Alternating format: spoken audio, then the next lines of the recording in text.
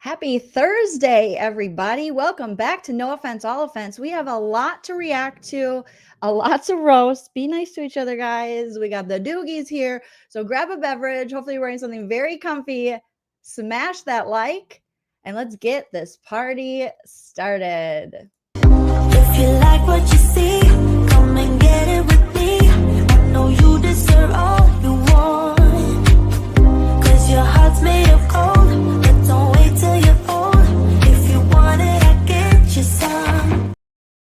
Hello, everyone. Welcome back to my channel. Stand-up comedian, pop culture vulture, and occasional true crime watcher. JoleenLunzer here for another No Offense, All Offense, where we react to and provide comedy and commentary on trending topics, pop culture news, shows we watch, just anything that kind of piques my ADHD dopamine. We have recently fallen down the hole of this very popular crime channel here on YouTube called Hidden True Crime. Okay. And the hosts are LaurenMatthias and her husband, Dr. John. And instead of covering crime cases, they recently had their own little case regarding a stalking order, temporary RO, restraining order situation that nobody knew about, at least her subscribers. I didn't know about it until it popped up in my algorithm. And previously, I've covered a few true crime things. I've covered Karen Reed, a little bit of the Depp v. Heard. We're going to be going over Cardi B stuff. But as you watch this, I am not a true crime aficionado. I do not know all the players. So when you watch it with me, you're watching it through fresh eyes. So I appreciate you guys educating me on some of how this all works and how these people work together. But what happened was I have a part 1 and a part 2 of this. This is part 3. What happened was this LaurenMatthias had this civil stalking injunction against someone who was a former friend and also contractor of hers. And it didn't. These, again, everything I say is true except for the parts that are false. These are just my opinions, my commentary, my comedy. I am not saying anything as if it's fact. However, everything I say is true except for the parts that are false, like I said. And everything is alleged and for entertainment purposes only. But it seems as though Lauren herself turned to her YouTube channel recently to shock a lot of her viewers with a 9-hour live that says, "I can't stay silent anymore. I'm being stalked and bullied and fear for my safety." And this was all about her alleged stalker. Now, you guys have been so fantastic and you have been sending me stuff left and right. And this morning, as I was getting ready, I was actually listening to a video of a hearing LaurenMatthias had, a restraining order hearing. It was the audio of it on this channel that seems to be a very popular crime channel as well. J is for Justice podcast. So we're going to be going over that. I don't know if we'll do that today, but we will get there. And so she went on this 9-hour live to present her case because she said she pulled back the stalking injunction LaurenMatthias did against her stalker because she found out Law and Crime put in maybe a bid or requested to film this. And that to her was just wrong on all kinds of levels. Lauren told us, "You don't do this for civil stalking. This is dangerous to me and my family." So once that happened, she decided to just go on her own channel and put all of her evidence out there of how she's being stalked by this former friend and former contractor. It is, when I tell you guys, it is fascinating. It's frustrating and fascinating as someone who watches The Real Housewives and a lot of trashy reality shows where women fight with each other. Okay, I'm not going to try to pretend I don't, because I do. There's a lot of parallels between the Real Housewives world and reality TV that we see and LaurenMatthias' story with her former friends. So there's multiple players in this. There seems to be a group of women that she used to be friends with through the true crime community. And I have heard in the past that this crime community has like a drama. I haven't really delved into that before, but I have observed and commentated on other drama communities, and they get messy, and this is just as messy as other communities I've witnessed. So what I'm doing here is I am just reacting and roasting. As a comedian, as a stand-up comedian, that's what I bring to the table. A little levity to law. All right. Now I have had a lot of new subscribers. So welcome, welcome, welcome. Smash that like. Thank you for joining us. I've also had a lot of people pop up being like, how could you do this? Why are you doing this to Lauren? And I get it. You love her. You watch her channel. She's put herself out there. She's cried now on the internet on and off for 9 hours. And now you feel protective of her. But please remember to always protect your own peace. Lauren and her husband are adults. This is my opinion, but I mean, objectively, they're adults, age-wise, and they can handle themselves. Okay, they have money, resources, things that a lot of us don't necessarily have, or maybe the people even sticking up for her. So protect your peace, and yeah, just I get it. Feel free to comment if you're like, I love her, but I think she's gonna be okay. That's just I'm just gonna tell you, I think she's gonna be okay. Okay, like I'm gonna reference the famous Kardashians quote many times throughout this. People are dying, Kim. I think she's gonna be okay. To me, what I've seen so far, we've reacted and roasted 3.5 hours of this 9-hour live. What I've seen is not necessarily what LaurenMatthias is describing has happened. So from the evidence she's presented to us, the public, remember, Lauren put this into the YouTube verse. She put this out for critique and criticism. And none of us are above criticism. And none of us are above critique. And critical thinking is fantastic. Okay? So if, it's just, you've opened it up.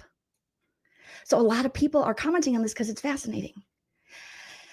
And it's coming off a little performative. Again, these are just my opinions. Okay? It's just my opinion. That's my opinion. That's my opinion. Give me a thumbs up in the live chat if you guys hear my audio board with that. And again, everything I say is true except for the parts that are false. Everything is alleged and for entertainment purposes only. Allegedly. However, when I have commentated on drama like this previously, the fans of these people who get vulnerable with their audience tend to be ferocious, to say the least. So I've prepared myself. So we're just have a little roast and have a little reaction to what's put out into the world and what we're seeing. And obviously as a stand-up comedian and as someone who went to college, I went to college for journalism. I'm not like a journalist like LaurenMatthias. But I obviously think free speech is very important. And I obviously am very anti-censorship. And it does appear to me so far, again, I'm keeping somewhat of an open mind, but she did frustrate me yesterday as we were watching this. It does look like she is trying to silence criticism of her. And it looks like her and the stalker, who's a former friend, are just going back and forth with each other. And they both want to have the best of each other. And Lauren, I would argue, has a much larger platform, much more resources in this game. And I think a lot of people are seeing, that's why another reason this case is fascinating, why she would do this. She's smart, she's beautiful, she's got a family, her husband's got a good job, allegedly, or whatever. I'm saying that, in jest. But why would you do this? Why would you put this out there? You were covering cases. Why did you want to become the case?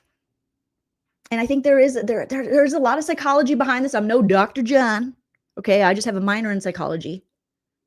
I'm not whatever he is. But I think people sometimes the lines get blurred and you're covering crime for so long. And then you want to kind of become a victim. It's interesting. It's interesting. It's interesting. It's interesting. So hello to you guys. I know I kind of jumped into it, but I'm like literally fascinated. Also, ADHD, I'm like focused, hyper focused in on this. So we're going to cover it till we get through the 9 hours. Then we have the hearing that I want to go over as well. You guys have also been sending me interviews with her assistant, Grayson, Justice for Grayson, hashtag. Okay. And we have a lot to go over. Okay. So again, this is just my opinion. These are jokes. We're going to have a good time. Let's have some laughs. Let's everybody get a beverage. Let's not take ourselves too seriously. Let's let our egos go. Let them go. All right. And let's just have fun.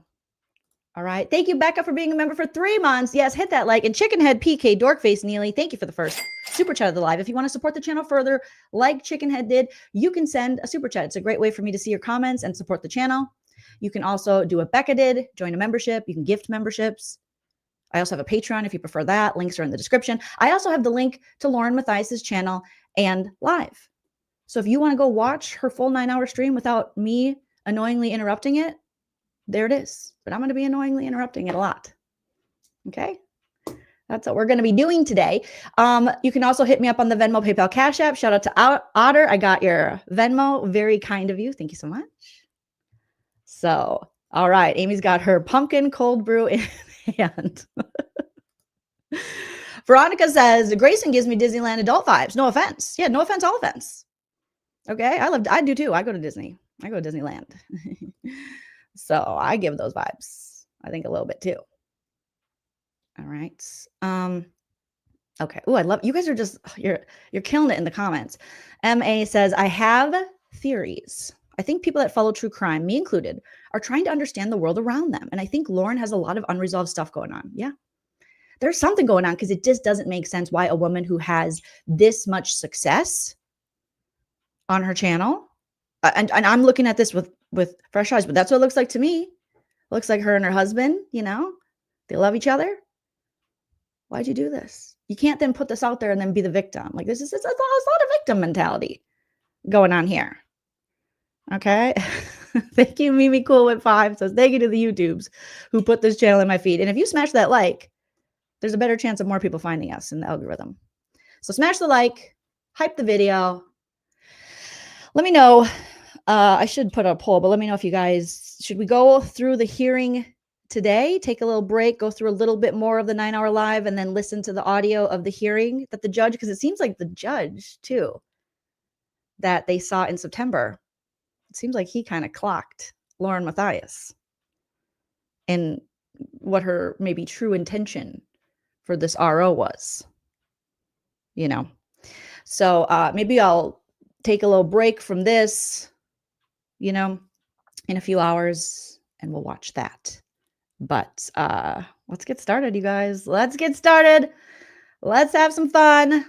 Okay. Kelly Kell says, I am positive he did clock her. And again, if you have stuff you think will help me as I roast and react and dissect and try to understand this, please tag me on social media at joleenlunzer, on Twitter, the TikTok, the Instagram, or you can send it to my email, joleenreacts@gmail.com. Thank you to those of you again who have been doing that. If my mods don't mind dropping my email so that you can send me everything you got. Okay. Let's hope I don't get cease and desist. Don't mean dick. I've said that many times, Melon. I've gotten cease and desist. You wipe your butt with a cease and desist because for what? You can't stifle people and their free speech just because you don't like what they're saying. There's so many ways in which what we're doing here is protected. Under fair use, under free speech, comedy, parody. So I don't think so. I don't think we will. I think you put it out there,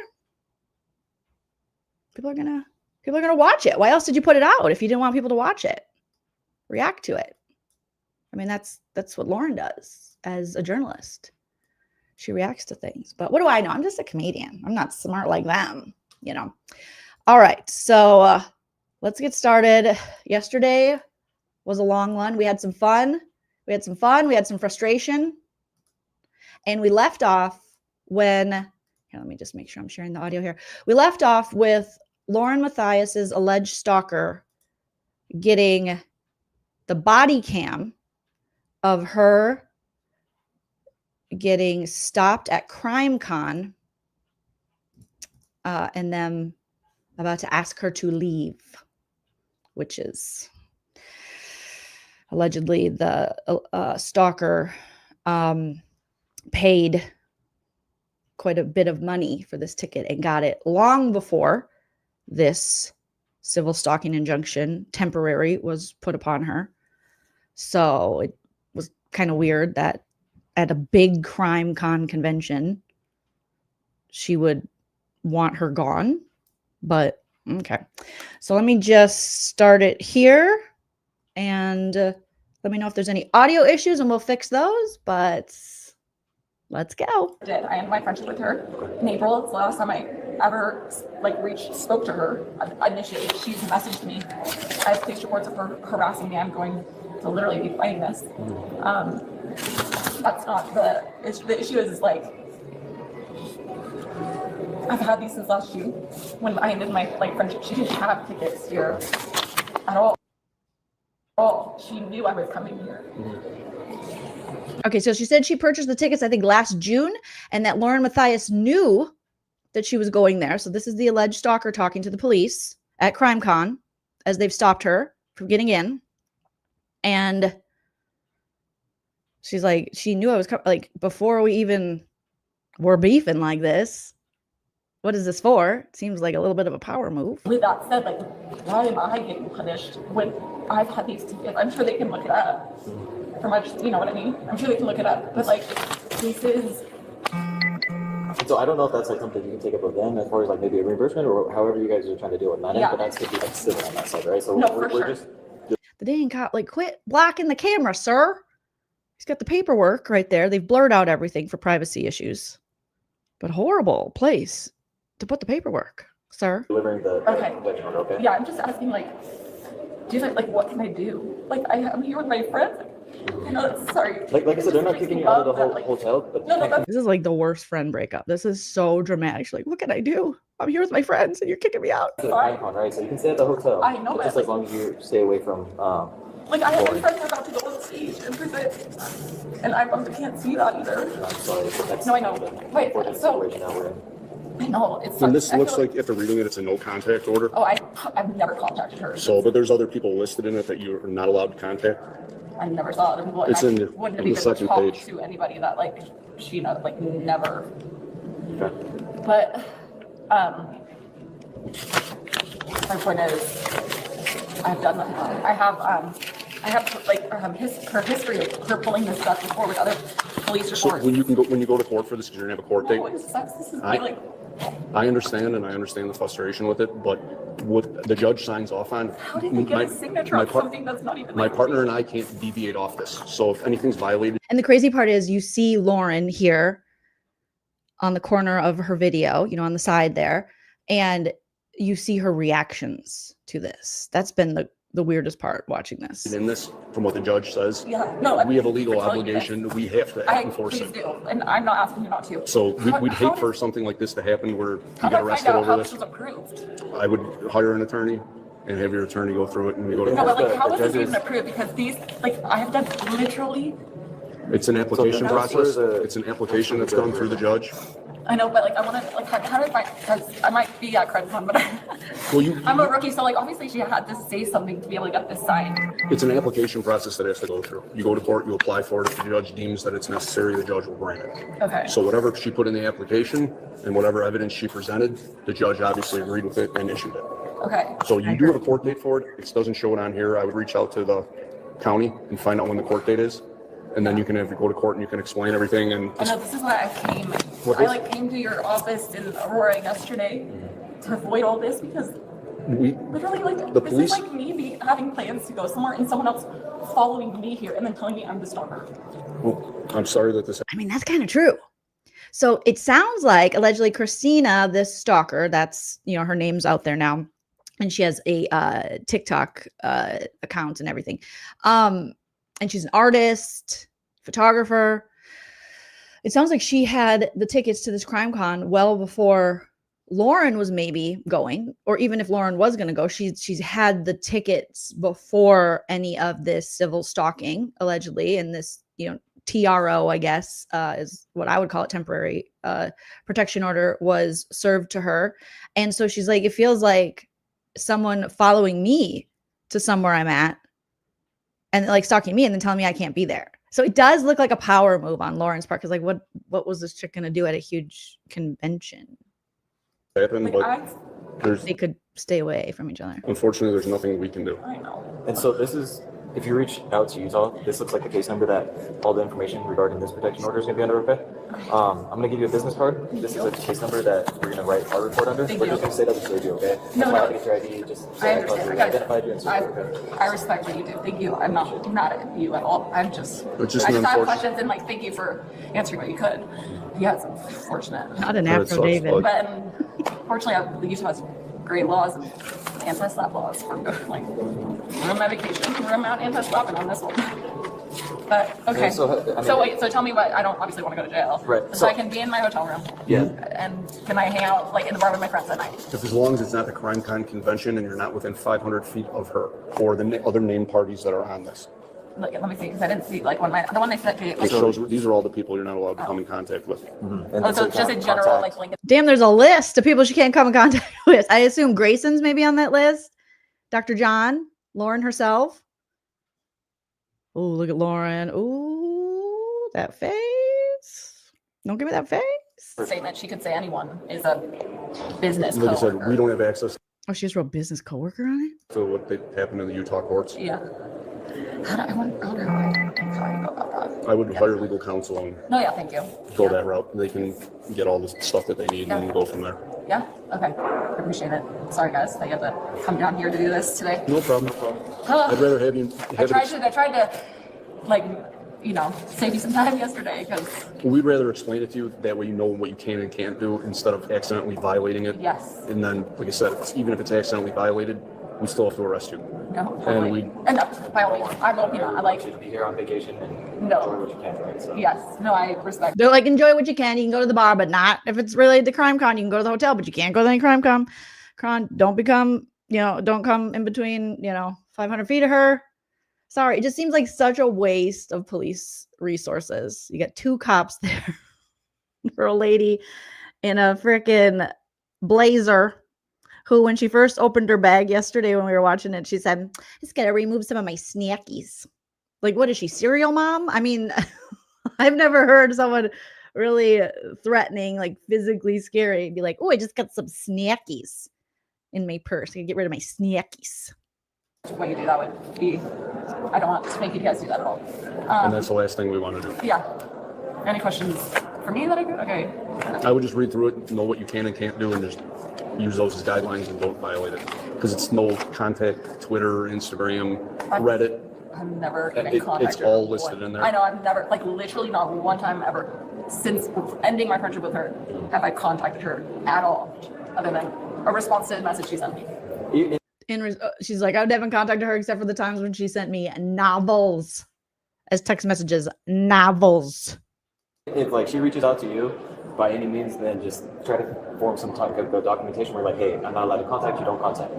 No, I'm not don't- even don't- talking don't about even- that. don't No, even dude. reply. I don't even. No, What I would like, do is if you start getting messages from her texting you, stuff like that, report it, get Yeah. a report number, document it so Oh, that yeah. so whatever messages are sent or phone calls can be uploaded into digital evidence. That way there's a record of it that she reached out to you, you're not reaching out to her, or any of the other people that are in there. Oh. Because it's no contact on your end. No, I'm. So don't- even if you hey, replied- I don't even nothing. I'm not even no. Yeah, because even if you reply to her saying, I gave you a temporary protection order, and you say, yeah, I know, you just violated it because you responded to her. That's so true. Okay, that's so. So you that's don't good to wanna- know. I'm not planning on that. I'm but- just telling you no, so no, you I know. know, so No, that I'm way- so glad you do. Keep telling me all the things I need to know. I don't want to accidentally. Oh, leave heck no. It's just the crime con from the 5th through the How come? 7th, How come? and 500 feet within her, and internet stuff and phone calls is what I saw in there. All right. But I'd read over it, to make sure that you're good with it. Yes, dude. I'm ready. She's the one harassing me and gets to pull this. Oh, yeah, I have I kept like a. This is such a Real Housewives move, like when they don't want the housewife they don't like to go on the trip with them, like the cast trips. Like, I don't feel safe with her. She has talked about my family This is very Real Housewives adjacent to all my Bravo peeps out there. Reminder of all of her, even the like Utah law around that, just because I was a little worried. Like my husband said that someone came to the house yesterday, and I was like, well, like looked up Utah law to make sure like I wasn't breaking any laws by being here, and that's why. Anyway, I went to Utah law and it said it had to be served directly to me, so that's why. And I called an attorney this morning, and she was like, just live your life. Like essentially, I'm just here being with my friends, which is unfortunate, but sorry. It's okay. Do you have any other questions? No. Okay. No. I think you answered them. Okay. Do you guys have like a phone number I can call if I do think of any? Like. So, Oh yeah. so my contact information is on there as well as my email address. Okay. Just because I don't know. You know, right now I'm clearly for some reason emotional. We're working So here ruining till. my makeup. Well, we're Yeah. sorry we did that. No, not you guys. My freaking body wrote out crying. Yeah. No, I mean, there was one moment yesterday where I saw her immediately went to security and got behind her. I mean, not behind her, behind the security guy, just to say, you don't want me around that woman. No, I understand. So, And you can also, if the harassment keeps going that way, you can apply for a protective order against her. It's No, your right I as kind of well. wanted to do that yesterday too. That's why I was trying to I have the case. I've seen it where two creators on YouTube have filed ROs against each other, and they both were granted, and then they both broke the ROs. Report for that yesterday, just because I'm like, dude, I'm all of it. Literally done this for harassing me. It's dumb. Not done with you. Done that someone else uses the police as a weaponizing police. And I'm The police are like, all right, cool, we got to wrap this up. I'm so sorry. You could file RO on her, but like, we can't sit, we can't talk. Do you have a friend you can call or a journal you can write in? talking about. Anyway, okay. So I need to tell my friends. And can I just go? I don't want to be, it's kind of embarrassing to be escorted. Can I walk with them, like outside? Like, can I walk with them out? To the I want hotel. people to like just the hotel, like my elevator? We'll go talk to them. I have no issue with that. Yeah. That way you're not being That's kind of escorted by us. That's fine. She'll take pictures of that. Okay. Well, we'll ask Mr. Luis if he'll do that. Would you be willing to escort her back to the elevator so she can go to the hotel room? I'm sorry, I didn't catch. Oh, would you guys be willing to escort her back to the elevator so she can go to the hotel room so she's not being escorted by the police? That's our only request. Of course. He'll escort you to the room, to the elevator. That way we're not walking you there. Okay? Thank you. You're welcome. I'll catch up with you. Okay. God, the convention centers have the worst carpet. That shit is busy. It makes me want to barf. My God, I'm getting like motion sickness with this damn carpet. So the alleged stalker is saying, do you have to escort me? Like, this is kind of embarrassing. Can someone else, like from Crime Con? So they're going to escort her out. She can't stay. She's got to go. Thank you, Infamous Truth Teller, for the super chat. It says, listen to LaurenMatthias speaks. She says at one point in her live, I'm writing all these apology letters into the air. What? It does what? When does she say this? She says so much. I feel like every time I go live and watch this and react to it, I think I'm not going to be more shocked than the last time. And I am. She's crying. Okay. I'm just gonna leave it at that. You guys can decide what you think of that. I thought it was stupid. I thought that was unnecessary. I thought it was kind of mean of you to do that to her. Honestly, what was she going to do? Kind of petty. Very Real Housewivesy. So again, she says she's leaving it to us to decide. I decide that was dumb. We do have the body cam footage as well as when the officers informed us that she had officially been served by Colorado officers as well. And I'm going to share that for transparency purposes because also at this this crime con, she was seen a lot with Lori Hellis, someone who's recently been making videos of me. I like that Lori Hellis, though. I will say I do have a few favorites. Okay. Yesterday, Lindsay was my favorite. Always Liz, drunk Liz. Oh, God bless drunk Liz. I need more Liz voicemails. And Lori Hellis. You don't mess with a chick with a full headset. Do you know what I'm saying? A 1991 telemarketer headset. You don't mess with chicks like that. She's a lawyer, an author. She's becoming one of my favorites. Another, I think, past contact that she chose to reach out to of mine. She was someone that used to appear on my channel, like many other people used to appear on my channel.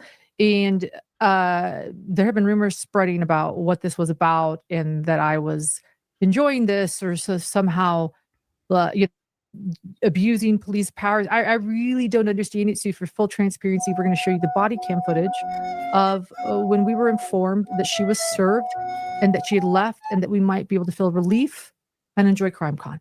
So here we go. She's there. Good. Are you Miss Lauren? Lauren. Oh Lord. So now this is more body cam. There you see LaurenMatthias and I think Grayson. Did you get a copy of this yet? Yeah, we provided them to you guys. Okay, so you already have a copy? Okay.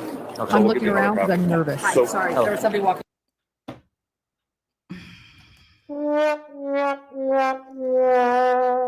She just said, I'm looking around because I'm nervous. Lauren, please, Lauren.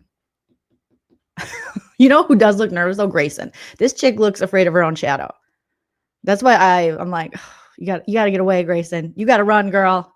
By that. Oh, you're fine. It's friends with her, so I just wanted to look So- out for a second. I apologize. My No, that's partner fine. and I, we explained. She's like, I'm so sorry. I was looking around and they didn't ask. Nobody asked. The cops are they're like, what'd you say? I'm sorry, I'm looking around because I'm nervous. Oh, okay. We didn't see that. We weren't paying attention.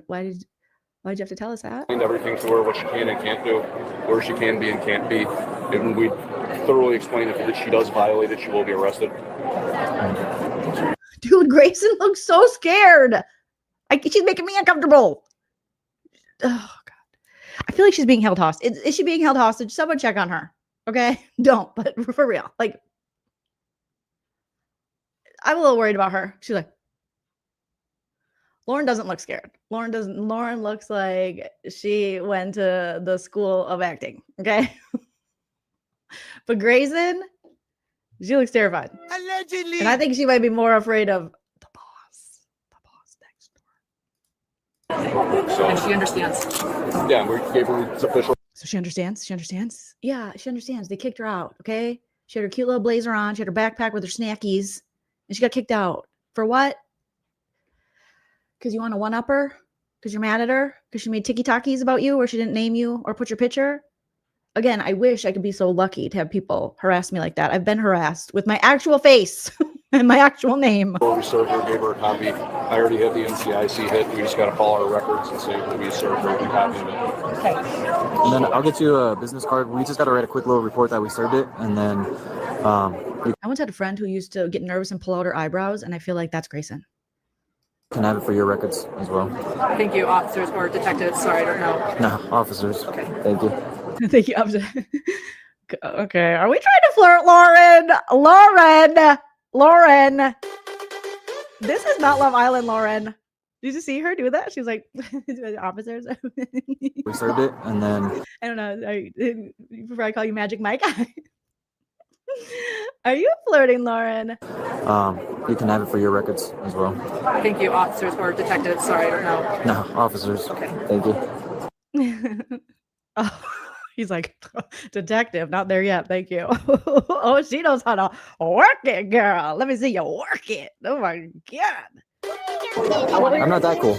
I'm Bovon. Vaughn Yes, and ma'am. Raymer, thank you guys. You're Thank you, welcome. officers. We appreciate it. You guys have. I was talking about it this morning. This is the first people that listen to us. Well, we got information emailed to us the other day, Yeah. so we kind of already had a heads up of what was going on. So, but with these, they're not official until you put a copy in somebody's hand. Right. And that's happened now. So Yep. now she has a copy of it. I left it with her. So Thank you. Thank you. And real fast, you might Someone says it's crazy that's happening at CrimeCon. Yeah, Liz made it, or Liz. I'm obsessed with Liz. I'm sorry. Lauren made it happen at CrimeCon. Lauren's creating her own crime at CrimeCon. if I just get your, do you have like an ID if I can take a picture real fast? Just, like I said, just so I can put it in the report. Absolutely, that I understand. Yeah. She's like, do you want my headshot? I got a headshot. You want my headshot? Detective? I mean officer. Sorry, you look like a detective. Mm. and it seems like it's a no contact order, so there's not allowed phone, internet, any of that stuff. Is she crying? As she's watching? Is she about to sneeze or is she crying? I can't tell. As Lauren's watching this video, it looks like she might be crying. Are you okay? You okay, Laura? Thank you, Chicken Head PK. Dork face Neely. She was beyond petty. It's not a good look. And thank you, Chicken Head again. Her assistant looks next. She looks so uncomfortable, like terrified. You know those people who are just about to leave the cult? They got one foot out. They got the plan, and they're just hoping that they don't quite know, that the cult leader doesn't know about the plan yet. And so they're like, did she see? Does she know? Can she feel that I'm leaving? That's what it looks like. That's what Grace said. Sorry about that. No, you're fine. We appreciate it. Lauren, you better check Foot Finder. I think that cop just put you on a Foot Finder. Okay, BTW, I have a pretty good rating on Foot Finder. I didn't put myself there. Okay, but did you see that? He just had the camera on her feet. Look at this guy going, what the fuck is this? Is there crime at CrimeCon? Yes, sir, there is. Okay, it's ladies fighting with each other, just friends. It's Real Housewives of Salt Lake City, basically. But yeah, it's a crime. Allegedly. What, sir? What are you doing? Well, I do, Christine, I do. I didn't even know I was on it. And then one time I found it, and it's not bad because I have, what are it, corns? No, what are those things where your foot juts out because you wore shoes that were too tight? I got a little bit of that happening. So I was surprised, but maybe there's a fetish for that. But look at right on her feet. You better check it because we know cops sometimes, like the Michael Proctors, no nudes yet. No sexy foot pics yet. What are you doing, sir? No, you're fine. We appreciate it. I have this and a driver's license. Do you have a preference? Whatever's easier. Probably the driver's license. Yeah, perfect. Thank you. Okay. Oh, and there's the go grab the tunnel. Not Amber. Perfect. I'll get these back to now. And then real fast, if I can just get your phone number. Or the phone number I called works. The phone number, pardon? The phone number I just called, does that one work for you? That one works. That's my producer, Grayson Yore. He's on there. I'm the, what do you call it, the person that his name is official. So they have your phone number. Do you want I'm sorry, what? Grayson's like, help. She's carving it into her hand. Help. Is anyone, am I being, it's clear this Grayson is like, she's not okay, right? give him mine to probably LaurenMatthias. Okay. And it's Lauren, you need to be a Real Housewife. You do. You need to talk to some producers. I'm telling you, get Andy in a camera. You are loose dramatic. But I don't want to. It'll do more. It'll do more work. Yeah. Okay, perfect. Yep, like I said, we're just gonna write up a quick little report that we served to her, and then give you guys your copy that you gave us back. Okay. And then we'll. It just sucks being the producer and the assistant. You just get handed shit. Hold this, do this. She is aware that it's no phone contact, like you said, so if there's any messages that are sent, emails, anything like that, that's a She's got a lot of Louis bags, Lauren. You're killing it, girl. You're killing the game. violation of it. Yeah, she's been putting threats on social media, but I think that's all. Threats, ma'am. She's been putting threats on social media. Okay, you showed us her tiki-talkies. We didn't see no threats, girl. Girl, are the threats in the room with us? No. It's Yeah, she's not allowed to do any of that. Okay. She knows no TikTok. She knows everything. It says She it's was given a copy, yeah. It's a no contact order, so read over it. You know she can't TikTok. Oh my God. Just, it's about that time. In a minute, I want to lay in traffic because this is so damn stupid. Like, this is so. She knows she can't TikTok, right? Oh, we told her. Don't you dare TikTok, bitch. Whatever the judge puts in here, we can't deviate from it. You will be arrested if you violate this. Thank you guys. All right, Lauren is my goal weight, though. She's snatched. LaurenMatthias is snatched. No problem. Thank you. You guys have a good time. Oh, look at her. Thank you, officer. Detective officer. Officer detective. Sorry. Oh my God. You're just so handsome. I haven't seen. Oh my God. Detective officer, officer detective. Oh my God. I'll call you if something comes up. Oh my God. Oh, girl. Enjoy the rest of the weekend. Take care. Oh. With the lingering, like, do you have to let it linger? Do you have to? You will be arrested. Let's slow it down here. Slow motion, LaurenMatthias. Because I had it sped up a little bit. And she's like, Yeah. If you violate this. Okay. Thank you guys. Alright, thank you. Thank you. Yeah. I appreciate it. You guys have I appreciate it. Appreciate ya. a good time. That was too long. That was too long of a look. What the fuck? Thank you. We still For the rest of the weekend. I know.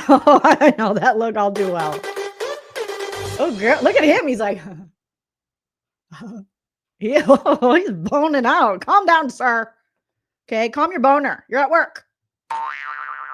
Okay, you deserve the boner song, sir. Look at him. He is into it too. He's not annoyed. He's like, oh, okay, yeah, hot mama. I can't find my boner song. Oh no, it's such a good one too. It's hard to go to work with a boner. It's hard to go. We got Heavenly, which can be like a boner. Oh, here it is. It's hard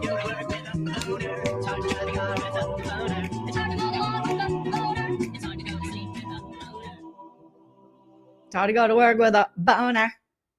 Hey, again. He's like, oh, God. Sir, my God. She is working. She's working him. He is puttying her. There you go. hands. Just want to point out, I was looking down. I was nervous. No, you weren't. You were flirting. What is.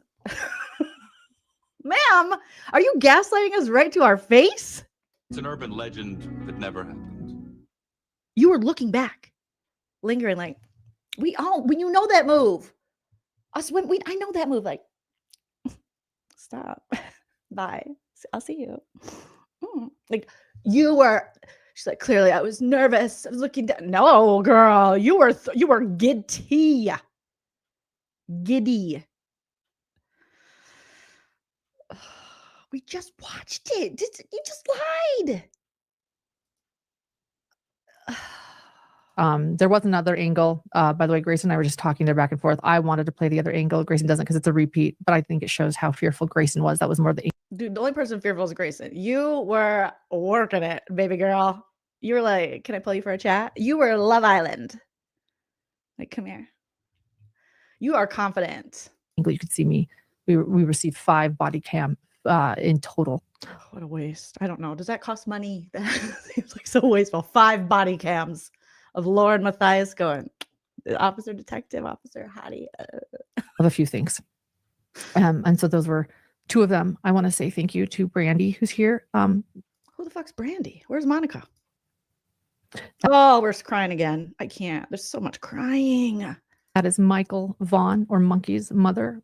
Monkey Vaughn is still missing. Oh, now we're bringing up a missing child. Girl, what?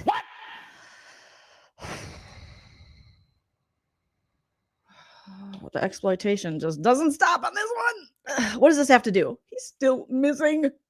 Ma'am. Her little boy was kidnapped. Oh my God. What does it have to do with you and your petty fight with your friend that you brought to the law? Thank you. I'm so Oh, Jesus Christ. I can't. You guys, I'm not even that far into it. And I'm getting mad again. Yeah. The boy is mine. The boy is mine. The boy is mine.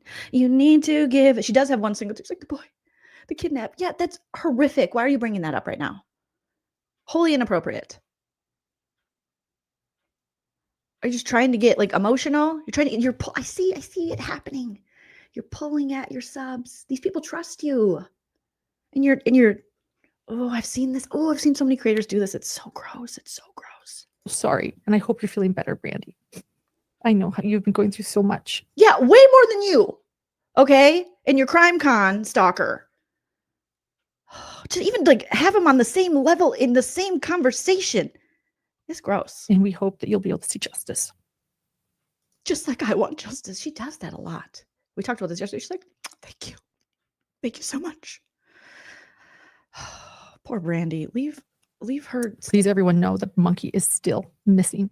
Yeah, you told us. After leaving CrimeCon, Jesus. the respondent, right after leaving, and you heard Grayson that she knows she cannot post on TikTok or Instagram even more, even though she'd already posted that one. They said, yes, she knows. She knows. So after leaving CrimeCon, the respondent proceeded to publish 2 additional posts on both the TikTok and Instagram accounts Hey, Jippy. that she made to expose me using these same targeted accounts. In the first of these posts, she appeared walking in a field while mouthing along to the audio. Why are you watching it? Like, why? You'll be like, I have to collect evidence, but it's not good for your mental health, Lauren. Let her walk in a field. She's not naming you. She's not putting your picture up.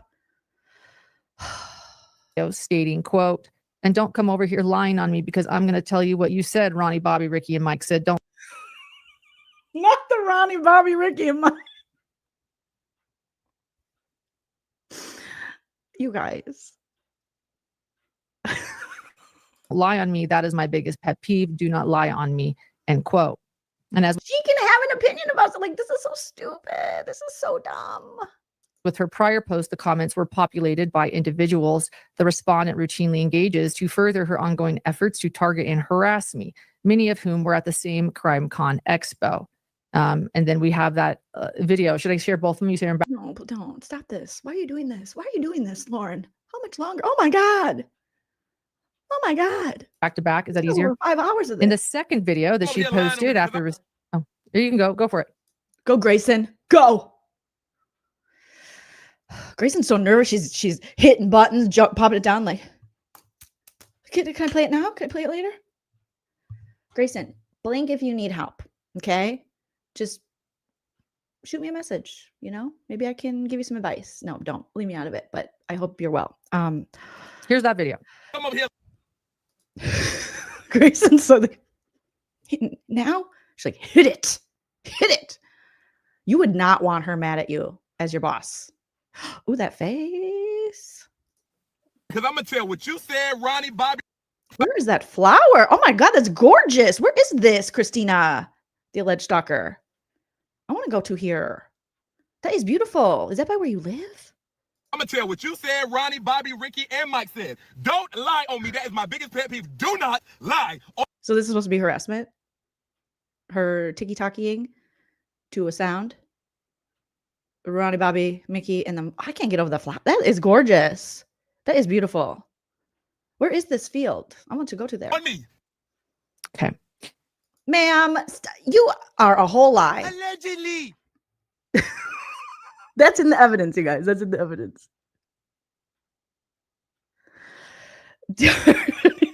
she's at stalker camp. That's where she is. She's training for her TikTok stalking. In the second video, the respondent mouthed the lyrics to Eminem's song Worms. Oh, we're getting some Eminem. Oh my God. I never meant to give you mushrooms, girl. I never meant to bring you to my world. And now you're sitting in the corner crying. And now it's my fault, my fault. I went to John's rave with Brown and Dave and met a new age blonde babe with half of her head shaved. A nurse said came to get laid and tied up with first aid tape. And yeah, the lyrics are problematic, but I grew up in the time when this shit came out. But it's not mushroom, it's worms. I don't know that song. I only know old Eminem. The content of the song can reasonably be interpreted as threatening. Oh, what? Eminem does songs about his own mom and tying her up. Like, what do you, girl? We're talking about lyrics to a song? Very threatening. The opening lines of this Eminem song Worms is, quote, you claim if you get knocked by the cops, you'll give them not even a statement. Walk in the arraignment, shoot the bailiff, karate kick the plaintiff, end quote. The portion that the respondent chose to perform states, quote, because nobody likes me, everybody hates me, they want me to go eat some words. I hope. Isn't that from like a children's book? Nobody likes me, everybody hates me, guess I'll go eat worms. Isn't that like a children's thing? I remember that from my childhood. Brandy was, I love that you just popped off with mushrooms. It's one of my favorite Eminem songs. It's, if you listen to it now as like a fully formed adult, you're like, oh yeah, that's not. It's some problematic stuff, but you know, I mean, that's what it is. It's art, you know. Okay. Really? We're doing it, but isn't that you offended and drag my name through the mud, through the dirt, but I'm going to make you eat your words. I'm hungry. By deliberately selecting and performing these lyrics on the targeted social media Oh my God. accounts, the respondent conveyed a threatening and harassing message directed at me in direct violation of the active injunction.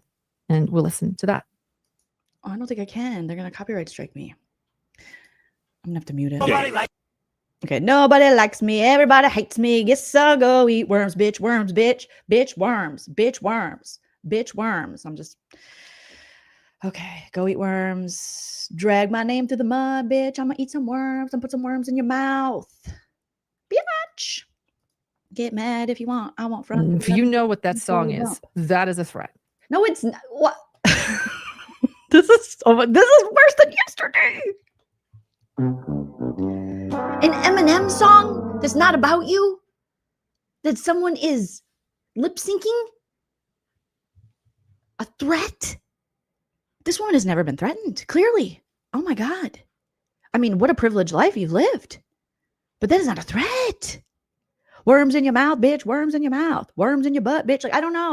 I just, what kind of music does LaurenMatthias listen to, do you think? I'm thinking Kenny G, Michael Bolton. Oh, I love that new Bolton. Is he still alive? I feel like he might be dead. Apologies if you're dead, Michael Bolton. I hope you're not dead. Yes, Christina. Yes, you're going to have to join me at some point. Again, Christina, let me know when you're free. She's like, I just got out of the shower. And now she's saying an Eminem song is threatening her. Yeah.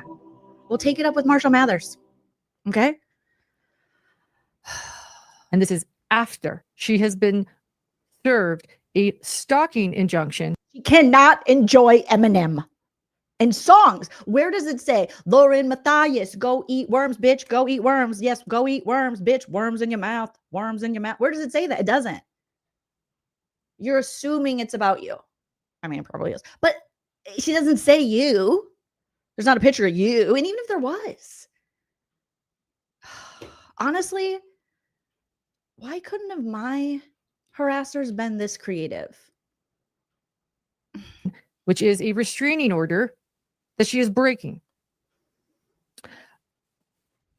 Additionally, later that evening, while I was in the bar area of the hotel. You guys said she listens to Creed. She does. With arms wide open. I'll take you to this place. I'll show you everything. With arms wide open. She does listen to Creed. Oh, yeah, for sure. Nickelback. Yup. I observed the respondent standing just a few feet away from me. I want to see her playlist now. Holding a camera. Not a camera. You mean the photographer lady is holding a camera? Call the popo back. Get back here, boys.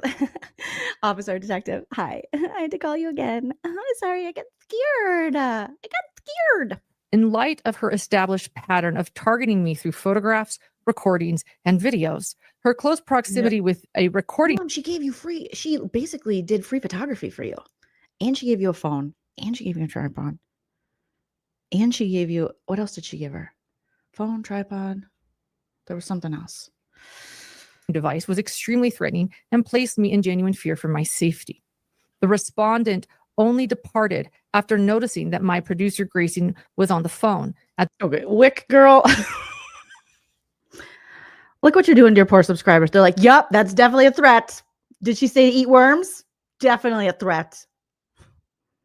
You guys, we all got to get out more. We all got to go. I'm telling you, again, everyone involved in this mess, go adopt an animal. There are so many animals that need homes. Go to your local rescue. Go to your local shelter. Adopt that animal. Love that animal. Walk that animal. Give that animal the best life. Do anything else than this. That was not a threat. That's ridiculous. At that time, Grayson was speaking with an officer from the Aurora Police Department to inform them. This conduct occurring after she had already been warned by law enforcement earlier that day, as you saw in the body cam footage, demonstrates her intentional disregard of the stalk. What is this? They're at another spot together? What are they at Benihana? What's going on here? Injunction and her ongoing effort to intimidate and harass me despite the court's order.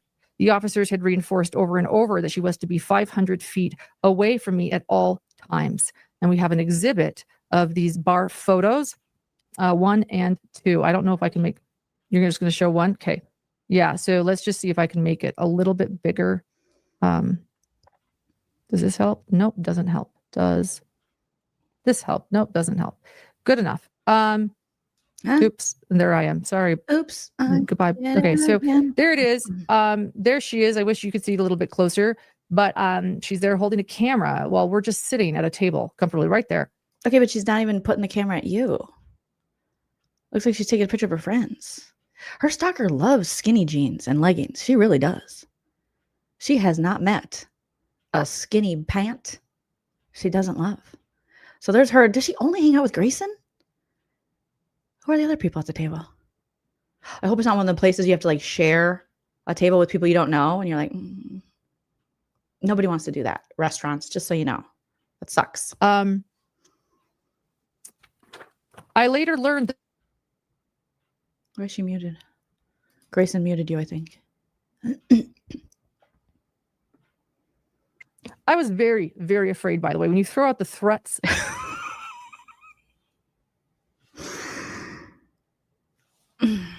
That I'm feeling, the serving of the stalking injunction that day, knowing what the police officers told us, you're good to go, you should be safe.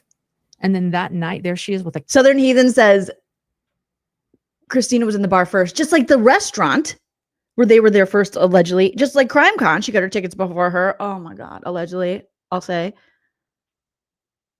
And the officer said she can go to a bar, it just can't be like a Crime Con connected thing. But she is supposed to stay within 500 feet of you. And I'm not good at math, but that does not look like 500 feet. So I don't know. camera in socks. And we had been there all night. I was like, I don't think I'd ever been more fearful for my safety. She's wearing a camera and socks. What does that have to do? Why did she say that? The details she adds are so weird. That day, knowing what the police officers told us, you're good to go, you should be safe. And then that night, there she is with a camera in socks. And we had been there all night. With a camera and socks? Well, as opposed to what? No socks? Gross. Is there something I don't know within the true crime community? Is there like known schmurderers that are like only do it in socks? Why are the socks threatening? What did the socks do? The socks are preventing her getting foot fungus or spreading foot fungus. What? I was like, I don't think I'd ever been more fearful for my. Also, it's probably better that she's in socks because if she chases you, she's going to be slippery. There's a good chance she'll fall on that kind of floor. So you can outrun her because she'll be slipping and sliding. She'll be breaking a hip. Safety than in that moment. I was like, what is she going to do next? What is she going to do next? Take off her socks? Take another picture of her friends? What's she going to do next? Not make eye contact with me? The call is coming from inside the house. Do you hear me? It's coming from inside the house. Lauren, who approved this? How was anyone there when this happened live and saw the live chat? Was anyone like, wait a minute, what? The Worm song and socks? What? Will this ever? Nothing. That nothing will stop her. Nothing. Not even not having shoes will stop her. She's a resilient stalker. I later learned that a friend of mine who is aware of the ongoing threats and stalking had taken photographs of this incident, which is why we have this. And he took multiple. These photos clearly show that the respondent was standing only a few feet away from me and my producer Grayson, despite an active civil stalking injunction prohibiting such conduct. Her deliberate proximity felt extremely intimidating and was intended to cause me fear and distress. And by the way, maybe I won't read it, but there is also a objection, cause for speculation. Like wholly speculative. Like, and she was doing this to cause me stress. How do you know? That's just your interpretation. Is there any proof of that? Sustained. Thank you, Judge Jolene. You're welcome. You're welcome. I know what I'm doing here. A signed letter from my friend who took this photo. Let's see. I think I might have it right here. You're her friend. You're not doing her any favors by feeding into this. Take her to another restaurant. Okay. Keep muting. Oh, okay, I think it might be somewhere else. We'll keep going. But thank you to my friend. They wrote and had it official, explained what time he took it, when he took it, why he took it, that it was unaltered. And if we come across that, I'll read it because I want to read everything. Why he took Everything here because that's what this live is for. What is it about? I'm sorry. I was just drawn by where he took it, how he took it, what we took it. He took it, when he took it, why he took it, that it was unaltered. And if we come across that, I'll read it because I want to read everything here because that's what this live is for. That's what this live is about. So additionally, then on Sunday, September 7th at CrimeCon, while I was seated in the bar area for lunch, I observed the respondent again being escorted by someone to the restaurant located directly behind me. Once again, she was within less than 500 feet of me in direct violation of the injunction. Her continued proximity placed me in fear for Maybe she didn't see you.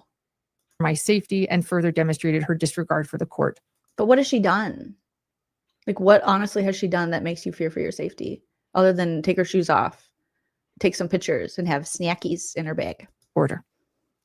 On Wednesday, September 10th, one of the respondent's associates, and you can make it bigger now, maybe, or, yeah, I think you're good.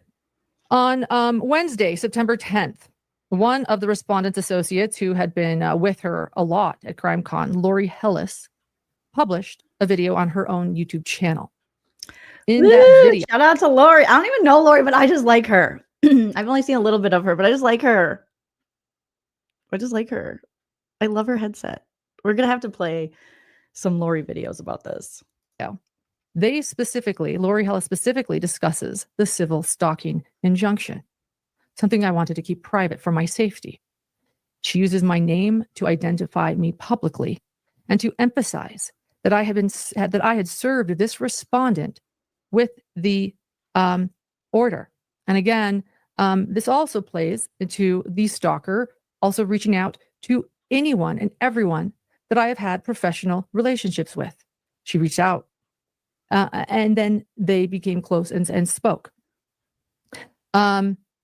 So let's pull up this portion of Lori Hellis' video and let me also. Woo! We get to watch Lori. What up, girl? Is she throwing up gang signs? Lauren, what's going on? I feel threatened. I feel threatened by the gang sign. Is that a Utah mom gang sign? Utah wine moms. Clarify that in the stalking injunction, it reads, do not recruit other people to do this with you. Well, how do you know she recruited her? Maybe she did it on her own. Because this has been a group thing. There are, as I pointed out, there are associates, there are people. This is a group bullying effort. Do not recruit other people. She has the stalking injunction. Here, let's listen to Lori Hellis. The next thing that happens is that one of the former friends starts making some TikTok videos. And on those TikTok videos, she's talking about the former friend, the former friendship, and she does at one point use the creator's voice. Posts a snippet. And so when I get to CrimeCon, I'm told that this creator has now filed a stalking order against one of the women in her former friend group. And on Friday morning, when everybody is just launching into, or I guess it started at noon, I think, on Friday, banging. This group is met by local police who tell this person that you can stop she can't go to CrimeCon because there's a stalking order and Lauren is attending. Sorry, the creator is attending. So she gets 86th out of CrimeCon, even though she bought a ticket just like everybody else and just like the creator did. Now, this creator does not have a booth, is not presenting, is not a speaker, is in no way associated with CrimeCon. She's just there as an attendee the same way as everybody else. Oh, damn, you're a civilian. She manages to get a stalking order. And the stalking order not only keeps her former friend, but anybody who associates with her former friend. So for the rest of CrimeCon, the local police are patrolling CrimeCon to make sure that the creator isn't stalked. And everybody else in the place is looking over their shoulder thinking, oh my gosh, are the police going to think that that I have to be thrown out because I was friendly to this this other person? So on Saturday night, we're all sitting around in the bar and the police come up and say to this person, you have to leave the bar because the creator's associate, not the creator, her minion, Grayson, walked through the bar, and you can't be in the same room with her. So No. she got not the creator, not the minion, but the former friend. Dude, Grayson is catching all the Grayson is just getting hit. Boom, boom, boom, boom. Not the minion. Had to leave. Shame on this. And this is getting, This is so disingenuous. Why is that waffle person, troublemaker baker? This is so disingenuous. Is it though? Because it seems like she's just saying what happened. just getting out of hand. Now she's using the police to harass other people. And she's using the legal system in a way it was never intended. Tell her, lawyer. To harass people. It is not intended to harass people. You cannot do that. She's using the fact that her brother is a lawyer. Her brother's a lawyer? And having him do a bunch of work for her. Lauren, is that true? And the bottom line is, it's just wrong. Ooh, she's mad, Lori. Lauren is mad at you. I haven't talked to Lori Hellis in years. She hasn't reached out to me. I don't know what she's been told. I don't know why she did that. I'm already afraid for my safety. Very, very afraid. She hasn't been dealing with what I've been dealing with the last month. And now she has gone publicly on Facebook to announce that I have a stalking injunction at CrimeCon and that I am wrong and that I am harassing. I mean, arguably anybody at CrimeCon they saw what went down. Anyone could have asked anyone. It was very public for you to call the police on her at CrimeCon and make it a public spectacle. Like, did you see the guy who walked by was like everyone saw that. It wasn't a secret. And then you were there talking to the cops. People are going to ask questions. Somebody. Like, I can't win. Like, I can't, Oh God, I can't. I hear people say that. I can't win. I can't win. I can't. I am trying to solve this the right way. I am trying to do the right thing. That's subjective. And no one will let me.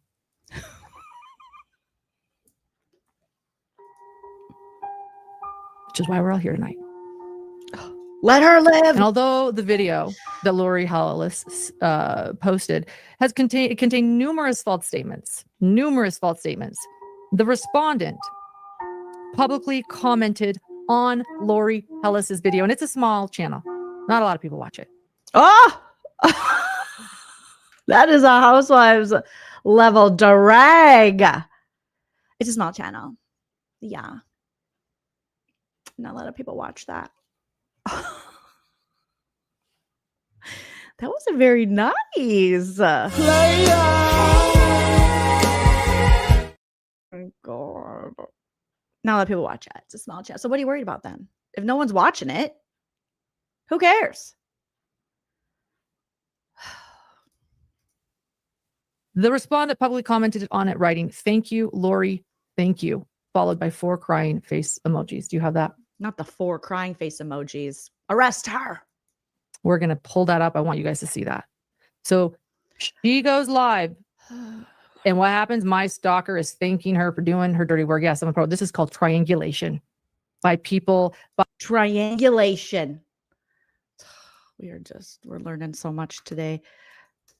Triangulation. Okay. Triangulation is a general term for using multiple methods, data sources, or points of view to find a single point or to gain a comprehensive understanding of a topic. In its most basic form, it's about using 2 or more known points to determine the location of an unknown third point by forming triangles. Okay, it's too much geometry. In other fields, it can involve combining different research methods, social science, using multiple theoretical perspectives, research, or analyzing a family dynamic with a third-party psychology. Okay. Calm it down over there with the triangulation. By abusers using coercive control, triangulation. Oh, buzzwords. Coercive control an act in or a pattern of acts of assault, threats, humiliation, intimidation, or other abuse that is used to harm, punish, or frighten their victim. Triangulation and intimidation. Intimidation. She got somebody to do her dirty work. Square nation. Okay, we have it. Circulation. And while we pull that up, there it is. Thank you, Lori. Thank you. We covered the respondent and the stalker's name, but she did admit to writing this in her declaration. She admitted to it. The fact that she's a smooth criminal. So she admitted to writing, thank you, Lori. Thank you. Crying face emoji, crying face emoji, crying face emoji, crying face emoji. The respondent. Happy Lori looks. Lori just kind of makes me smile. She's got great bangs. She really does. You know we like a bang. Okay? We know Auntie Bev, she thought she had some bodacious bangs, but Lori's bangs, they're better. She did admit to writing this in her declaration. Okay. The fact that the respondent enlisted or encouraged someone to create and publish a public video about me. How do you, just because she's thanking her, she could have just found that video. You are jumping to a lot of conclusions. Where is the proof? That doesn't prove just because she commented on the video, thank you, that she put her up to it. Lots of people, I'll post videos, they go, thank you. That doesn't mean every person that thanks me for content asked me to do it and I did it for them. Like, good, get over yourself. We might have a little narc slayer going on here. In every generation, there is a chosen one.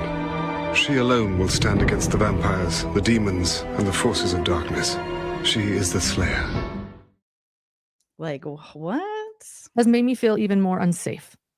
It demonstrated not only her continued efforts to target me directly, but to also her willingness to continue to involve others in amplifying the harassment. This conduct constitutes a direct violation of the civil stalking injunction and has further escalated my fear for my safety. Following the publication of the YouTube video about me, I received a threatening email and multiple threatening comments online. Yes, after people watched Lori Hellis's live, I started getting threatening emails. What'd they say? Is she going to show us? And comments on my channel. Like what? Telling me that I have, that I am a harasser.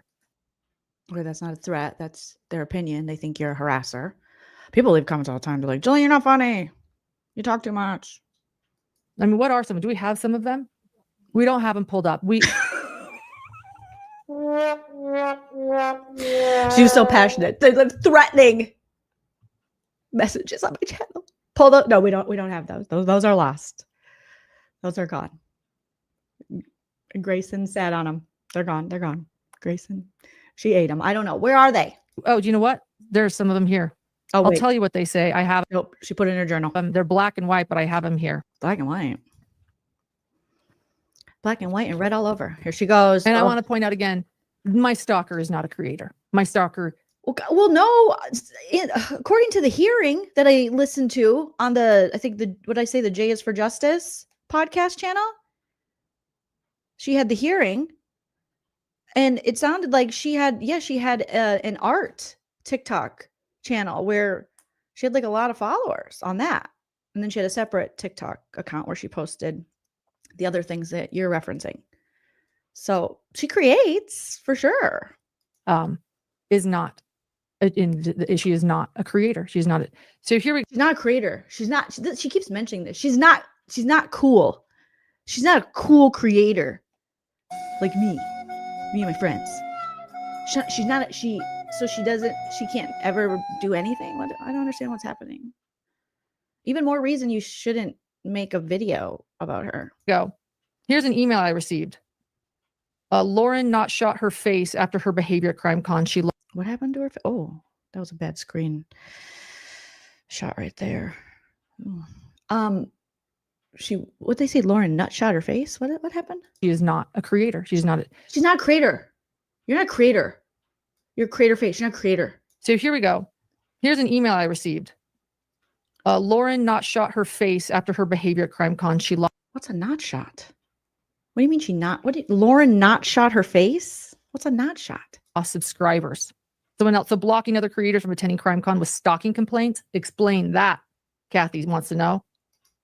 This is like just criticism on your, you could easily not read that. And if it comes on your own channel, you can hide it.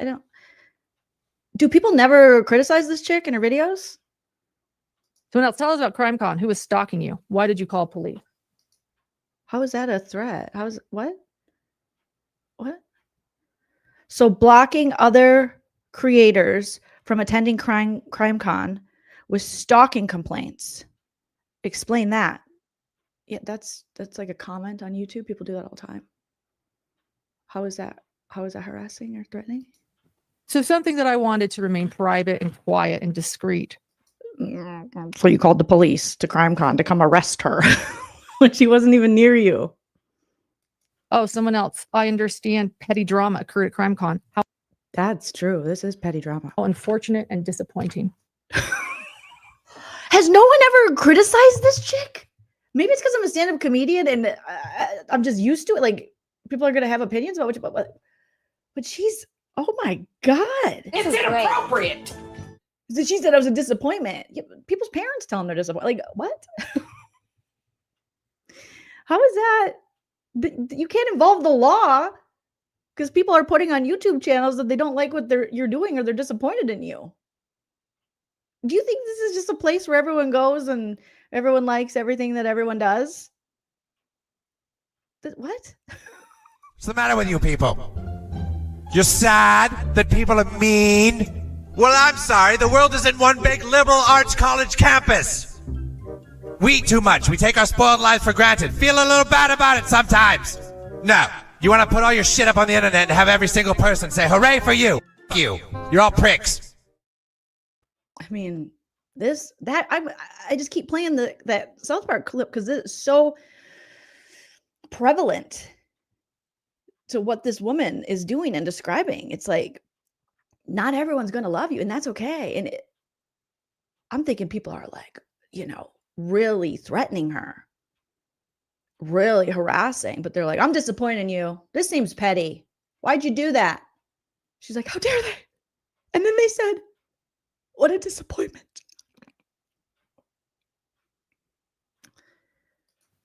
Those are just a few of what started to happen. That is nothing. Like, I'm about to share my comment section with you. Have you ever been a woman in comedy and posted a clip? Oh my God. Oh God.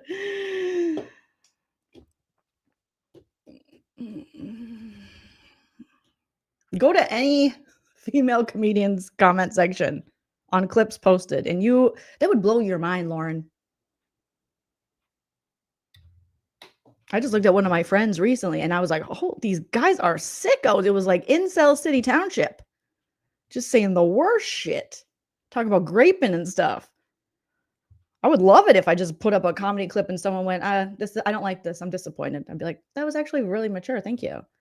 Thank you for, respectfully telling me you don't like something.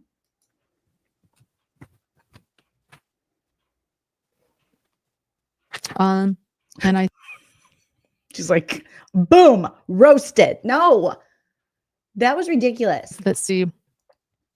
Oh my God. So the fact that the respondent encouraged someone, it demonstrated not only her continued efforts to target me directly, but also her willingness to continue to involve others in amplifying the harassment. This conduct constitutes a direct violation of the civil stalking injunction and has further escalated my fears for safety. Following the publication of the YouTube video about me, I received a threatening email and multiple threatening comments online. Okay, well, the comments you showed were not threatening. So how about the email? You got that? Communications were a direct result from the respondent's involvement in creating and promoting. How are you going to prove it's a direct result from that? How are you going to prove the email is a direct result? Did they reference the video? Promoting that video. The threats were intimidating and hostile in nature, clearly intended to cause me fear and emotional distress. The escalation has made me feel even more unsafe and demonstrates that the respondent's conduct not only violates the civil stalking injunction, but also incites others to target and harass me on her behalf. Well, with that, aren't you inciting people on your very large platform? You say she's not a creator to target. Aren't you inciting them to target and harass your stalker? I mean, And that kind of what's going on here.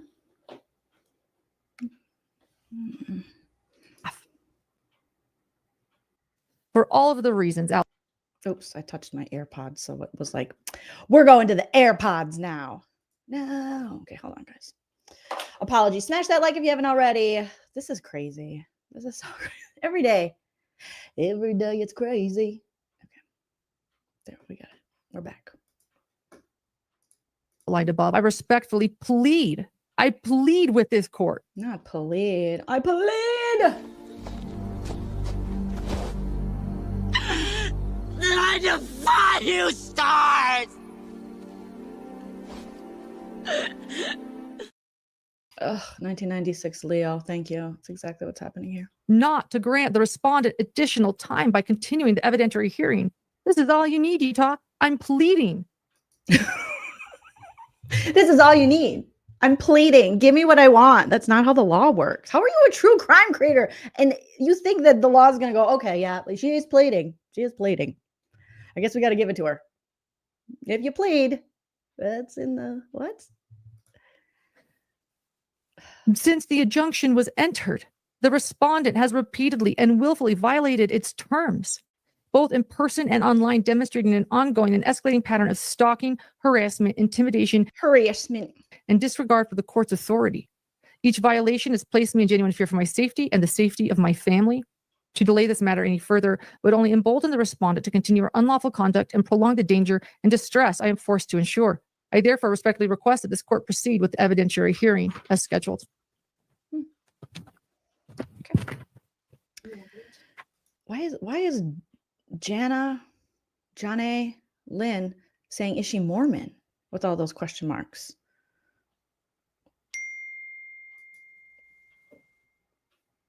Jana, is she Mormon? Very. Oh my God. Very. As opposed to like, kinda. Very Mormon. What in the Heather Gate are you talking about? Receipts, proof, timeline, screenshots, everything. Is she Mormon? Very. Okay. I gotta hear that again.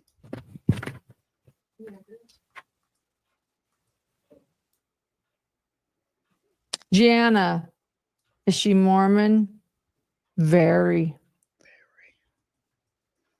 Very. Proud of her religion. So are the Mormons doing this to her?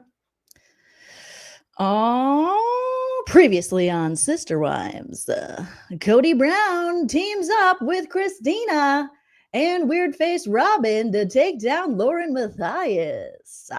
LDS woman makes TikToks after coming home from church. Not after church. Well, you can do stuff after church. Yes. Yes. And I want you to know that I don't hold that against any other beautiful people. Well, kind of look like you do.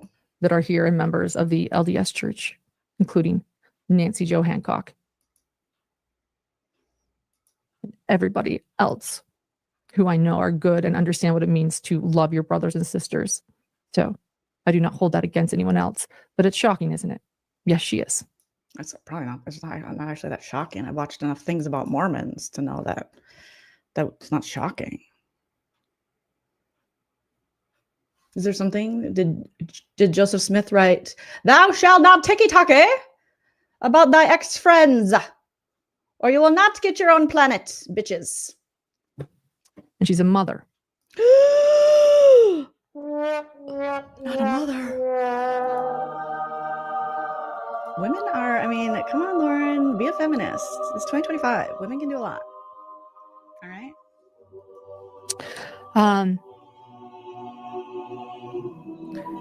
So, number 3. Oh, God. I am the petitioner. Wait, number 3. Okay. This is my second declaration, third declaration, because I asked, by the way, the court never responded to my pleading. Well, that's well done, court, because that would be a waste of the court's time. Go find that lady's missing child before you deal with your bullshit. So well done. They This is like, she feels entitled to get what she wants. The privilege in this one is strong. The entitlement, strong. They did not reply to me. Okay, and? To make it permanent after that, which you only need 2 violations to actually have criminal charges. That means they didn't think it was really serious. And make a permanent stalking injunction. That did not happen. Gee, yeah. You guys are saying, gee, I wonder why. With this damning evidence of people saying they're disappointed in you and Worms songs by Eminem, they should have jumped on that with a quickness. For me. Number 3. I am the petitioner in the above entitled matter. I make this 3rd supplemental declaration to provide the court with additional information regarding the respondent's conduct, as well as the impact it has had on my safety, peace of mind, and daily life. This declaration is not intended to repeat what has already been presented, but instead to supplement the record with a broader account of the respondent's actions over the past several months. I believe it is important for the court to see the cumulative nature of this behavior and how it has affected me over time. The following paragraphs describe in detail the respondent's actions and their continued paragraphs, Lauren. We need brevity. We need to bring brevity into your world, Lauren. Paragraphs, like your text messages? continuing effect on my emotional well-being, professional life, and personal sense Take a Xanax. Get on some Zoloft. of security. Your emotional well-being is your responsibility. I hate to break it to you, lady. The respondent's actions have not only disrupted my peace of mind, but have also risen to the level. You know what disrupts my peace of mind? The world. The state of the world, lady. Of an existential threat to my life. Existential. This is where that doctor of philosophy husband's coming in. It's an existential crisis. My livelihood and my family. So far, you haven't shown anywhere where you weren't able to make money because of this. I have felt as though every aspect of my safety and stability is under attack. This includes the ability to work without fear, to protect and provide for my family, and to live with even the basic sense of security. The respondent's behavior has forced me to question whether I can continue in my profession without ongoing harassment, and has strained my most important relationships and has placed a constant cloud of fear over my daily existence. The respondent's actions have not been a series of minor inconveniences, but rather an ongoing and relentless campaign that has profoundly threatened my well-being and sense of safety. Additionally, not only has it threatened my sense of physical safety, but at times it has made me question continuing to live. Oh, it has taken such a now toll. we're weaponizing self-harm. This is straight out of the drama, emotional, grifting YouTuber playbook. You know how many problematic creators and YouTubers I've heard weaponize their mental health and taking themselves out of the world? Unplug, get offline, go see a doctor. If this is doing that to you, it is your responsibility to scoot to some help. It's like they all read from the same script. And I wanted to, like, ma'am. Oh boy, let me check my phone, guys. Let me check my phone. We need a little break from all that. That's a lot. A little melodramatic there, lady. Okay. Christina just sent me a picture of herself. Are you cosplaying? Oh my God. Christina Coca, not the stalker, allegedly. Okay. Just sent me. Do you want me to share this, Christina? Can I share this? Are you dressing up as her for Halloween? Did anyone dress up as LaurenMatthias for Halloween? Because you're for sure getting a restraining order if you do. You can show it. Okay, Christina says I can show. You guys. You kind of look like her, Christina. You kind of look like her. I know a lot of us blonde white bitches look alike, but you kind of look like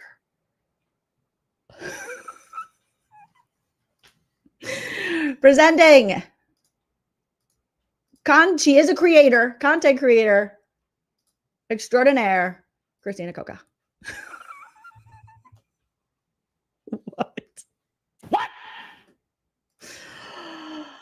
Oh boy. She's not going to be happy about that, Christina.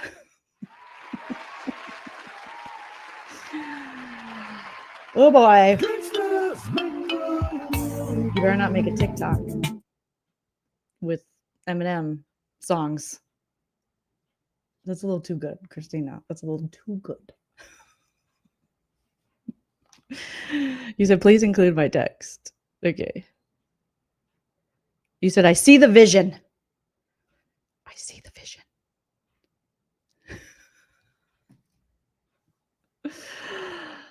Oh my God. Are you going to be putting out some little parody videos on your Insta, Christina?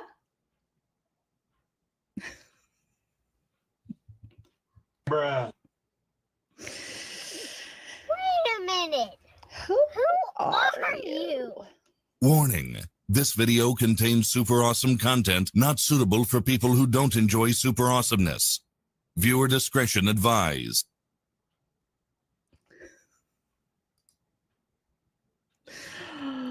Oh my God.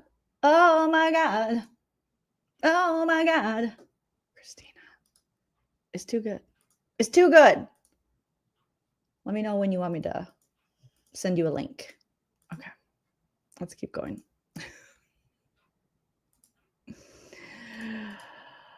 Oh boy. Oh boy. She just added us to the RO. On my mental state.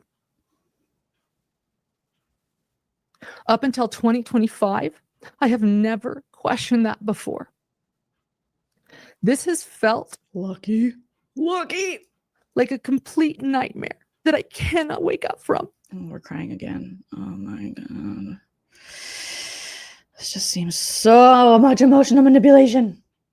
No matter how hard I've tried, it feels as if every day there's new information about things the respondent has done and people in my life that she has contacted as part of this relentless campaign. The respondent has attacked me from all angles: myself, my husband, my business, the relationships that I've built throughout my career, my employee, and even my baby brother who tragically died just a month prior to her beginning all of this. She has proven that there is nothing off limits when it comes to her campaign to destroy me, stalk me, and harass me. This can be proven by some of the captions on the respondent's posts and comments that she has made and or engaged with on the social media accounts that she has created to target me. A particularly egregious example is the respondent's July 7th post. And we have that exhibit. We won't need to show it, but we have it. The cover text for that video reads, "Point of view. You saw the red flags and you thought, wow, what a passionate color palette," followed by spilling some tea, and then her brother's sperm, and concluding with, without. No more brother sperm. No more brother sperm. What the hell? Oh my God, no way, yeah. We do not care. We can't go back to the brother sperm. I tried to forget about that. We're still talking about the brother sperm? Oh God. Oh God. Stop it. Leave your brother's sperm in his balls. Stop it. Please, God. Stop it. His consent. Part of the caption reads, how could... I also did ask my husband if he's ever heard of this, because he's an RN. He said he's never heard of that before. It doesn't mean, obviously it happens, and obviously it's a thing. We looked it up yesterday, but I asked him, and he said he didn't even know there was a procedure. He thought it was like the traditional way, and I don't know what he thought, but he was like, oh, okay. No, never heard of that. She do that without his consent is beyond me. To be clear, my brother suffered a catastrophic ATV accident in March of 2023. And before he died in March of 2025, there were medical discussions about sperm preservation. I had mentioned the possibility of that to the respondent at one point. However, There was never any intent or allegation of sexual assault in those medical conversations, nor were there any other conversation details shared with the respondent. And we also, to publish a public insinuation that associates me with a sexual crime against my dying brother just months after I held his hand as he passed is not only profoundly hurtful, it is demonstrably false and malicious. My brother was not in a coma when these conversations with medical staff took place, and this was not a consent issue medically, proving that the respondent is putting her own spin on things to harm me. The respondent's statements have caused me intense emotional suffering, undermined my relationships and livelihood, and increased my fear for the physical and reputational safety of my family. I have had to have conversations about my brother that I never wanted to have to defend being accused of wanting to sexually assault him. I don't think you had that. You really didn't. I wouldn't have known. I don't follow that lady. You're alleged stalker and she didn't name you. So I could have just left that be. Someone talks about my brother's sperm, I'm going to just. One time my sister-in-law told me, she was like, your brother has, what did she say? She's attracted to his calves. I said, that's disgusting, Sarah. She's like, aren't they, like, she said they were like sexy. And I was like, oh, no. She's like, I love his calves. I'm like, you save that for your bedroom, you sloot. Okay, I don't want to hear about it. I had to defend my family and our decision-making process. There are no words that can accurately convey what it is like to have to make decisions and have conversations with your family about what to do when the youngest sibling is never going to fully recover from a horrific and tragic accident. And then to have someone maliciously use that against me and falsely and publicly accuse me of things. Okay, so this Christy says she's a nurse, and I have known several people who obtained sperm after a tragic loss. Yeah, maybe like the spouse. I've never heard of the sister or the parents. Being like, you know what? We want some of that. Can we save the juices? I just never heard of that. It's. But as far as, I mean, now that you put it out there, I don't think the gentleman, you know, God rest his soul, I don't think he was married. Why are you doing this to us? Why are you doing this to us? In the middle of navigating insurmountable grief is simply horrific. Respondent has also proven you're like going around telling these people about your brother's sperm. Accounts are directly about me within her posts. I mean, yeah, like, not great that she went on TikTok and did a TikTok about this, but like, we could like dead it right now, you know? On a July 24th TikTok post, part of the respondent's caption reads, quote, "Let me tell you, if she would have met the ex-friend of mine who I made this account to expose," admitting there, she made this account to expose me, she would have clocked her in 2 seconds. Exhibit 8 clocked her. On an August 8th TikTok post in which she used my voice, she captioned the post, quote, "Can we talk about her own words and actions though?" End quote. She posted that same video on Instagram on August 9th and captioned the post, quote, "You can't make this ish up. Her words mixed with her actions is wild." A quote on the screen can also reads, quote, "Here is the voice of my ex-friend." Do we need to play this stuff or is it just a show? Okay. On August 29th, she made another post on TikTok and Instagram where she shows photos of me, and part of what she says in her own voice while showing photos of me is, quote, "Yeah, sure. I'm talking about this toxic person I met and I knew for a year," end quote. Okay, so she thinks you're like, I don't understand. Your former friend thinks you're toxic. She made videos about that. She didn't name you. She didn't put your picture. I don't understand. That's not illegal? In other words, this is about me, and she makes it clear. Additionally, the respondent often uses other people to promote her accounts, join her campaign, and or request that they give her advice for what she should be doing next. This can be shown with direct examples from both accounts. On July 8th, she featured an accomplice named Sarah in a video posted on both Instagram and TikTok. Is it my sister-in-law? Sarah. Part of the caption on TikTok read, quote, "Also, I'm curious if you know who I am talking about, and if you yourself have stories to share." Honey, Lauren, can I give you some advice? you got to log off. This is like, this is bad. You got to log off. You got to log off. You got to take a break. This isn't healthy. Okay? These ladies don't like you anymore. You don't like them. But you're giving it all this attention. It's only going to fuel it more. This isn't evidence of anything other than immaturity, pettiness, ridiculousness. And that show just got canceled on MTV, so maybe they can replace it with you and your friends or frenemies drama, but it's ridiculous, Lauren. Share. Don't name names in the caption. Just let me know if you know. And like, they're not even naming your name. Quote, I met this person, Sarah, at one point in line during a criminal trial. I was covering back in 2024, but I have never spent any time with her personally, nor do I know her on any. People don't have to spend time with you personally to have an opinion about you. What are you not understanding about that? Like, you're a, like you said, you're a limited public figure. People have whole opinions of me and they never met me in their life. Like, that's just the way it is.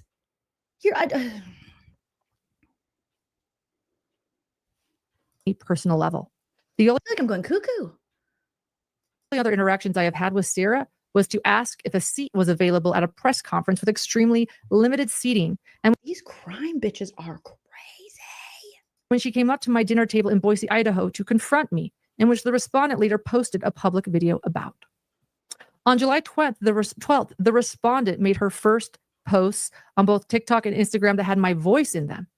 The caption for both posts read in part, quote, so this is my boldest post yet. I want your feedback and commentary. Should I do another bold one? Comments for that. Should I do another bold one? That include a comment from someone with the handle Quaffle that reads, what? Quaffle Someone with the handle Jizzy Jizzerson said, do it. Reads, quote, girl playing her voice. Girl. Did the judge have to read this stuff? She said, girl, fix yourself, girl. You got a camel toe. Voice is diabolical. Girl, her voice is diabolical. Girl. She emphasized the girl. So this is my boldest post yet. I want your feedback and commentary. Should I do another bold one? Comments for that include a comment from someone with the handle Quaffle. It sounds dirty, but I don't know what it is because it kind of sounds like, but it's a Quaffle. What's that? That reads, quote, girl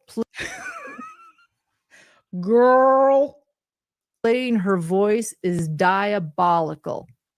The respondent then responds to the comment stating, quote, as in, give you more? Or maybe I went too far with this post? Someone with the name Felicia Henry O'Shields. Well, that's familiar. The person. Did you stalk somebody? Felicia Henry O'Shields. O'Reilly Auto Parts. Ow! Thank you, Liz Johnson, for becoming a member. Thank you so much. Welcome. Girl. Email John DeLynn. Who? Oh, John, your podcast friend who said, this isn't a big deal. That channel doesn't even name you and it barely has any followers. That John? The guy that debunked your whole case? She comments, no, we need more. Quaffle responds, 100%. Baby girl, people love drama. They love drama. And you're feeding into the drama, baby girl. Baby girl. I watch the dramas. They love drama. You're being dramatic. Keep going. Lori, an accomplice, the one that approached Grayson and me in Boise, whose husband randomly happens to be Grayson's a dentist. Oh, Lori, what's her last name again? Headset Lori Headset with the husband who's a dentist who happens to be Grayson's dentist. I mean, what are the odds? These people got to get out more. They got to meet more people or less people. I don't know. And she works at the office. Who works at the office? Lori? How does Lori have time? She's a former lawyer, author. Like what? And she's a dental hygienist on the side. Can this woman do it all? Grayson and me in Boise, whose husband randomly happens to be. I thought she had a California dentist. How many dentists does Grayson have? Her teeth must be good. Grayson's a dentist, and she works at the office. Lori, an accomplice of this respondent, then comments, quote, I agree, we need more. And then another comment from her, quote, I think the chick she is talking about sounds like the diabolical one. Waffle Knox responds to Lori, quote, oh, she is. I just love that she put in the act. Twat Waffle responded, Cheryl Joy, thank you for the super chat. This is ridiculous. This is ridiculous. This is ridiculous. Also, LaurenMatthias has nice teeth. Are those veneers? Perfect teeth. Do you go to that dentist? Do you have a California dentist? Actual audio, end quote. The respondent liked all of the above comments in that thread, aside from her own, and then continued to escalate the behavior after that. Okay. On a TikTok post the respondent made on July 17th, talking about the difference between a petty or a smear campaign, the respondent made a comment on the TikTok using her personal account stating, quote, just putting this out there, my DMs are open on this art account and the account I posted this PSA from. But objectively, you need to know this is not a smear campaign and it is not petty. DMs are open. So what does that prove? She just said it's not a smear campaign and it's not petty. Her DMs are open. You could send her stuff. Is that illegal? 2 days later, July 19th, the respondent made another post on TikTok. The caption read, quote, look, I have 50 people following me, but I get way more views than that. So I know a lot of you are lurkers. And I know it's either because she, one, hurt you too, or two, she hurt someone you care about. Or I mean, you got a lot of people that got stories about you allegedly, lady.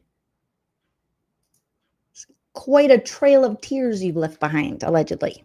Okay? Or three, she told you about this account as a way of getting ahead of it. And now you're curious. Whichever those three it is, let me tell you, trust your gut. It's real.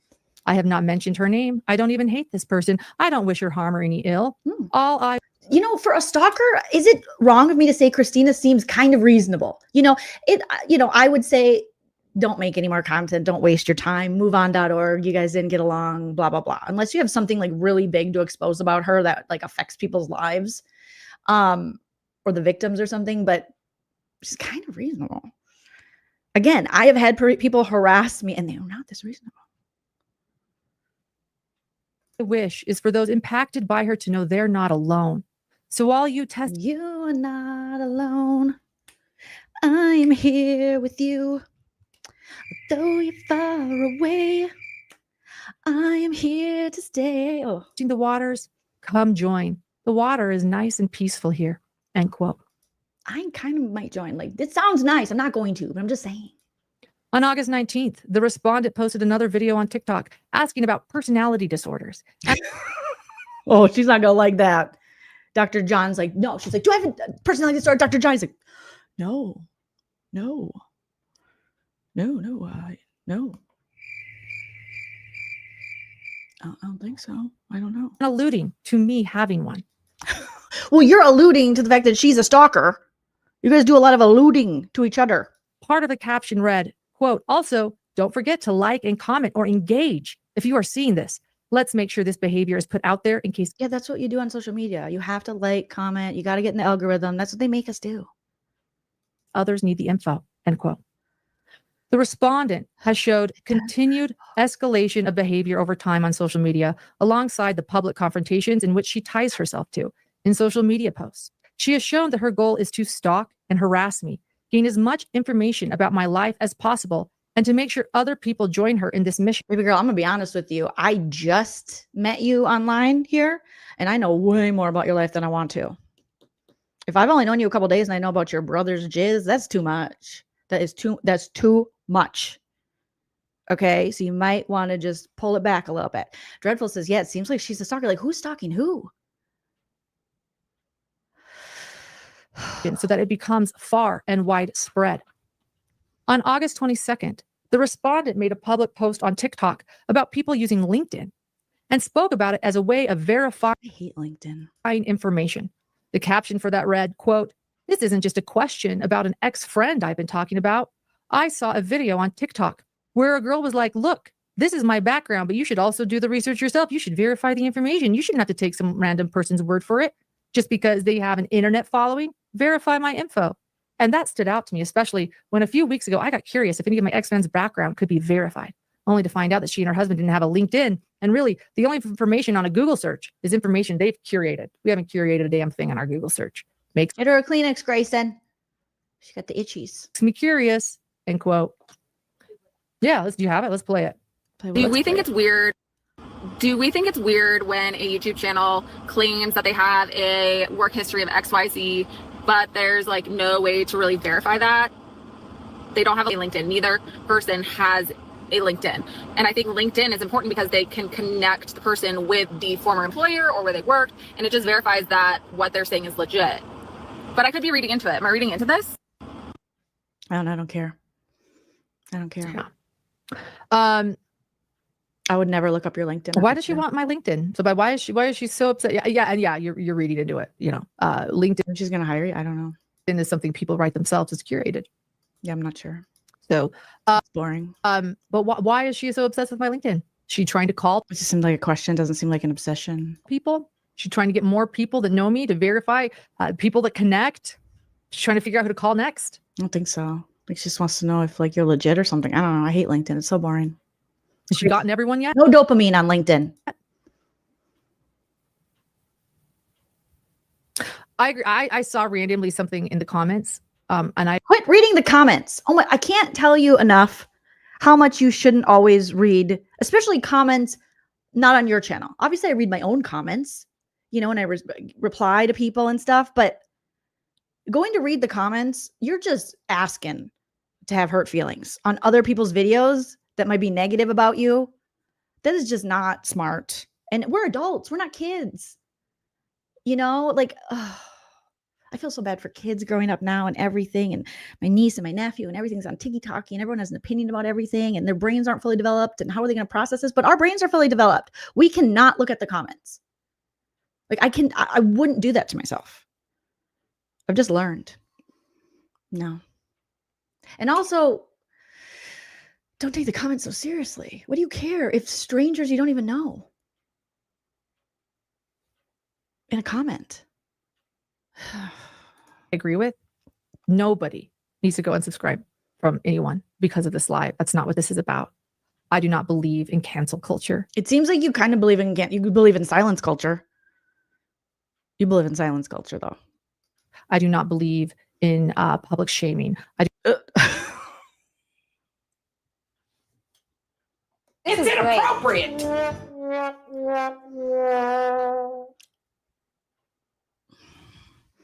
Do not believe in punishment. You're invoking the law against her to punish her. What the fuck is she talking about?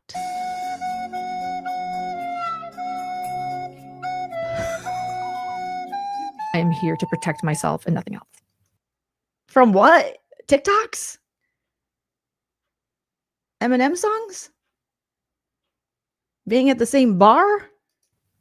A lady with socks on? And she's to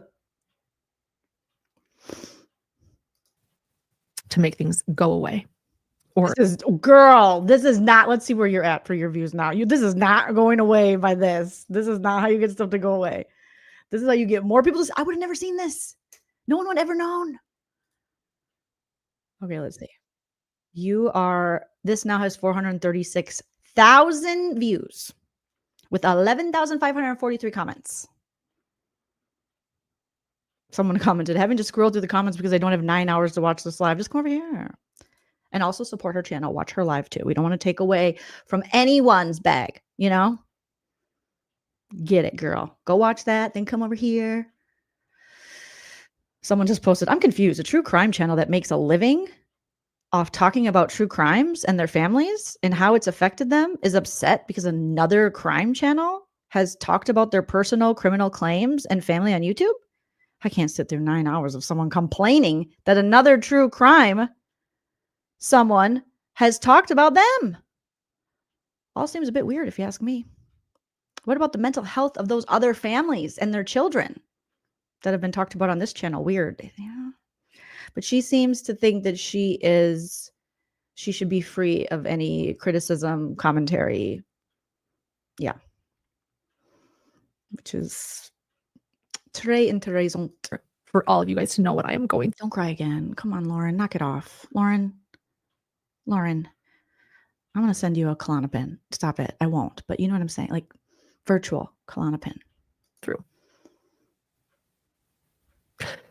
Given the respondent's history. How did you stop crying so quick? That was amazing.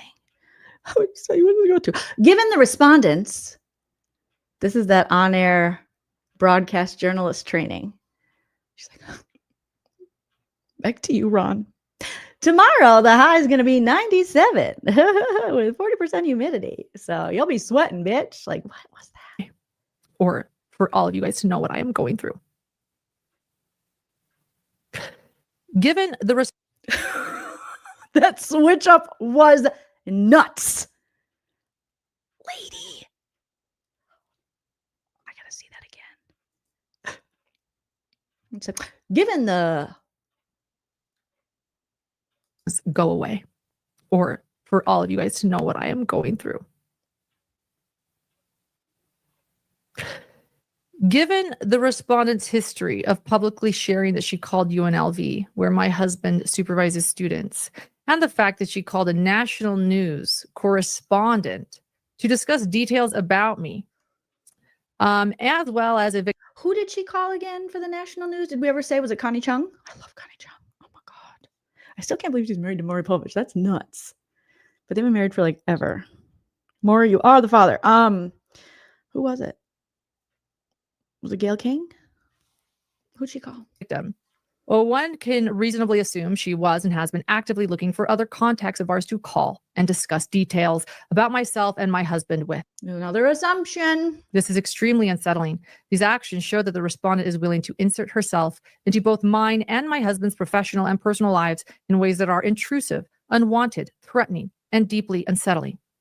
Given this history and the fact that her actions have continued to escalate for nearly 6 months, it is also reasonable to fear that she will continue seeking out other professional and personal contacts in order to involve them in her campaign of harassment. This conduct causes ongoing stress and fear for both myself and my family. On July 31st, the respondent posted a TikTok with an audio that talks about being the keeper of receipts and the inconvenient truths that would burn your false kingdom to the fucking ground. Receipts, That is said. timeline, screenshots, everything. The Real Housewives. I'm telling you. The Real Housewives of True Crime. Coming to Bravo this winter or spring. We need a little production time. Maybe next fall. The inconvenient truths that would burn your false kingdom to the fucking ground. Does she think she's really going to like start something on fire? That was said. That was said, you guys. She needs to meet Tamara Judge. Oh. I say she should be on the Real Housewives, but they would destroy her. Chickenhead, thank you so much for the super chat. Chickenhead PK Dorkface nearly says, we both shook our heads. How did that work? That's about the flip. It was crazy. She's trained. She's trained. Receipts and the inconvenient truths that would burn your false kingdom to the fucking ground. On August 23rd. She's the keeper. Of course you hate her. Grayson, again, hit the button on accident. She's shaking. Like, can I hit it now? Oh, sure. Go ahead. You can play it. Go ahead, Grayson. So now we have another TikTok voiceover with her alleged stalker in an elevator, filming herself in the mirror. She's the keeper of the screenshots, the receipts, the inconvenient truth. Lauren, can we just okay, let's just get real. Let's just get real. What has she got on you for real? Like, what are you really afraid of? Because it can't just be these, text messages where you were calling people annoying. What did you really say about people? I think I did see one screenshot someone sent me, allegedly, from your text. Thank you, Gigi, for the Cash App. I appreciate that. I saw one. Where was it here? And allegedly, this is a text, and it says, to correct myself, I don't just roll my eyes at Kresha. Am I saying her name right, you guys? I find her actions despicable and destructive. I think I can handle it more because her brain doesn't seem to comprehend anything comprehensive. Oh my God. You guys are very, you're elitists when it comes to intellectual elitists. That's kind of gross. Jordan and McKay know better. I don't know who these people are. I remember hearing the name Kresha yesterday. Mormon Stories made J and K, yet they steal their slides the entire show and call it theirs without shame. Allegedly, this is a screenshot that's people are saying is from you. So, yeah, verbal manipulation, chicken head. So I don't know. Is it just like, does this, so you're just trying to stop this lady from sharing all these mean things you said about people in cases you covered and victims and stuff?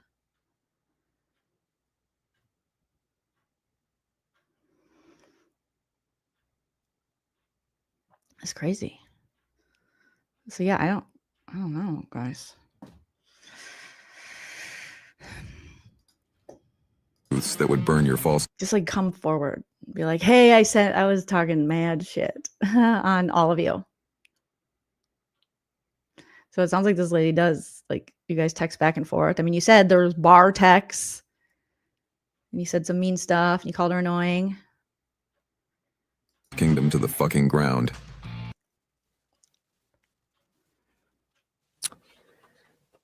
On July 31st, the respondent posted to a TikTok with audio that talks about being, oh, I said that.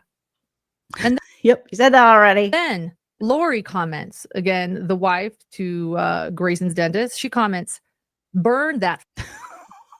Lori has quite the credentials. That's talk about misogyny. To take away all of Lori's plentiful plethora of credentials to just dumb her down to the wife of a dentist. Dr. John, did you hear your wife's internalized misogyny over there? I mean, she's an author. She's a lawyer. She's got great bangs. You're defining her by what her husband does. It's pretty shitty. I think you're just mean. Lauren, I can't help but think that you're mean. You're not that nice. And you are just a shit talker with these former friends. And you want people to think you're like this holier than thou person who doesn't swear and is only for the victims. But it seems like you're talking a little bit of shit. Allegedly. Hello, Kitty. Thank you so much for the super sticker. Appreciate that.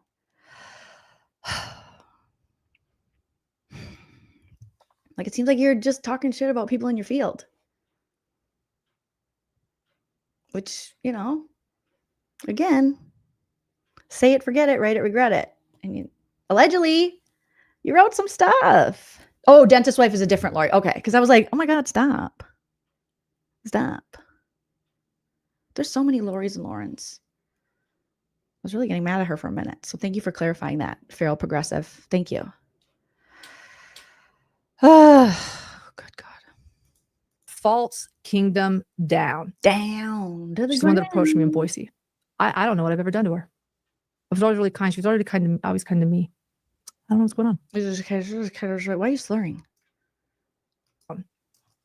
She's the one that approached me in Boise. Approached me in Boise. I don't know what I've ever done to her. I was always really kind. She was already always kind to me. It's inappropriate. What? Why she sound like that? Kingdom down. She's the one that approached me in Boise. I don't know what I've ever done to her. I was always really kind. She was already always kind to me. I could assume or speculate some things. How many lemon drops are in the room with us? Is it Taco Tuesday? Did we hit up a happy hour? I don't know. Allegedly for comedy purposes and satire? I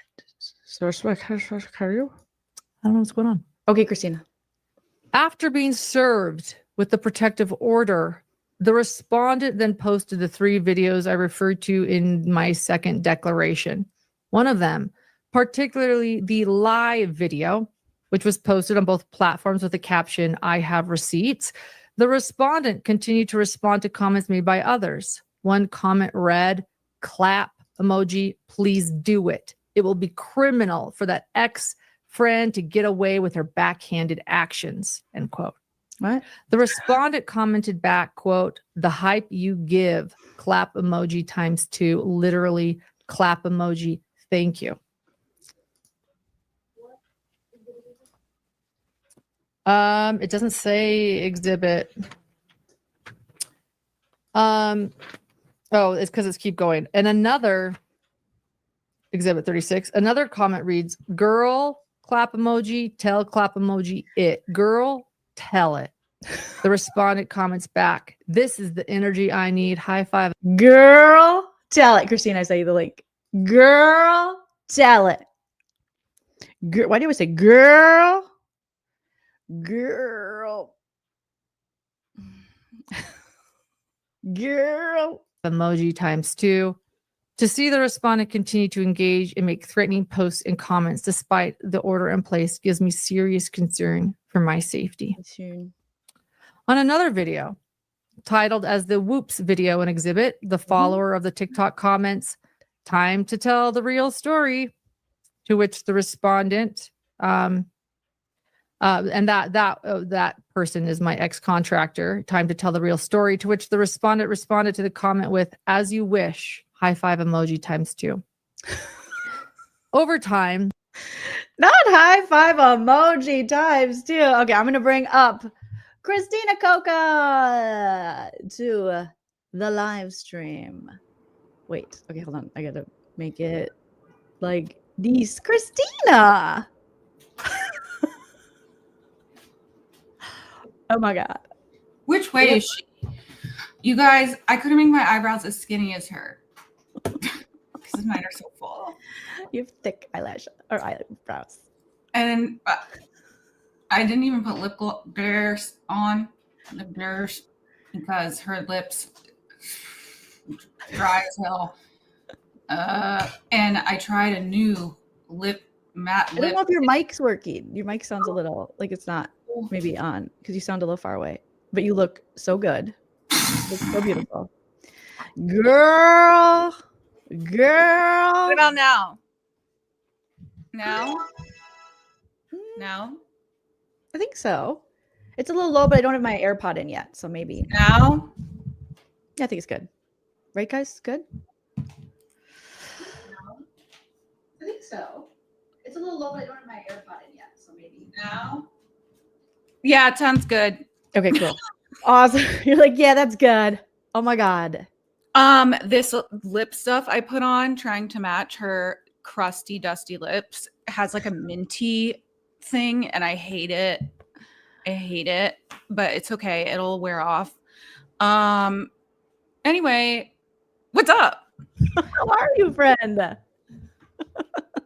Girl, that bob is bobbing. I love it. Oh my gosh. Look at them lippies. It took so long to get the Satan's like horns on my eyebrows. By the way, that's all. Okay, keep playing. I don't want to distract. I'm just here to look so like good. I'm just here to look like a fucking weirdo. Crusty does. Yes, welcome to the like emoji, like emoji, like emoji, like emoji. What do you think so far? Watching now 3 days of this, Christina. I know Wanda, thank you. I know my forehead is moving too much. Honestly, it was like getting in the way of my makeup routine because I kept going. Dark in New York. Oh my God. Oh my God, yeah. Wait, what was your frown more?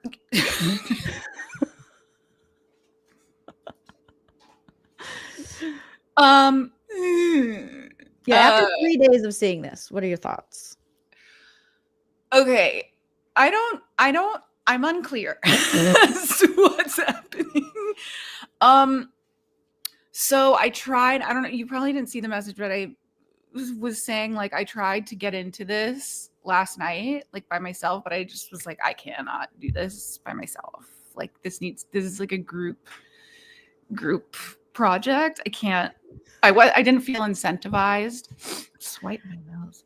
Do I have something on my nose or does she do that? Oh, she anyway, does that a lot. She does that. Oh, I was like, so I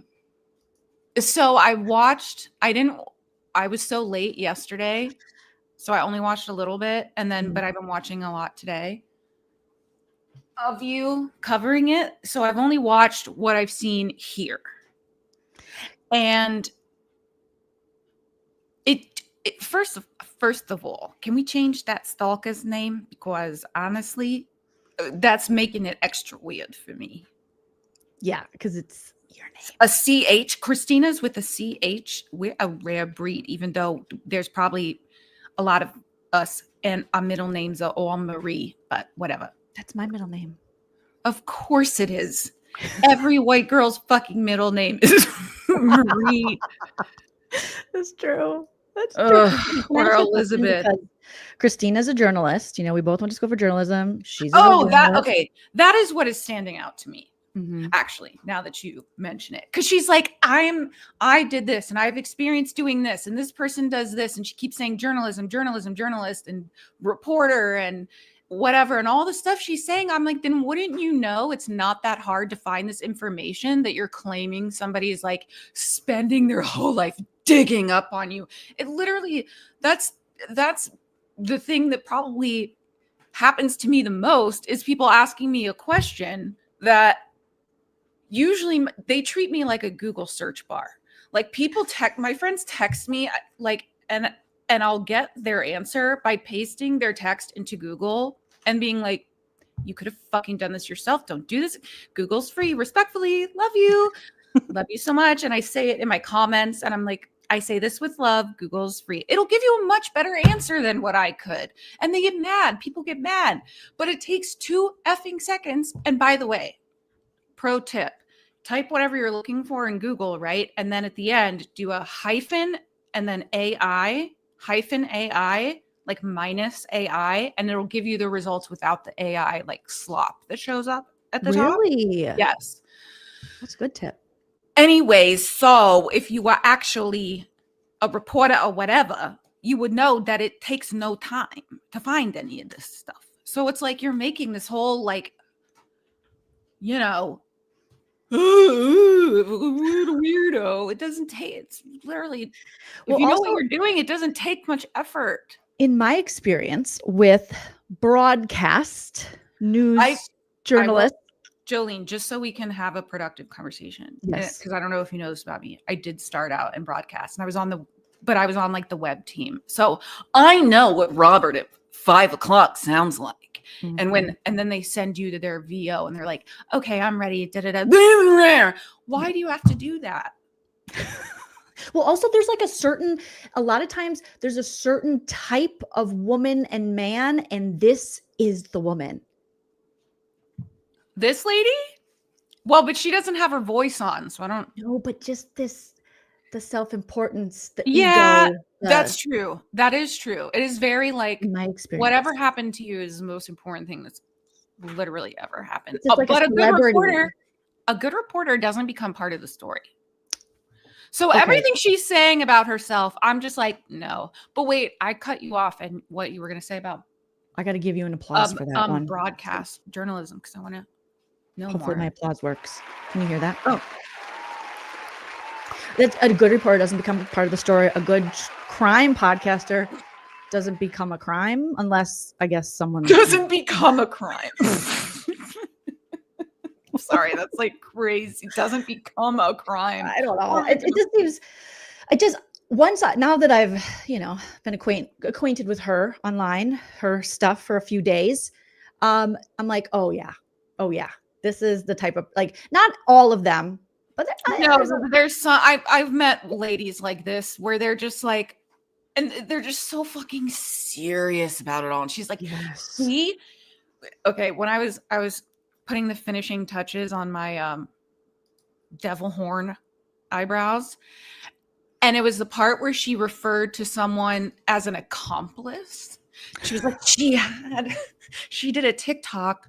She did a TikTok with Sam, tell her to keep her head up, because it's just keep her head down and also keep your chin up. You know what I'm saying? And she was like, she did a TikTok. Respondent, is that the whatever plaintiff, whatever, did a TikTok sound with an accomplice, and like, bitch, she just did it with another person. Relax. It's a collab. It's literally, it's like what we're doing. It's like, can you imagine if somebody was like, Jolene, made this video with an accomplice, and I'm like just here being an idiot. Like, I'm her accomplice. That's right. The accomplice has been spotted. Christina Coca is the accomplice to Jolene Lunzer. They are taking this chick down, but really they're just commentating. More to level. Oh, also, I want to know what Eminem song was it? Lose Yourself? Was it Superman? It was which something with Eminem song? Worms. Maybe it's I off the don't new know that album. song. I don't either. It wasn't even bad. It was like that old, like nursery rhyme, like nobody likes me, everybody hates me. Guess I'll go. Oh, eat that's worms. what that was related to the oh, okay. It was Because I in the heard you Eminem say song. that. Yeah. Oh, yeah. I don't know. Anyway, okay. Is the stalker named Christina the same one whose TikTok videos you're playing where she's like, oh, the creator, blah, that's the same. Yes, Stan, Jules, thank you. That was the other one. I was like, is it Stan? Is that the song that she said? My lips look so little right now because I don't have. Make sense though if it was Stan. By the way, anybody who doesn't know where the term Stan came from, you should watch that music video. You will get a reality check that hits harder than the worst poop you've ever had. I don't know why I just said the that. worst poop. My accomplice does not speak for me. I don't know why I said that Well, these way. worst- Anyway, continue. Okay, let's continue. Thank you all for The putting up with respondent me. has done things in efforts to ensure this stalking and harassment campaign she has launched against me goes far and wide. On a TikTok post she made on August 13th, she commented with her personal account stating, August 13th? "Haters gonna hate." August 13th? Yes, I'm commenting. That's my birthday. You did that. Are you Christina? Did she say August 13th? Said August 13th. She said Christina Coca's I birthday. would like to be Stricken I would from the like to be record. excluded from this narrative. I would like to be excluded from this narrative. Oh yeah. They're Seen coming on for my you. own post. Yep. Ha ha ha ha. I switched back to my art account, and this was the first thing that popped up. It made me laugh again. So I'm commenting on my own post for the algorithm. Oh, Yep. thank you. Ha That's ha ha. Trying to get that algorithm. People see this. Oh, that's her doing, not you. Some of the response, and that was exhibit 38. I don't know if you're pulling any. Don't worry about it. You know. I tried to draw these up higher. Some of the man. You got I was like like this. trying, and it just because the bottom of my eyebrows or wherever they are, then they were huge. But like this, Her eyebrows are amazing. mine are. Well, yours too, but hers are just they defy gravity. Well, they're just like, I mean, I could have like fake bleached my brows, which is basically you just put like the whitest concealer you have over your eyebrows and then like drawn these way up here. But listen, That'll be in the next video. yeah, I'm just gonna have to keep getting even more. I didn't even go out for Halloween. I put Well, a dinosaur costume on Bubs, You're but doing look it at what now. I'm doing for you. By the way, your hair looks really good. Okay, that's Respondents' videos Thank posted to you. TikTok are also tagged with my name, my husband's name, and my business name. And this means that when somebody searches up my name, the respondents' videos pop up. All of those things combined increase the concerns I have for safety. The respondent has made it clear she will do what she wants and how she wants and when she wants. What is stopping this at no lengths to message? Right? We gotta go back because The what did wife Grace of a- increase the concerns I have for safety. Okay, so Grace, and this is her producer girl that looks so scared all the time. She said, the wife of the dentist who charged my credit card today for treatment I got there. I have to wonder if I'm funding my own attack. That's pretty slanderous, right? That's pretty defamatory. What? She has this dentist that is Rory, one of the characters' husbands. Why don't you switch dentists? How do they all know each other? Do they live in where she live? I think she lives in Nevada, but she's from I thought this was Utah. a Utah thing. She's 'Cause of from the puck Utah, sleeve. and sometimes the crime stuff is in Colorado or Idaho, so they're traveling. And then I think she lives in Nevada. I'm confused. The respondent has made it clear she will do what she wants and how she wants and when she wants, stopping at no lengths to cause harm to me. And here's an exhibit. I don't know. We probably don't show that one, right? Exhibit of the searches, how her videos pop up. Yeah. For all of the reasons above, both in the third declaration as well as the first two, and for the safety of myself and my family, I respectfully ask this court to convert this temporary civil stalking injunction into a permanent. And they highlighted the comment again. Christina, that looks like her. Civil stalking injunction. And you both have perfect teeth. The respondent's conduct. I see that, Grayson. The wife of the dentist who you didn't see it. It was just on screen. Charged my credit card today for treatment that I got there. I have to wonder. Yeah, it's interesting. So you guys, I cannot get over these eyebrows. When I was like, oh, I'm gonna do my makeup as like a joke and like come on your live stream, I was like, ha ha, I'll make them pointy.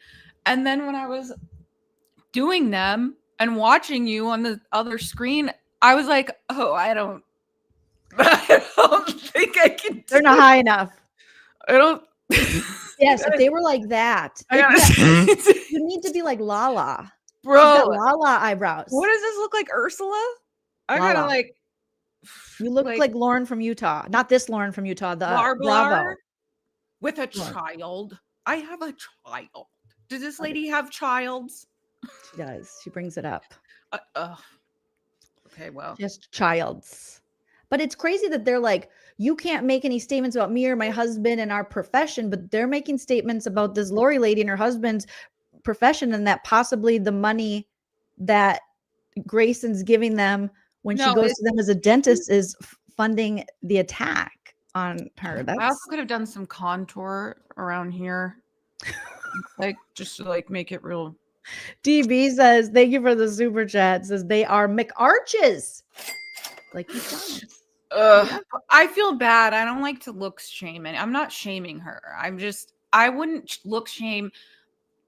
I'm not saying she's unattractive. I'm just pointing out the physics. No, they're just high eyebrows. Yeah, they're just high eyebrows, and she has a pointy chin. And if she was a nice person, I probably wouldn't say anything. I'd be like, she's so hot. Shut the fuck up, you know? So Turtle Boy, when he drew her eyebrows. Somebody sent me a picture. You can look it up. Every time he went live, I think like I said, please pull up a picture of Uncle Leo from the episode where his eyebrows were drawn. I just see Lauren, whatever her name is, Lala.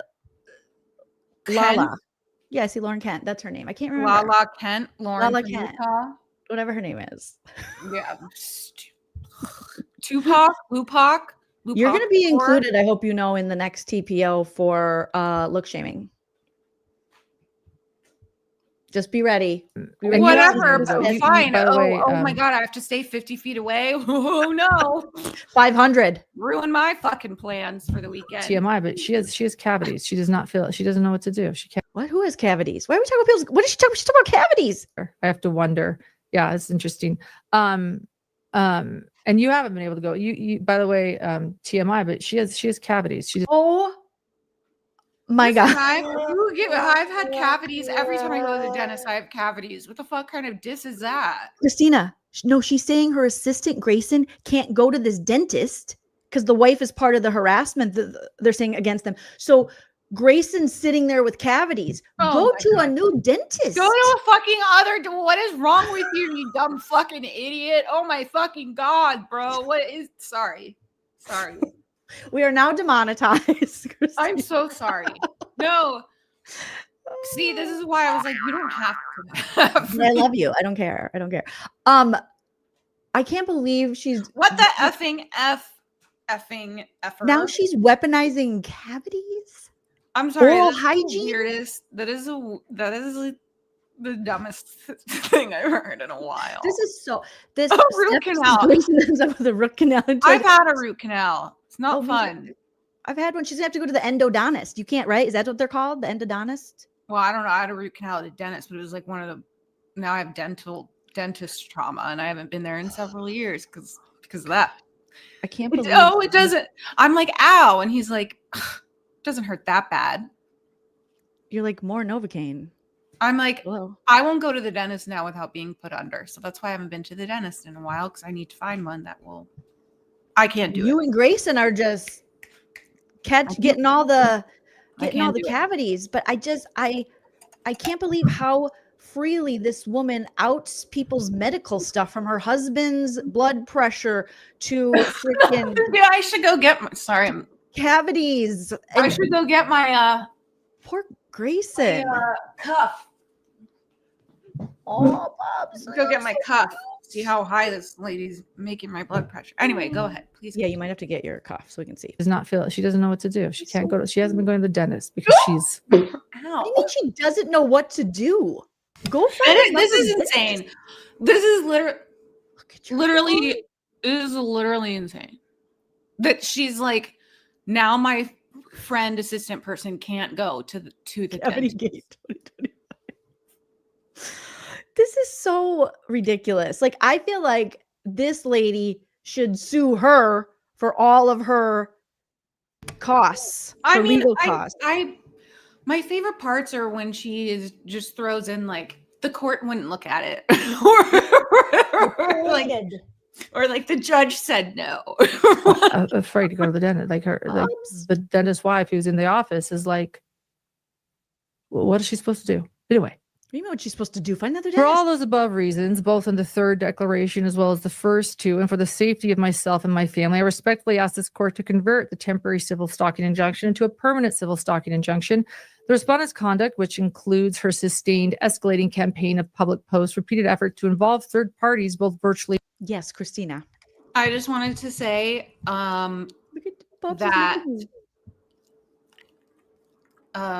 my heart goes out to you, Graciela, and thank you for letting me know. And I'm sure she's way cooler than me. And XOXO. Okay. In physically direct and indirect contact with my professional networks, and continuing posts that expressly target and shame me and my grieving family, despite being served with a temporary order, demonstrates that only a permanent order will sufficiently deter and constrain her. The harm that she has caused is not speculative, nor is it an isolated event. It is ongoing. She's reading off of like printed stapled pages or what? Whole case. Yep.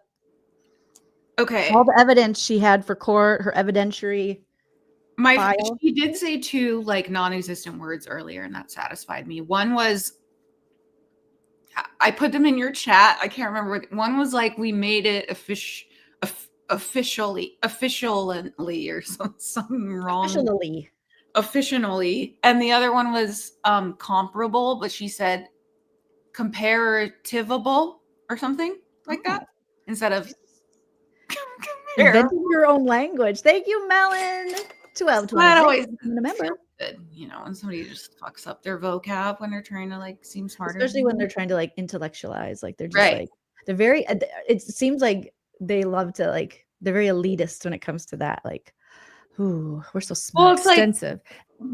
Yeah, go ahead. Okay. And has significantly impaired my emotional my ability to work. See, she just heard another one. Impaired. Let's hear it again. Is it an isolated event? It is ongoing, extensive, and has significantly impaired my emotional. What's impaired? Impaired. I think she means impaired. Oh, impaired. Impeded, impaired. Whatever. Well-being. Someone said, does she wear dentures? Well, you know what can happen if you do have veneers and the veneers are too large or you're getting used to them? I don't know if these are her original teeth. They're stunning teeth. But you've seen that change the way people speak, So maybe, I don't know. That could be the case. My ability to work and provide for my family, as well as my family's sense of safety and livelihood. Next. Mic drop. This is Grayson's. Oh no, she's gonna read her assistance statement. Okay, before we do that, I gotta go take my doogies. Oh my God, don't make me sit here by myself. You've done that before.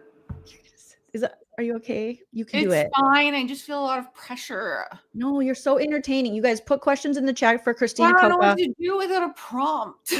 Just read the chat. Christina's gonna read the chat. I'll be right back. Thank you so much. I can't. Their little bladders are so full.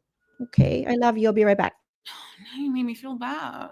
Her little bladder. Can you imagine somebody saying, their little bladders are so full? That almost made me cry. God. Anyway. Hey, guys. Welcome to Jolene's live stream. If you're new here, please don't leave. She'll be back in a minute. My dog's name is Bubs. Bubs. That is his government name. I know it's a lot of people's dogs' nicknames, but that's his government official name. When I adopted him, which was in a month from now, 13 years ago, was Maximus. That doesn't work for him. And then I tried to rename him Charlie, but I kept saying Charlie Bubs. But he only responded to Bubs, and he's clearly a goober. Bubs. Ooh. How old is he? I don't know exactly, but we've been together for almost 13 years now. He is certainly aging visibly. And our life together has changed significantly over the last couple of years because of that. But you know, he's still bubsing hardcore.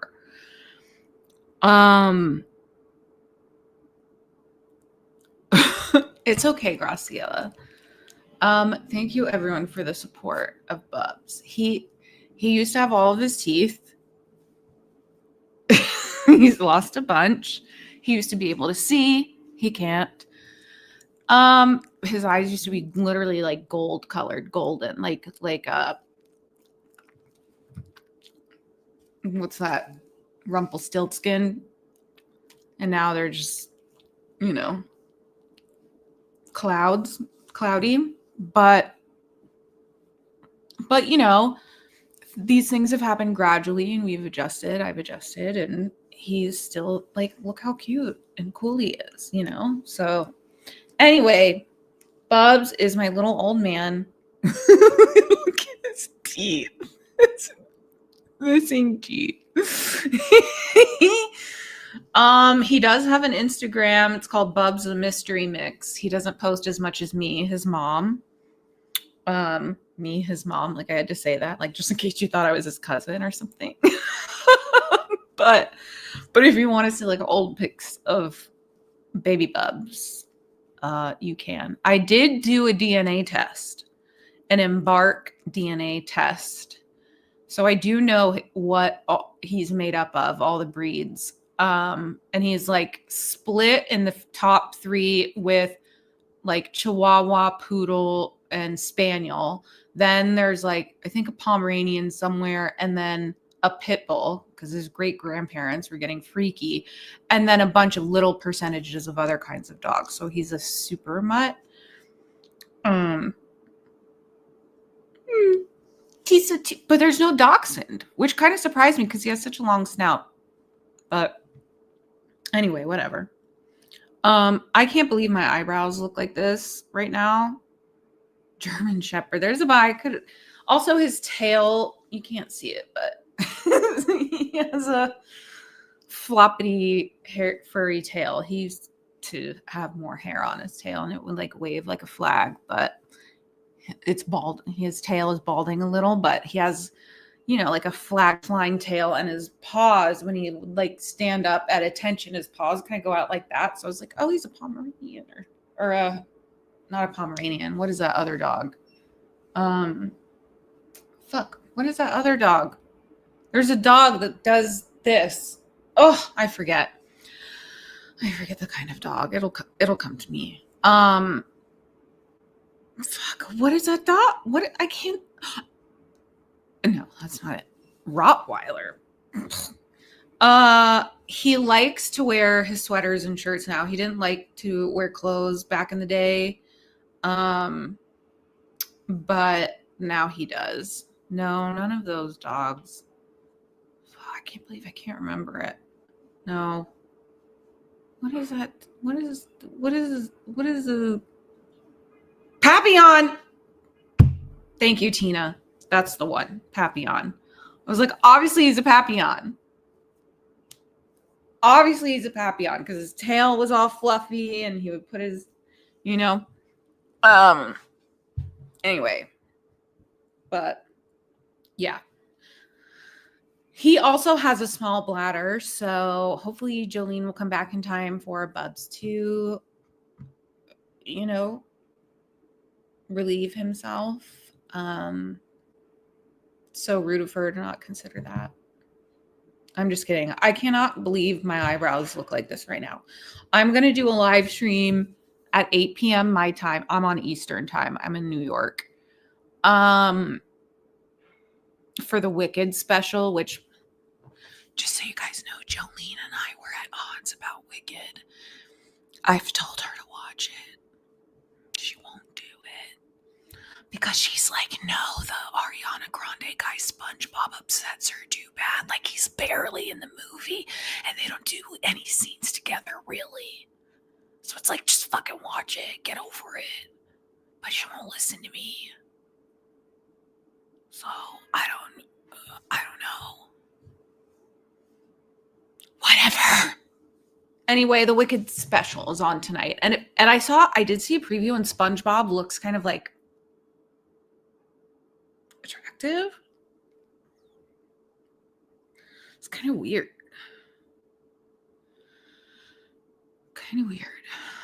Yeah, no, she still hasn't watched it. And I was on one of her live streams like literally a year ago, being like, please watch it. She was like, okay, I will.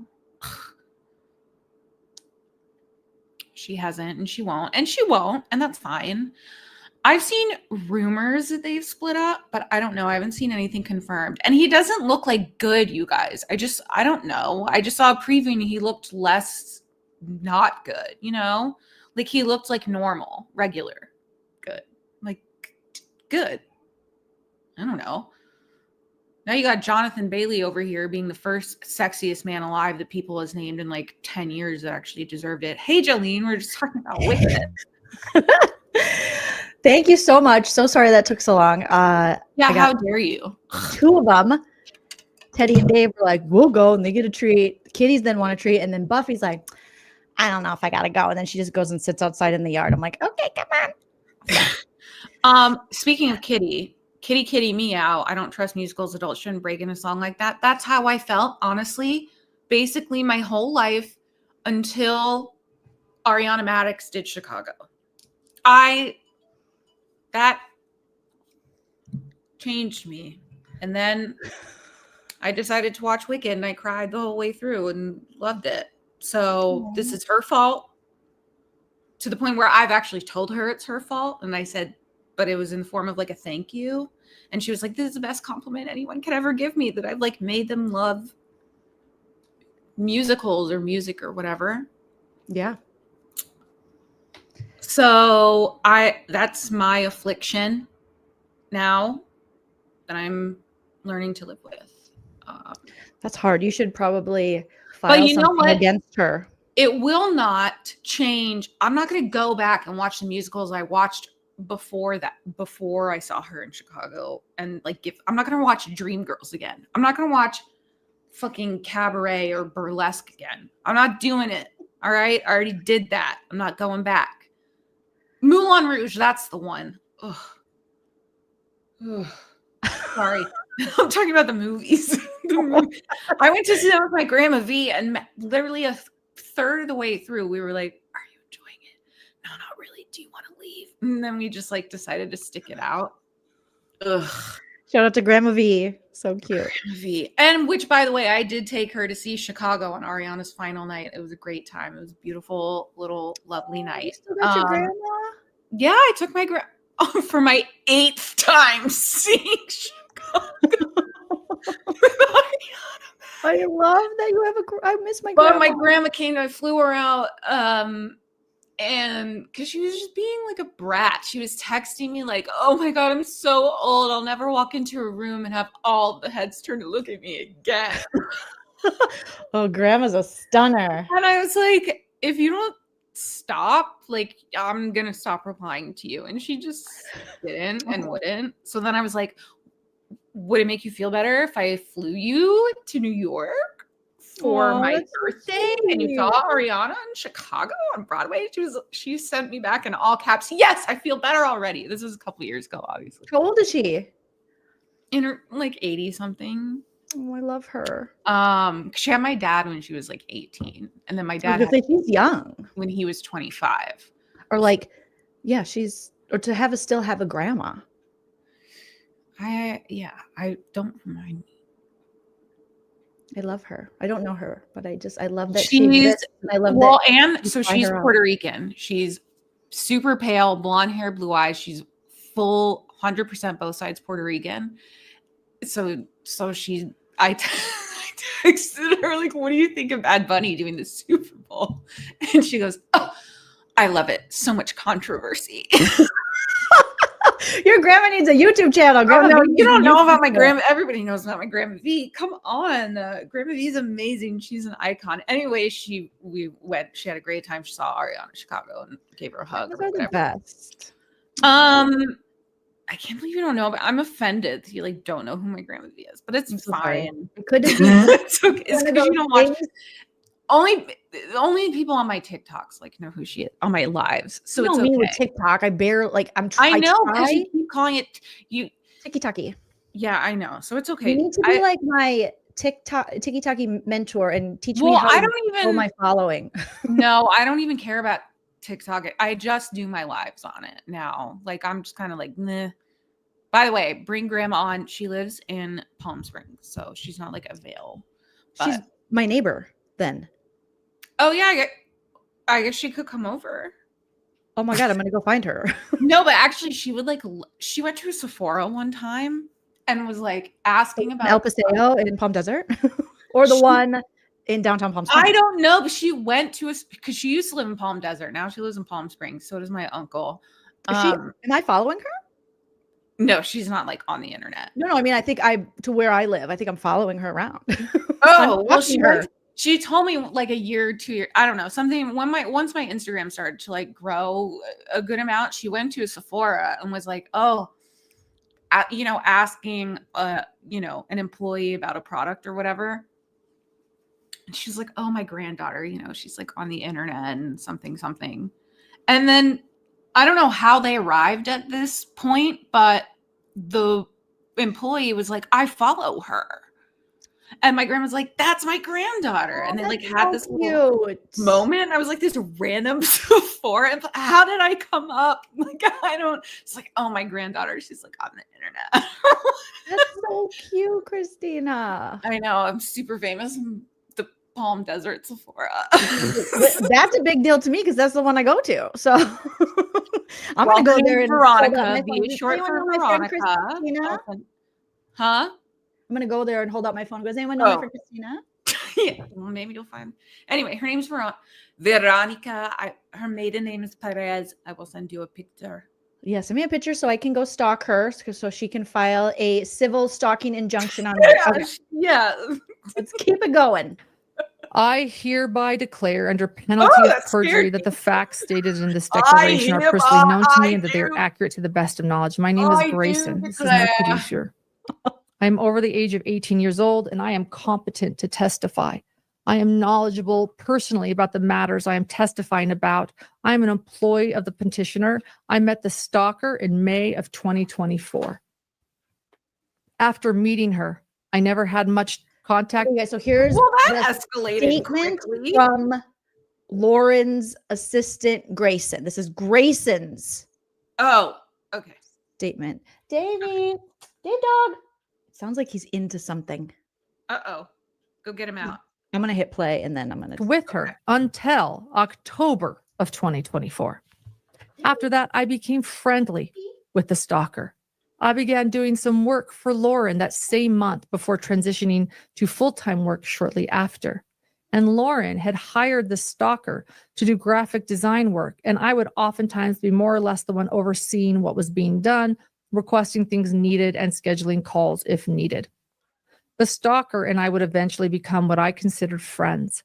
because we both did work for Lauren. We were friends. There were many conversations that revolved around Lauren and her mental health and anguish, as both her mother and brother laid on hospice at the same time. And by the way, my mother is still on hospice, and I would be with her right now in hospice, laying, sleeping on her couch next to her. Why don't you just go But I'm do not, that then? because of this. That's insane. Respectfully. And so, Girl, why don't you just go do that? I was right. I must have left this bag. Oh no. I heard it all the way downstairs. I was like, I "Where's can hear Mom?" when Bubs, like, when he gets up out of his bed, I'll hear like one, like, of his doggy toenails, like, on the floor. I'm like, he's up. Wait, but did you hear what she just said? No, because I had to run downstairs. What'd she say? She's like, I would be with my mother in hospice right now if it wasn't for this. Go be with your mom in hospice. What's wrong with you? Go. Just That go means back. she has now admitted to prioritizing these cases that she covers, and now this situation over with her brother. Go and back now like her 10 mom? seconds or 30 seconds or something. I'm going to go. I'll be right back. Oh my God. That's, girl, you need boundaries. Okay. If it wasn't for this, I would be there. No, I would. You couldn't. I wouldn't. There's nothing that I would prioritize over my mom. Becca, thank you so much for the super chat.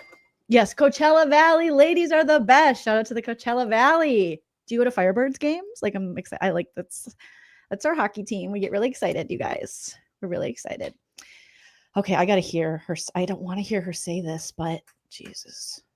Okay, Dave, it's okay. He's like, give me back that bag of treats. Work shortly after. After that, I became friendly with the stalker. I began doing some work for Lauren that same month before transitioning to full-time work shortly after. And Lauren had hired the stalker to do graphic design work, and I would oftentimes be more or less the one overseeing what was being done, requesting things needed, and scheduling calls if needed. The stalker and I would eventually become what I considered friends. Because we both did work for Lauren, we were friends. There were many conversations that revolved around Lauren and her mental health and anguish, as both her mother and brother laid on hospice at the same time. And by the way, my mother is still on hospice, and I would be with her right now in hospice, laying, sleeping on her couch next to her. But I'm not, because of this. That sounds like a you problem. Respectfully. Respectfully. I'm her friends and her husband, like, if that was me, pull me, I'm telling you, burn the router, throw it away, no more internets. First of all, can I do something? I don't even know what to say. I don't like it anymore. I'm sorry. I'm laughing at the wrong. I'm sorry. Go ahead. No, go ahead. No, I just was complaining about my eyebrows. Like, it's You guys, not appropriate. this is insane. That's like Kelly. That's another level. Sam says, I can't even with the hospice crap. I'm literally driving to my late parents' house to settle their estate. I'm so sorry for your loss, Sam. After my dad just passed, she is insane to put her drama ahead of her. I mean, same. I mean, Again, with the you can torture this information out of me. Like, I would never. Why would you babe? That's not helping. Like, to brag about it's bragging about it, to be like, oh, because I used to, that mentality when you're younger, or like right out of college, and you're like starting your career and you're working really hard and you're like really tired and you're like, oh my God, I'm so busy. Like, I'm way busier than you. I'm like, this is, yes, I'm just working nonstop. Like, okay, that just shows you don't have any kind of like boundary setting skills yet, or whatever. Like, it's kind of like that where it's like, you feel important. Yeah. Yes, exactly. And it's like, this isn't trying to garner the ultimate sympathy. Like, we are getting so much of this kind of sad grift, this like emotional manipulation. It's I don't not giving what you think. It's not giving what you think. Exactly, Christina. It's not like go please, Lauren, please go be with your mom. That Jesus, please. Please go to Just like spilled honestly. tangerine ruby red Waterloo on my thigh. Delicious. I have that kind too. Really? It's so good. It's my least favorite of the Costco. They have 3 different kinds in it. They like the pink tropical, the blue, or the tealish. Oh, pineapple something. Pineapple something. I don't like that one. But I mean, they're all good. But I mean, Lauren, go. Anyway. No, like Christina said, this isn't giving what you think it's giving. Like, go be with your mother. This is such petty bullshit with you and your ex-friends that should supersede and be more important than this, for sure. Oh my God. And so, how is she this unaware of like just life and what people would think about that? I don't understand. Because you guys, they were friends. She has the support of her hidden gems. Her hidden gems. I forgot about. I was. Oh my God! I forgot about hidden gems. Hidden gems. Hidden gems. I was the I was Josh Safdie's muse in hidden gems. Jessica says narcissism. I mean, oh my God, throwback TBT. I was Josh Safdie's muse in hidden gems. Hidden gems. There were many conversations that revolved around Lauren and her mental health and anguish as both her mother and brother lay on hospice at the same time. In April of 2025, I was sitting upstairs in the Maricopa County Courthouse when Lauren let me know that she had been confronted by the stalker and told that these people spend way too much time in courthouses. They just want to go back there. They'll just create crimes that aren't crimes to get back into the courthouse. Like, girl, leave Maricopa alone. I lived in Maricopa County for a while, and Maricopa County. I just feel like I've covered like really bad corruption stories out of Maricopa County. Is all that comes to mind. Like the sheriff, Arizona. I don't remember what. Oh wait, that was when. Oh my God. No, but they basically like sort of like laid the groundwork for what's going on with ICE right now. Cause like back when it was like you could pull people over. It was the SB driver's license. I lived there then. And it was SB their racial profiling. SB 1070, that's the one. Oh, it's all coming back to me now. Back to me now. I think we had Jan Brewer as the governor then. We had Sheriff Joe Arpaio. It was a big deal. Yeah. Because every time I read his name, I read it like not correctly the way it's pronounced. There was too many letters in one place. He's a dork. That's okay. Yeah. He's the worst. Thank you, Becca, for the super chat. Says it's definitely on my to-do list to see the Firebirds go to a game. This year, I think we've been good. The first 3 years, we went to like the Calder Cup, which is like the Stanley Cup for the minor league hockey, or AHL or whatever. And this year, we're not that good. So I think tickets, you can find deals. Look for me in the crowd. Yes. Say hi to me if you see me there. I want to take, yes. They have ice skating there. We're excited. We have a hockey rink in the desert and a hockey team. And as a Minnesota girl who moved to the desert, I'm like, thank you. I feel so at home. Okay. That's my brag. All of her text messages were being released by Stalker. All of them. They were terrible. They were terrible. What do they say? Mrs. Grayson's account. What came next was like something I don't even know how to describe other than as if it came out of a movie. And maybe you should try. 4 months. Yeah. Maybe you should try to describe it. I don't even know how to describe it, but it was from a movie. Which one? Which one? Was it from My Best Friend's Wedding or Twister or fucking Titanic? I'm going to need you to select Armageddon. Right. By the way, the best part of the movie Armageddon, because I rewatched it like a year or two ago or something, and the intro, you know, when it's like 10 years earlier or whatever. Yeah. The Armageddon one is like 50 million years ago or something. Like this is 50 million years from now. 54 million years. I don't know why that is. Like too many. Anyway, it's funny. Go ahead. Of my life safety wise. That day. What's that thing where you know that girl had that killed her mom? Munchausen by proxy. I think she gave Munchausen's by proxy to No, her. but she didn't. It was it Munch? What's her name? Gypsy Rose. Gypsy Rose. I think Grayson is like Gypsy Rose. Jolene. Maybe I've been watching this too long, but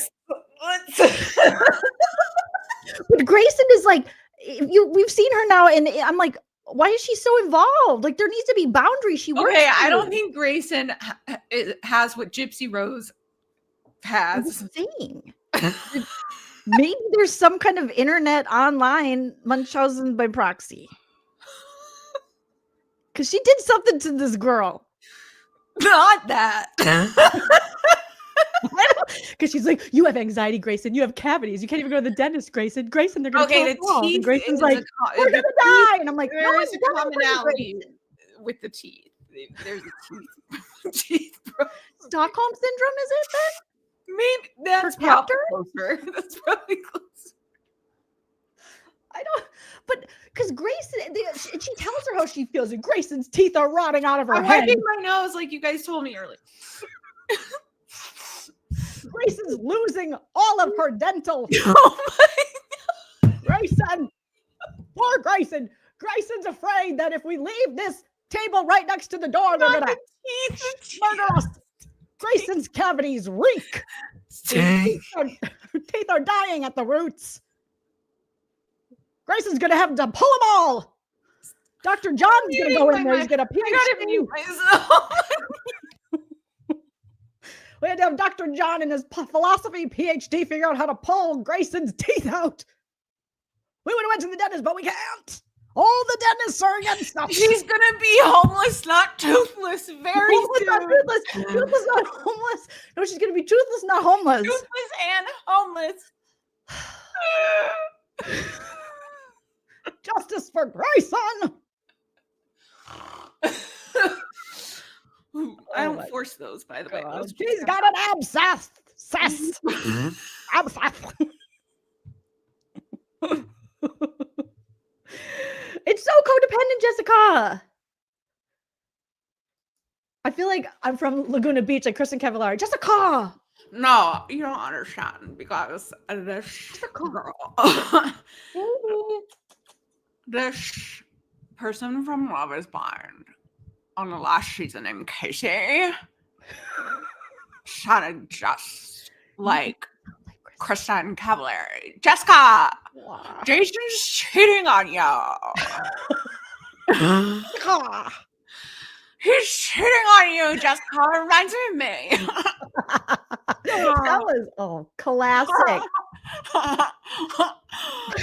Oh shit. I don't even call her that. Jessica. Sorry, Jessica. I didn't mean to call you like that. But yeah, Grayson, make sure you're not just brushing. You got to floss. Get the picks, the mint picks, and do that every night before you go to bed in between each tooth. It'll change your life. These also, I have those, but also there's these Oral-B sticks, right? And they're just like rubbery, like little. Yeah, that's what I'm talking about. The sticks. Oh no, there's those, and then there's the Oral-B like floss on a stick. Yeah, I don't do. I got them all. I do after the stick. I got them all. You got them all. You got to collect them all like the fucking Pokemon. We left court. Oh Jesus! Where we were reporting, and Lauren had a panic attack. Lauren and I were together all day, every day, and I have never seen something like that. Wait. Sorry. Really quick. Did she say that this person has panic attacks all day, every day? Because that's not happening. Everything is very melodramatic. They follow me all the time. They film me all the time. I have panic attacks all the time. She has panic attacks all the time. No one is just existing. I thought you said she has sex all the time. She has sex all the time. All the time. You lie all the time. All the time. I don't have panic attacks. What? That day, we left court where we were reporting, and Lauren had a panic attack. Lauren and I are together all day, every day, and I have never seen something like that before. And that's because Okay, she said they're it together. doesn't. I don't. They're together all day. Every She's day. describing her assistant's account of her having a panic attack. I'm gonna fix my eyebrows while we're doing this. Okay. I can't do this anymore. I don't know if I could read someone talking about my mental health, like, and Jolene had a panic attack all the time. She was panicking. She pissed herself, probably because she doesn't. Have we met? Hello. I mean, go She interview panics. anyone who's ever met me. This is not unique. Don't make me suffer through this. Cereal milk. Panic attack. Panic attack. Until recently. Until recently. She hasn't had a panic attack. How lucky are you? Girl. I used to be like, oh my God, panic attacks, is that even real? And then one time I was in the bathtub in my late 20s and I was like, holy shit, what is this? You mean if you just push everything down and not process anything, it comes up in your body? And Is then that where these giant hives are coming how from? to recognize when it's happening and like you've gotten your coping mechanisms in place. You're like, I went out in public without these before. Right? I feel so bad for anyone around me. My God. And obviously you wouldn't die because it's not a possibility usually when you're having a panic attack, but you don't know that. You don't know. You don't know that. Over the next few weeks, For all you I know, would you show need up that at work, already. and the stalker's friend Janice would film me for no other reason than to harass me and intimidate me. And then on June 19th, I spoke to someone, by the way, who was who is a creator, who told me to brace myself and that things were going to go public. Tucker Carlson. She didn't willingly give up any other information other than that people wanted Lauren's head on a platter. She loves saying that. That's her favorite thing to say. They wanted Lauren's head on a platter? On a freaking, yeah, she says that is, Christina, a threat. Why you gotta do Chris Kirkpatrick like that so much? Because he didn't During brush his his tongue, life. and so now I'm going to exploit it. Don't I mind me. immediately informed Lauren what was going on.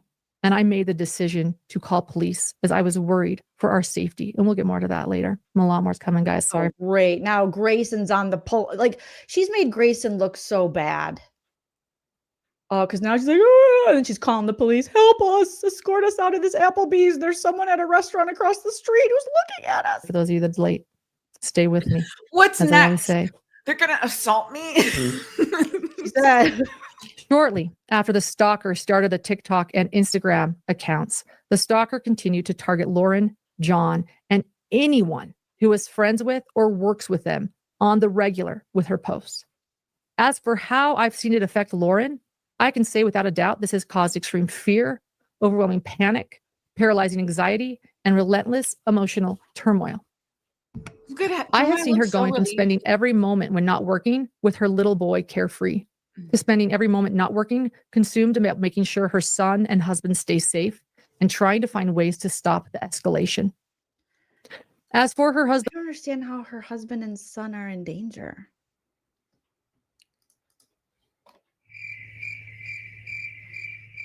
Is it the high blood pressure? John, I have seen him go from completely lasered in and focused on work to barely being able to work at all. Every work meeting we have is him expressing his fear and concern, not only for himself, but also for Lauren.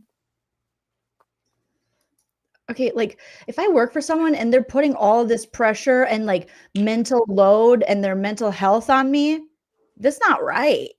She needs an HR department stat. Because this is very unhealthy. Because she just said Lauren, so she's reading the assistants or the producers stuff about herself. Like they better be paying her well and giving her a bonus for all this. You could, I did not, any person, I'm mostly men, I worked for in like corporate America and stuff. I didn't care if they were like, Julian, I'm having a panic attack. I'm like, okay, I gotta go. It's 5. Like I go by, like you don't pay me to be your. Well, what? because, and that's where like, I mean, working one-on-one, like for somebody with somebody, like those lines are gonna get because what is she, an assistant? How does she pay her under the table? Is she going through like ADP or whatever? Like, how is she getting paid? What is their relationship? It's crazy. On July 7th, he took me aside and he cried. John, you mean Grayson had to watch your husband cry? Well, it sounds like Grayson specifically was like, hey, I would like to cry in front of you now. No, She said he pulled me aside. Pulled her aside and he cried. The husband.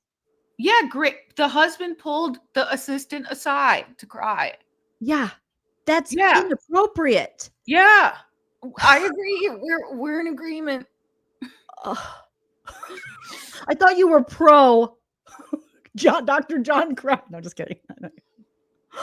Oh my, I have to hear that again. That is redunculous.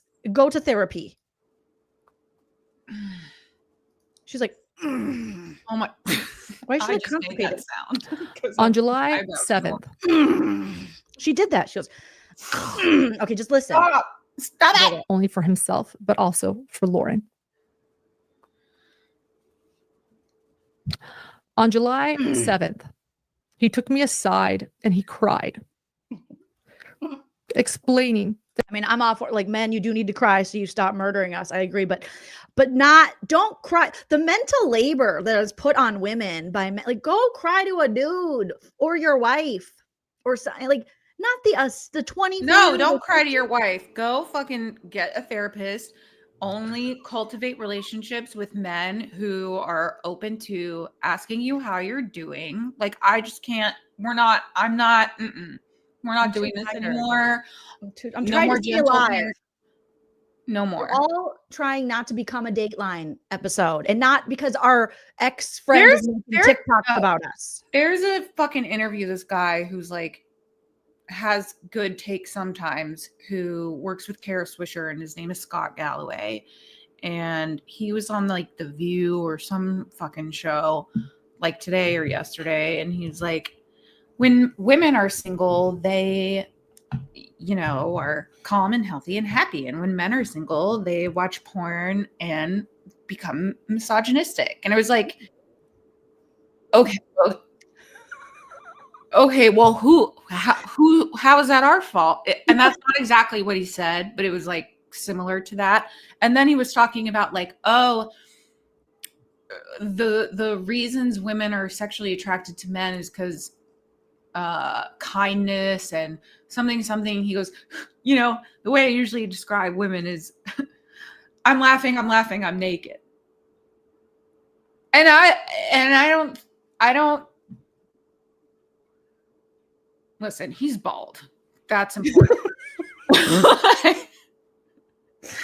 I'll send you the clip I'm talking about. It's really disappointing because he's like a decent journalist, and it's like fucked up. Anyway, are there any decent journal? What we're learning from this story is where have all the decent journalists gone? They got laid off or quit because their really cool boss left the company after the 2020 election. So now there's nobody. And by the way, the editor-in-chief of Teen Vogue, Versha Sharma, was my coworker, colleague. At some point, I was her manager.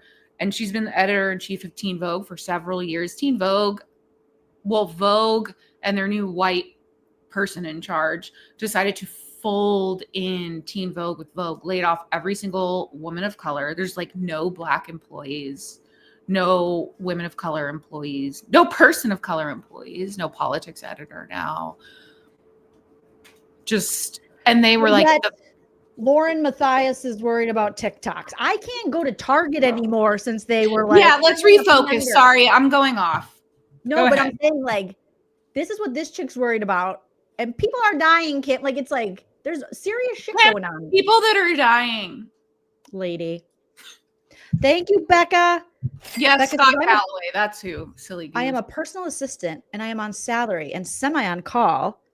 On top of my 40 hours, I adore my job. But if I was her assistant, I'd quit for real. And I would want you to quit. Because this is just, it's inappropriate. Oh my God. Being an assistant is so hard, especially if you work for someone like this. He had been woken up at 5 a.m. by Lauren rocking in bed that morning, who tearfully told him she wanted to kill herself. Whoa. And you know this Trigger why? warning. I mean, listen. Now I'm not allowed to give commentary because I can't. It's just whatever. Why are you rocking in bed? You know what you need to get? I got a bed that vibrates. Jolene. I'm telling you, it changed my life. Tempur-Pedic. It's worth it. Best money I've ever spent. Adjustable height one. The what? Or like you can lay it like a. It's like a. Remote control. Yeah. I just go vibrate in my bed. Yep. Not everybody can have that. Well, I'm telling you, she could if she wanted to. John informed me, as I am the one most often with Lauren. Okay, why are you telling the assistant that your wife is having these ideations? Like, stop. During the day. After that, things intensified, and we made sure that Lauren was never alone and that I kept a close eye on the situation. As This for me, Grayson chick is going to have PTSD. Like, this isn't how jobs work, Grayson, just so you know. Here's my biggest question, takeaway, whatever. Oh my God, I'm so excited. I can put my glasses back on. So not cosplaying anymore. And no, I did not need to have them off. I just was committed to the bit for my own benefit of being committed to a bit. Anyway, when you were like, oh, what's your takeaway or whatever? My biggest, because I asked in the chat and someone did answer me because I was like, how long ago was this 9-hour whatever thing we're watching posted? And it was like, oh, a week and a half or something. And then there was apparently a 4-hour follow-up reaction video or something to the reaction that this I think had. with the husband, because I'm going to go over that too once we get through this. So my only thing is like, I don't know. That's all. I'm just very like. No, there's more too, because she did interviews. She went and God. talked about this on this guy, Duty Rons. That's his name. I know you're going to laugh. I was saying, he's like an ex-cop. No, laugh, because it's Duty Ron. Duty. DTY. Wait, but you know what? Relatedly, there was a. Listen, if you need some joy in your life, watch videos of the spelling bee, the National Spelling Bee. And these little kids, it's the best thing you'll ever watch. Is the better than Duty Ron? The kids doing the spelling bee. Well, this kid today got a word that was like bajungleberry or something, and he couldn't stop laughing. He couldn't because you have to say the word, and then like you have to be like word word, like word, WORD, word. Every time he said it, he just kept giggling. It was so cute, this little kid. He just like could not keep it in. But Jingleberry or something. Dingleberry. It was so cute. Anyway, I have lived every day in complete fear, persistent anxiety, suffocating dread, and the crushing weight of uncertainty. I called the police for help in June, and I live in fear that because of that, people will learn my address and show up and continue the harassment. Oh, she's like, they're going to pull the FOIAs. I mean, are we on The Perfect Neighbor? Who's calling? Sorry, that's insensitive. I'm sorry. I will tell you though, they're drama. Like, who's rolling up to like this lady's fucking door all the time? Like, respectfully, are you a white person in like a random middle class neighborhood? Nobody's rolling up to your door in the middle of the day trying to like do shit to you. Like, I'm sorry, unless you have a literal, actual, for real stalker. Now I feel like I'm discounting people's trauma. Like, I feel uncomfortable. Just your opinion. I think Grayson's right. People pull the FOIAs because what I've learned from following some drama communities on YouTube and just observing them is they will pull FOIAs to dox people as a form of intimidation. Well, for FOIAs takes a long time to get. Somehow these toothless bitches in the drama communities get them like this. There is no way a homeless and toothless person knows how to properly file a Freedom of Information Act request and have it come back. Are you serious? I will put it in the chat. I know some of you people there's so many drama communities on YouTube, and that's insane. Because they don't do anything else. They just go on YouTube and they fight with each other and they pull FOIAs and they get them. Whoever said FOIA, fuck around, find out. It's FOIA, Freedom of Information Act. But I appreciate your passion. Yeah, that's Goldie. People in my industry have sent me the TikTok and Instagram knowing it is about Lauren, just to make sure I am aware of it, furthering my anxiety about how far and wide this targeted approach is going. A national news reporter spoke to me on the phone and informed me that the stalker had spoken to them about Lauren and me. The stalker was not asked about us by this person. Instead, she intentionally sought out this person just to speak about us to them, to cause harm to business relationships. On July 23rd, I was in Boise working at the Brian Kohberger sentencing. That day, Janice filmed me constantly. I felt entirely unsafe. That night at dinner, Lori and Sarah approached our table. I didn't know at the time, but Lauren had taken video of me in complete emotional distress that evening. We already watched it. Do you want to watch it again or keep going? Who's she talking to? You want to watch it again? Christina, she's asking her assistant Grayson if they you should watch play. it again. Are we going to read that? I don't know. Her crying again, where she looks ridiculous. I'm going to preheat my oven really quick. She's like, Grayson, should we play that where you were crying and saying that we're going to be murdered? Should we play that again? You want people to see you crying again in your puffy sleeve sweater? Should we play that again, honey? Where originally she said, Grayson said, I don't want anyone to see this ever. Should we do this again? Should we exploit you again? Should we use that again? Lauren, this is not looking good, baby girl. Let's keep going. That video shows watch that video was earlier. That video shows a representation Thank you, Emily. of what many days and nights of my life have looked like since this all began. I live every day in fear. I can't even go to work in public places without fear. This has spanned multiple states, and I feel like I am constantly being threatened, monitored, and stalked, while the stalker posts all about it on social media. I had to see a psychiatrist and get on anxiety medication to manage the anxiety I felt, and I can confirm that I will not share anything private that Grayson hasn't shared. Girl, you've shared all the private stuff about Grayson. You talk about people's cavities, their high blood pressure, their mental health. Here. But it is very real how this has affected her mental health. It's 20. Who isn't on some kind of medication at this point? Herbal, prescribed, we talked, ma'am. Very, very real. It's very real. Okay. What do you want, a cookie? I'm just I had to get prescribed medication to sleep at night, as I have not been able to sleep well. Many nights, I have texted Lauren and others around me in the middle of the night in complete Don't do panic. any live streams. While it has been slightly effective, I still wake up every day in complete dread. Instead of starting my day thinking about all I am going to accomplish, I start my day checking my phone and checking my home camera. Okay, Grayson. Like a goddamn normal person. Grayson, you check your. You should wake up at 24 and be, a little excited. You got to quit, baby girl. You got to walk away. Grayson's 24 years old. She's very young. Oh God.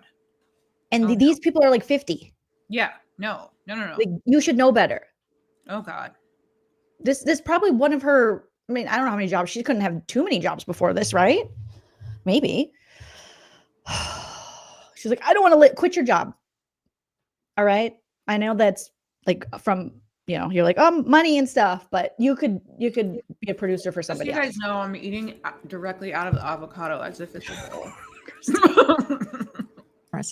Making the rounds to ensure I am still safe. I am constantly checking my doors to make sure they are locked. If these people show up at my place of work with no regard just to stalk and harass. Girl, before I go to bed, I got to make sure all the little knobs are turned all the way on the stove, and I don't even cook. Yeah, this is just human stuff. Whatever. I check the doors. I just make sure my husband, he made some scatty. I'm like, let's make sure that's off. Not the scatty. A little tinge of OCD, babe. Lauren and me. Who is to say that they won't show up at my home? I'm to say, I don't think Tiki-Taki lady, unless you stole her hair extensions, I don't think she's showing up. Oh God. Mental toll this has taken on me is beyond description. I have spent hours on the phone with my own father crying about my fears for safety for both Lauren and myself. I have felt like I am drowning for 4 months with nowhere Hold to on, turn and no way to make it stop. Y'all I fear need for our to- safety and well-being. Y'all need to work out your relationships with your unwell, clearly ill parents. Because you're talking, I mean, what is wrong with these ladies? What is wrong with these ladies? Like, your dad's sick. All you're talking to your dad about is this, and you're not going to hospice with your mom. What? Huh? What? Get your fucking priorities straight, weird white lady weirdos. God, look at me and Jolene doing all the legwork of just being a decent person. And then those ladies on the I've Had It podcast, those ladies, those white blonde ladies, listen, we don't have a lot of white ladies getting right these days. You know? So, like, this bitch, you're not even with your dying mother. Come on, get it together. Get it together. Honestly, this is embarrassing. This is I can't deal with this. You're stupid. You're dumb. You're annoying. And honestly, I'm done with you. Christina, I'm over this. We have to remember that her stalker mouthed lyrics to a song on TikTok. Very frightening. By Eminem, another white person. Oh, God. Goodness. The stalker has continued her targeted attacks for months. God She has not forbid. stopped or backed down. Instead, she continues to escalate day by day. I can't keep living like this every day. It has caused great harm to my mental and physical well-being. I want you guys all to know, by the way, that I am seeing all of your super chats, and I want to thank you. We had such a long showing, so go, but thank you. I'm gonna go. Oh my God, the drama. Wait, I want to read those. Hold on. Every one of them, and I see them coming, and I'm seeing familiar names I haven't seen in a long time, and it all means so much. Wait. I think she's going to read it. Wait, this is the best part of the whole thing I've ever seen. Oh my God, look at. First of all, also, that she's not replying to you, bitch. So maybe you should. So is this Lauren texting her husband or Grayson? Well, if Lauren is on the top, then Lauren is the contact information person. So this looks like it's from Grayson's phone, and Lauren is texting these messages to her, and Lauren is just fucking texting away with no goddamn reply. And Lauren is trying to get her, or sorry, Lauren is texting away, and Grayson's like trying to give her the emoji reactions to get her to shut the fuck up, and she won't stop texting. No, this is what she does. This is what she does. Oh my God. And she texts novels. She has not stopped or backed down. Instead, she continues to escalate day by day. I can't keep living like this every day. It has caused great harm to my mental and physical well-being.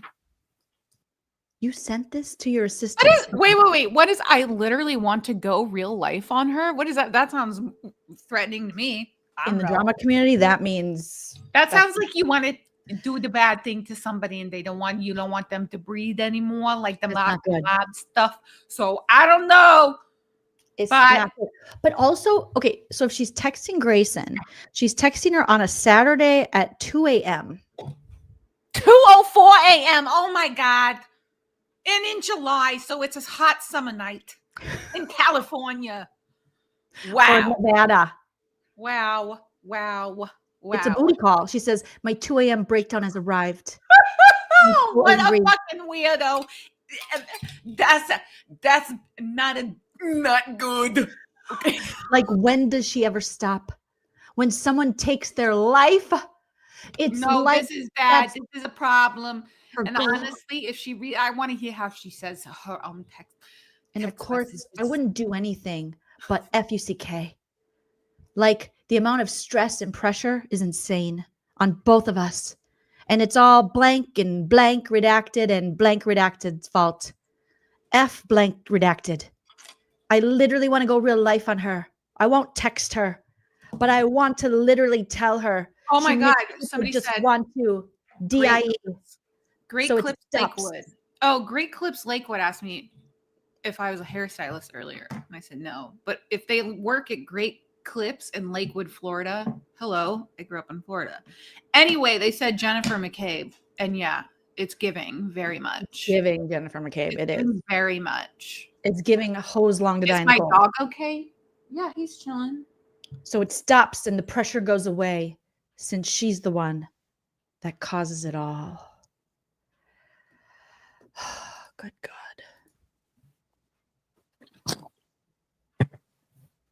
Yes, hit that subscribe. We're so close to 50K. This is also by Grayson. My name is Grayson. I am the employee of the petitioner in this matter. I am writing the second declaration to provide the court with additional information. Sorry, I got scared that the text messages went away. That you just went back. Sorry. Information regarding the actions of this respondent and the impact it has had on LaurenMatthias. Why are you texting your producer and assistant about your sleep schedule, anxiety? This is very unhealthy. This is going way beyond the boundaries and crossing lines. And you think she cares? No, she doesn't. Clearly, obviously and those around not. her. The effect that the respondent and her stalking and harassing behavior has had on Lauren has been extreme. As things have escalated, I have noticed a severe mental health decline in Lauren. I am usually with Lauren for 12 or more hours a day. It's true, guys. We're here right now. That's gross. Okay, well now that's overworking. Are you paying her overtime? Now you just perjuring yourself or whatever. Yeah. Not perjuring. The two of us travel together frequently for work, and during travel, we are together nearly 24 hours a day. That's insane. Aside from her husband, I am the one person she spends the most time with.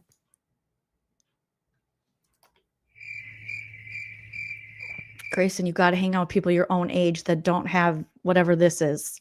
And I have been the person she has confided in the most during this, as to the effects it has had on her mental health.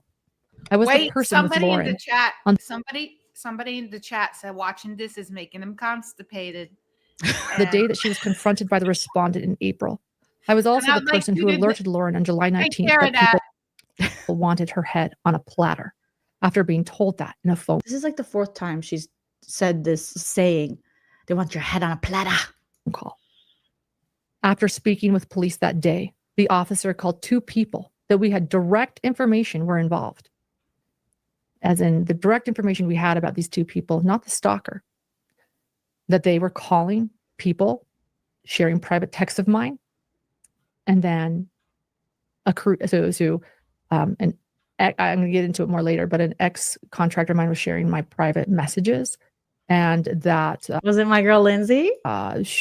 She had been in contact with a creator, and the creator was calling victims and people I care about to tell them lies about me that weren't true. We knew about these two people, and this creator is the one that stated people wanted my head on a platter. It's like the fifth time. And after speaking with police that day, the officer called two people who had direct information with were involved. They're gonna have a Hawaiian. And the officer told us that one of the individuals implicated the respondent. And that is true. And we have the recording. I recorded this police call, by the way, legally. I let the officer know I would be recording. He understood. I recorded it. I have everything he said. And he came back in and said that one of those individuals that was called mentioned the stalker. We didn't call the police because of the stalker. We're going to get into that later. Huh? Listen, we I'm never just knew glad she's saying the stalker and not Christina. Not Christina. That he had, in fact, called the stalker, though, until she posted the video mocking that officer. We've gone over that, which is marked in Exhibit 9. Just a few days after we called the police over safety concerns, a video popped up on my TikTok made by the respondent. And after clicking the profile, I quickly realized that the respondent had made an entire profile dedicated to harassing Lauren. I was the one who informed Lauren about this. The shift in Lauren's mental health became even more noticeable after the public social media attacks began. I have seen the panic and fear in Lauren over the last few months as the respondent has continued her pattern of escalation. I have had numerous conversations with Lauren about the effect this conduct has had on her mental health. On multiple occasions, during those conversations, she has expressed that she did not want to continue living because of how difficult this experience has been. I have spent many hours with Lauren listening to her, helping her process events, and assisting her in looking for ways to stop the respondent's escalation. I have also spent significant time speaking with John about how to best support Lauren. I think this is just showing future people that are never going to want to work for them. Someone said, I think this one's stalker is George Glass. You mean George Tropicana? George Tropicana? My boyfriend's name? George Glass. Tropicana. I mean Glass. This is Glass. It's Glass. This is so, yes, my cat's name is Karen. This is so toxic. No one's going to ever want to work for you again, Lauren. Why are you doing this? Difficult days was July 7th when John came to me over his concern for Lauren and her expression wanting to kill herself. That same morning, What's saying that? Lauren had texted me saying that she had a panic attack. Later that day, she expressed concern over John's health to me over text. She's like, he's got fucking high blood pressure. John, he won't even go for a walk with me. He's eating cookie dough again. John. And it says there's an exhibit about concerns. I don't know if we need to show it or not. Can you not throw a TW in there, bitch? I mean, honestly, it's like. Well, it says exhibit 40 concerns. Oh, I like your lip gloss. Oh, thank you. And I'm going to keep reading. If you want to pull it up, go ahead. It's John's like mental health has also declined as a result of the respondent's conduct. He frequently tells me how stressed he feels and that he is unable to complete work tasks that I have asked of him because I thought she was going to say Whoa. and he's unable to complete of orgasms. He's unable to complete work tasks that the assistant is asking of the boss's husband. And why are you? He's unable to complete work tasks. Girl, that I asked of him. Her husband texted her, Lauren, and was like, I don't know if I'm going to be able to record today. And then he was like, and even next week, I don't know if I'm going to be able to do work. And I was like, damn, he's calling me for a week. No. And you are no. there is simply too much happening. When Lauren and I are out of town, he often calls me just to confirm that nothing had occurred and that we are safe. The respondent's conduct has also had a significant impact on Lauren and John's 8-year-old son. Oh no, do not bring The up child. No. The child doesn't in chat. I was wondering about the child. Don't put this online. He is just a little boy. You are responsible for making sure he is okay. And this isn't what? Oh my God. Thank you, DB. The only thing saving John is that Chick-fil-A is not closed on Sunday. Yeah, my I Chick-fil-A. totally get the joke, but like it's really funny still. You're my Chick-fil-A. You're my Chick-fil-A.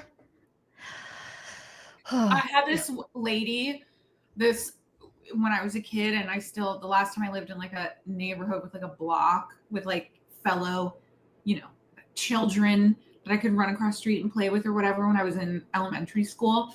And the house across from me that had like kids my age, the mom, her name was Mrs. Pettit, and she never wore shoes. She would like go to like the Easter, whatever. She was like very hippie. I don't think she shaved her armpits either. And when we did carpool, there was one time I remember as if I was literally there. It's weird and I don't know why, but she kept saying, you want to go to Chick-fil-A? And her son, Ryan, it was Ryan, Melissa, and Ashley were her kids. And I was closest in age with Melissa. Anyway, Ryan was like, it's Chick-fil-A. It's not Chick-fil-A. And she was like, Chick-fil-A, we're going to go to Chick-fil-A. And also, why aren't you wearing shoes? And she would play Shania Twain's Man, I Feel Like a Woman on the way. Ryan didn't like it. So Ryan was like, it's Chick-fil-A, Mom. And she kept saying Chick-fil-A. That's all. My mom used to say Chipotle. Oh my God, it's like the adults now say Chipotle. Yeah, and then she would say, oh, but Jolene, I want some of that Guatemala on it. I was like, guacamole? That's not real, Jolene. If you know Nana, that is 100% real. My mom didn't know avocados existed until I moved Guatemala? That's Nana. That's Nana. All right. Shit. All right. I frequently spend time with him and I take him on outings. And he has confided in me that he has overheard conversations about what is happening. He has told me that he... What is he, 98? What do you mean you take him on outings? Is he in a home? What's going on? Is he Trump who's like 3 strokes in, by the way, that everyone's just ignoring? I don't want to talk about it. Never mind. That he is afraid when I leave town. Although every effort is made to limit such discussions in his presence, it has been nearly impossible to shield him completely. As the respondents behave. Why does he have a TikTok? Does he have a TikTok? Is he looking at the TikTok? Like with the ear on the other side of the fucking urine bathroom stall. You know what? I can solve this. Okay. I know because I got an 8-year-old nephew. Get him an Oculus. What is those things? No, my nephew. When he's got it's like a camera or whatever. Oh, it's horrible, right? I didn't buy it for him. Okay, blame my brother. But anyways, my nephew, when he's got that on, nothing else matters. Okay, wait, but that's the Then he won't hear nothing. That's what I'm saying.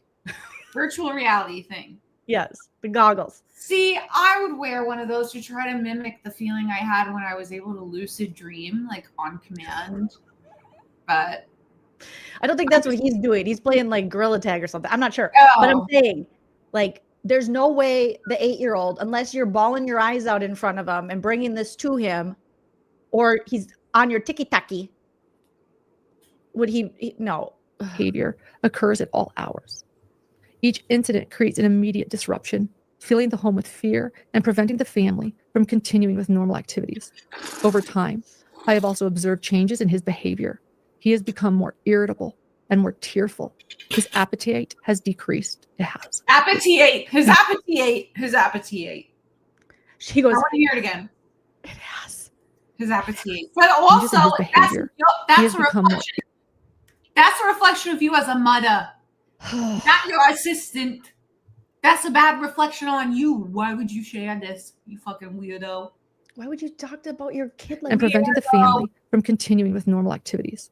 Over time, I have also observed changes in his behavior. He has become more irritable and more tearful. His appetite has decreased. Sorry. The appetite? His appetite. Well, he shouldn't have an appetite. He should have an appetite. I know that it's just a mistake from like, I know she doesn't think that it's pronounced that way, but No, it's she just does. like, She told me. Christina, you're just not smart enough. I'm not smart enough. Her and Dr. John, allegedly, people were they were sending me things to watch, and they were saying that she calls her husband. Wait, who is she Dr. sending things or No, Lean Cuisines? Lean Cuisines were sending me things, and she allegedly calls her husband Dr. Babes. Oh wait, there's something else that's a bad, like, oh no. You're scaring me. It's Erica Kirk. When she talks about Charlie, she'll be like, Charlie babe. She'll be like, I said Charlie babe. You know, did you hear me? No. Okay. Thank you, Jar Jar Binks. The last time a plata was a flat was $16.92. What I said that reminded me or whatever, that freaked me out when you were like saying babes. And I was like, oh no. Can you hear me now? Yes, I can hear you. Before you were whispering like this. I know, because I don't want to talk about it because it was last night. Don't talk about it. And Erica Kirk did a sit down with Jesse. I didn't watch it yet. No, don't bother. Anyways, she's always done this where she'll be like, you know, the last thing I said was, or when I tucked my kids into bed was, Charlie baby, Charlie baby, Charlie babe, Charlie baby. And she'll like say Charlie baby or whatever. So that's what came to mind. Okay. Anyway, honestly, I went into that being You're drawing parallels between her and between the two. yeah. Got it. But also, I went into that special, which I still hated it or whatever, but I also was like kind of like ready to talk shit because she's a fucking weirdo. But at the end, like, I don't. She was talking about like what it's like to like now she's sleeping alone in her bed. That's like not. That's not. Yeah. Enjoyable. That's really sad. It made me upset. But she should stop saying, and you know what I said? And you know what I said, Charlie baby.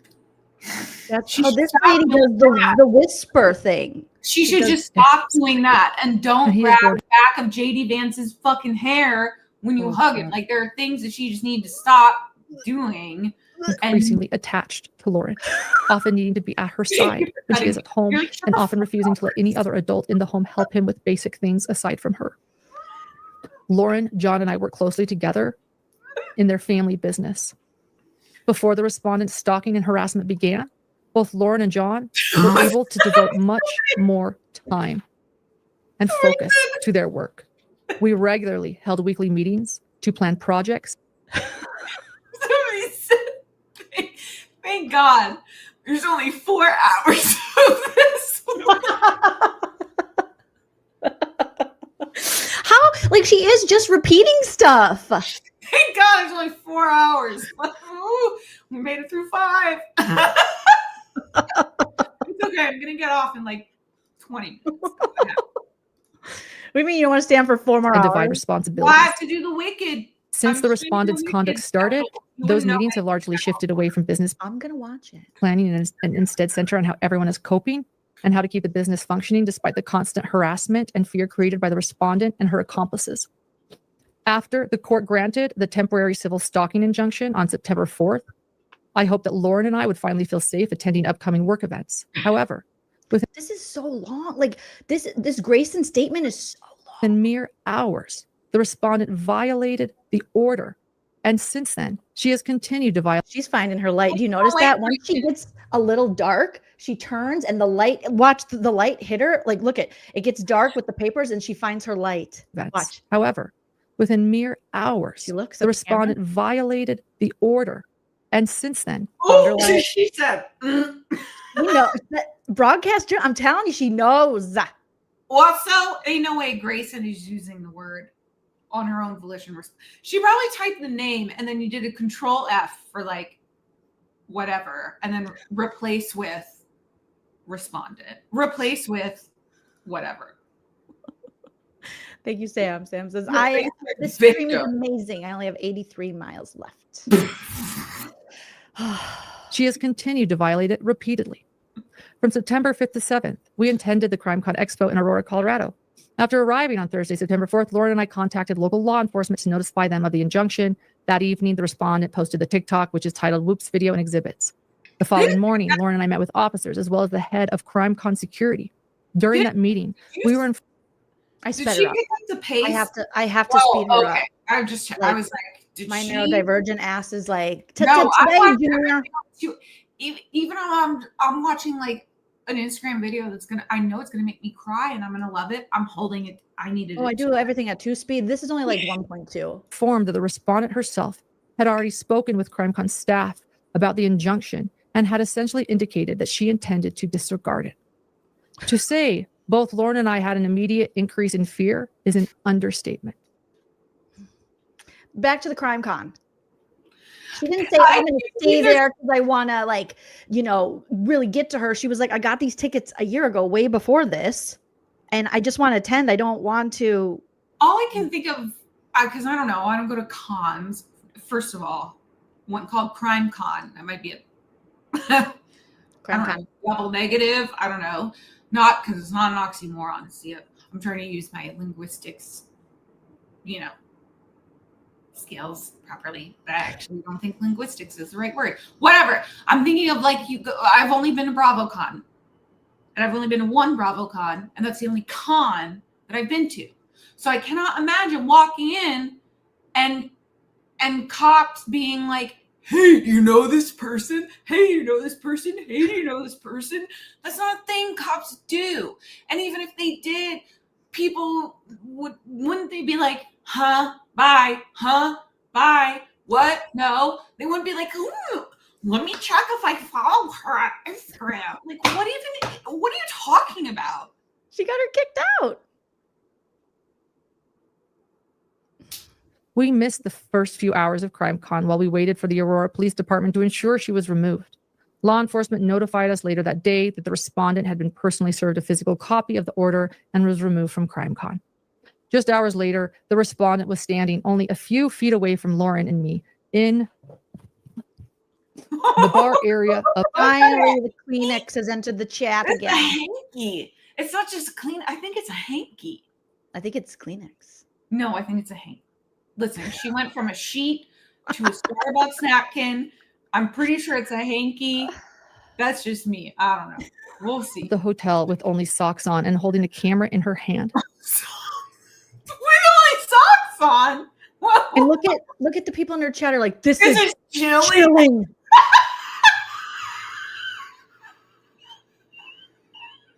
Do you know what that word means? Like, do you need a definition? This is chilling. That's what I'm laughing at. Maybe she's chilly. Or maybe she's eating chili or she's cold. No, she's like, this isn't harrowing. Like, that's what You guys, you're not helping Lauren by doing that, El Claire 1000. This is chilling. Lauren and I had already been in the bar for several hours when I first saw the respondent. Lauren told me she was afraid, but she also expressed fear of being followed if we left the bar area. I asked a friend nearby to keep an eye on Lauren while I sought help with another friend. I first asked hotel staff if there were any other officers nearby. When I was told there were not, I returned to the bar and called an officer with the Aurora Police Department.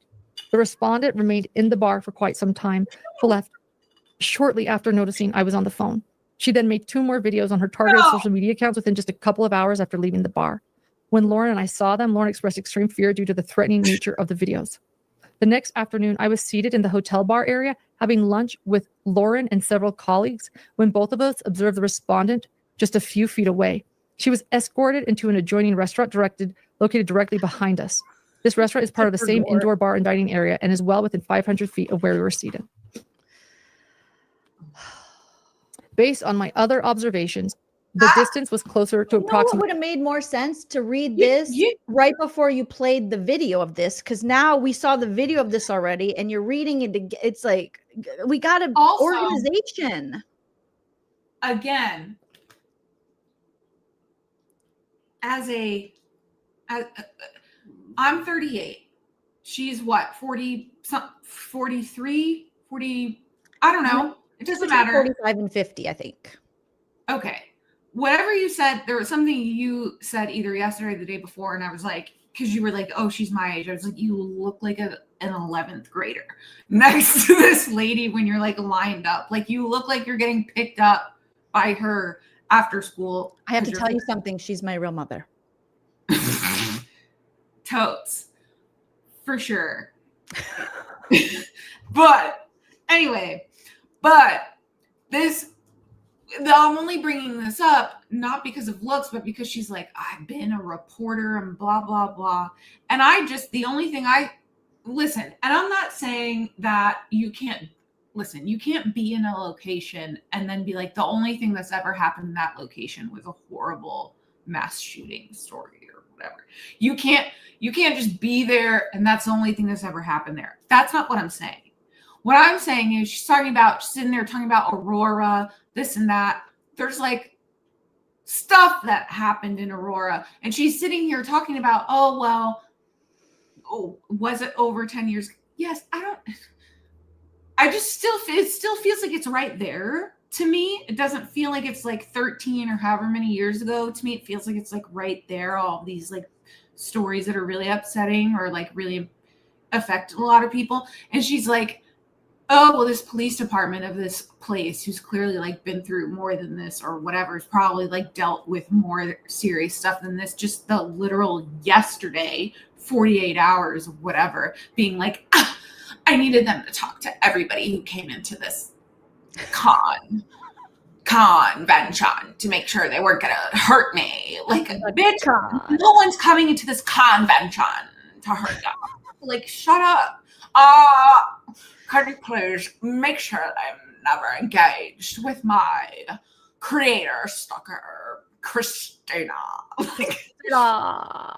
Keep in mind she's 45 and he's around 62 to 63 years old. There's an 18-year difference between her and her husband. Well, you know what? Don't judge people you don't know. Or do. At least 75 feet, which constituted another violation of the order. The fact that she continues to defy the order even after it was signed by a judge is extremely frightening. Her repeated violations demonstrate not only a complete disregard for the authority of this court, but also a willingness to escalate her behavior regardless of the legal consequences. This makes it impossible for us to feel safe, as we are left to wonder when and how she will next attempt to insert herself into our lives. It shows that standard boundaries and legal directives do not deter her. It's like we live in constant fear of when she will make her next ticky-tacky. That is fucking... I can't go on if I don't... I'm left to wonder how she's going to insert herself in my life next. Like, what are you talking? Someone on the internet is saying mean things about me. I Your failure to prosecute an arrest has left me to my own devices on the internet. Like, what? Good God, Lauren. leaving us in a constant state of fear and vigilance. The ongoing defiance underscores the seriousness of her conduct and the urgent need for strong and continued protection from the court. For months, the three of us have attempted to move forward and disregard the respondent's behavior. However, it has become impossible to ignore as it continually disrupts our core sense of safety. And you know how many TikTok accounts I ignore? You know how many people I ignore? I am so good at ignoring things. Gonna put my barbecue chicken pizza in the oven real Okay. She's like, these tiki-talkies are impossible to ignore. relationships with those around us. How can I not look at a woman in a restaurant taking a picture of people that aren't me, who's not wearing shoes and only wearing socks? No woman cannot look at that. She is too scrumptious. She's making herself too appetizing. I had to look. We live in a constant state of fear, losing sleep, and God. Fear factor. bracing ourselves for what the respondent may do next. The conduct has only escalated over time and has never de-escalated. Lauren and her husband deserve to perform their jobs without fear of being stalked. What is their job at this point? I don't know. And harassed through multiple avenues. Lauren deserves to be able to attend work functions out of state without fear of who may show up and harm her.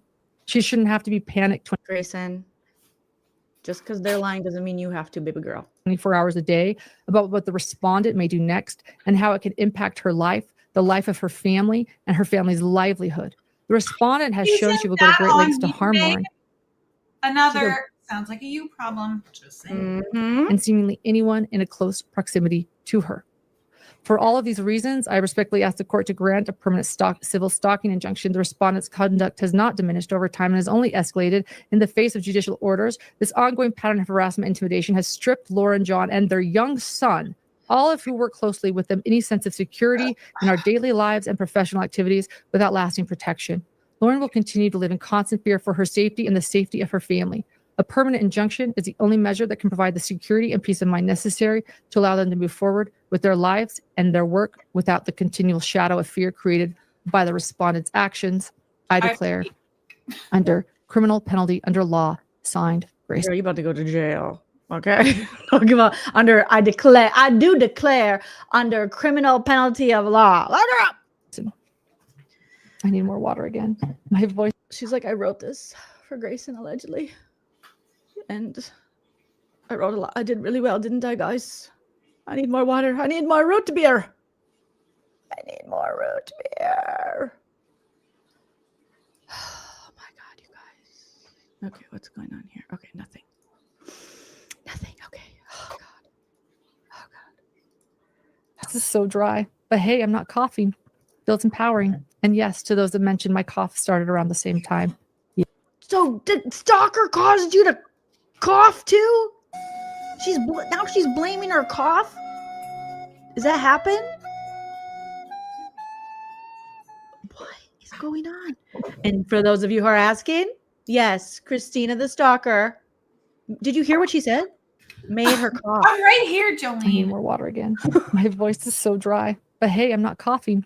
Feels empowering. And yes, to those that mentioned, my cough started around the same time. Yes. Ricola. So she's like, I'm not coughing, which is empowering. I guess, I mean, if you want to feel empowered by anything, and my cough started around the same time as this harassment. She has caused coughing. So far, Christina, the alleged stalker, has caused her assistant Grayson's teeth to rot out of her head with cavities. John's got high blood pressure. Lauren's coughing. Stop! I'm cleaning up pee. Quit making that. Oh my God, no. Not my pee. This is how this has to be satire. This has to be. There's no way this is not real. This mother effer right here is not real. I am telling you. I'm telling you. They made her cough. Up next, what did they do now? They've constipated me. My periods got worse. John has sleep apnea now because of them. He got a toenail fungus among us. The whole family got athlete's foot. Yes, the athlete's foot started when Christina, the alleged stalker, started making tiki-takis. Just so you know. Oh, my God. Lady. It's inappropriate. Get some tough acting to act. I have told you 5 times. I have told you at least 5 times to give a warning before you play that sound. I'm playing it. It's inappropriate.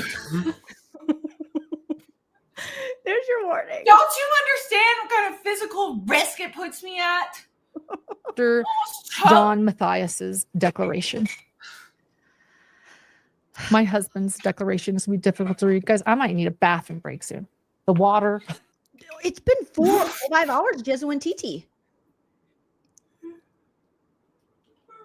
I just went pee. So obviously, this is all connected to me, and I didn't volunteer. I didn't consent to this, but whatever. They've backed up her bladder. The time. Get a sip of my water. I can't. Dr. John Matthias. Oh, now she's gonna read John I Stevens' can't. Every He's time, crying. every time she or you says her name, again, I think it's a lisp of like Messiah, like the Messiah, the Messiah. Dr. John. John Matthias. Matthias. My Lord and Savior, the Messiah. John's declaration. Get your popcorn out, everybody. Now you got me talking like that. I don't know if I can do this. You got this. I'm going to sign off in like 7 minutes approximately. So everybody who's here, who's like pissed off, don't worry. You only got to shut up. She's going to be so dramatic, Christina. I know, but I'll be back tomorrow or whatever. Don't worry. Okay. She fast. She didn't pee. Declares the following. Mabel. I love him so much. I don't think she went to the bathroom. Maybe she's got a diaper on. Lisa Rinna depends. Lisa Rinna made over 7 figures on that deal. So, you know. Maybe she put on a Depends or a poise pad. You got to put on a nice poise Gotta pad. support our housewives. No, poise pads. I want a poise pad sponsorship. Give it to me. Yeah, give it to me raw. Dr. John Matthias declares the following. I am the husband of LaurenMatthias. I'm so sorry. I am a clinical and forensic psychologist licensed in both Utah and Nevada. I received an undergraduate degree in philosophy from Princeton University, a master's degree in marriage, family, and child counseling from the University of Southern California, and a doctorate in counseling. Did you just have him do this so you could read off his credentials? I mean, why do you got to tell us for the 80th time? I think his credentials give her a boner. Read the statement. She gets a boner off her husband's credentials. Just say the thing he said. Why you got to read all the, like, if I was like, I was born in this week. Shut up already. You dumb Psychology from the University of Southern. You dumb hoe. You're she's definitely. She's including you in the next thing. You're a dumb slow. I am currently a partner with Lauren in Hidden Productions, where we co-host the Hidden True Crime podcast and YouTube channel. I also supervise doctoral students at the University of Nevada, Las Vegas, and have done so since 2007. I have evaluated over 500 criminals for the risk of recidivism and mental health problems, psychopathology related. He's like the guy that's every Halloween movie with Michael Myers. He's like, oh, Michael Myers got out. Donald Trump. Can we get an analysis on him? Oh, Because no. he's definitely had at least 3 strokes. We got to find him. We lost Michael Myers again. To criminality. Oh, God. I have been certified by the Utah Department of Corrections and the Utah Network of Juveniles Obtaining Safety to conduct forensic evaluations with both adult and juvenile offenders. I have been approved by the state of Nevada Parole and Probation to perform forensic evaluations and to work with juvenile and adult offenders and therapy groups. What does that I mean? have been certified by the federal courts as an expert in forensic work to perform forensic evaluations. I have received federal and state expert services contracts to perform forensic work and to conduct forensic evaluations. I have also led and conducted hundreds of therapy groups with hundreds of convicted felons since 1996, in addition to working with hundreds of child and adult victims of trauma and abuse. Since April 2020. You count Grayson as one of those children. I'm asking for a friend named Grayson. 25.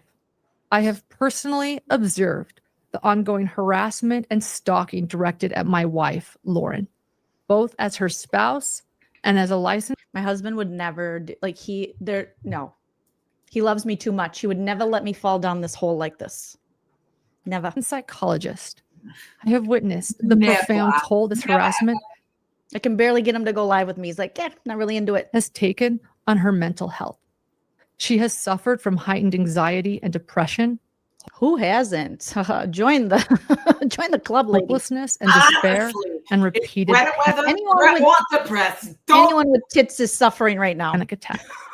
With She or has without. internalized many of the cruel and false narratives directed at her, which has eroded her self-esteem. And she has exhibited. I don't know. I saw her talking to them cops and she looked like she had pretty good self-esteem. You know, I am not making Bubs throw his head back when He's so cute. I love him. He just goes, ugh. He makes life better because he just wants to lick your little face. He just wants to give you kisses. Kisses for my niece. These like freeze-dried raw whatever things. Are they like the liver ones? My dogs love those. He's like me when I get a treat. Throwing his head back.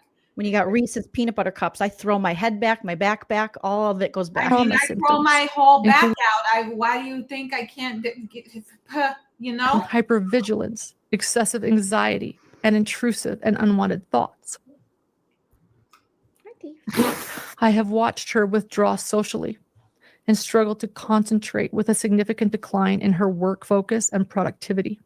Vyvanse. She has also experienced ongoing insomnia. Reduced. Me too. I woke up at 4 a.m., went to bed at midnight, and I couldn't go back to sleep.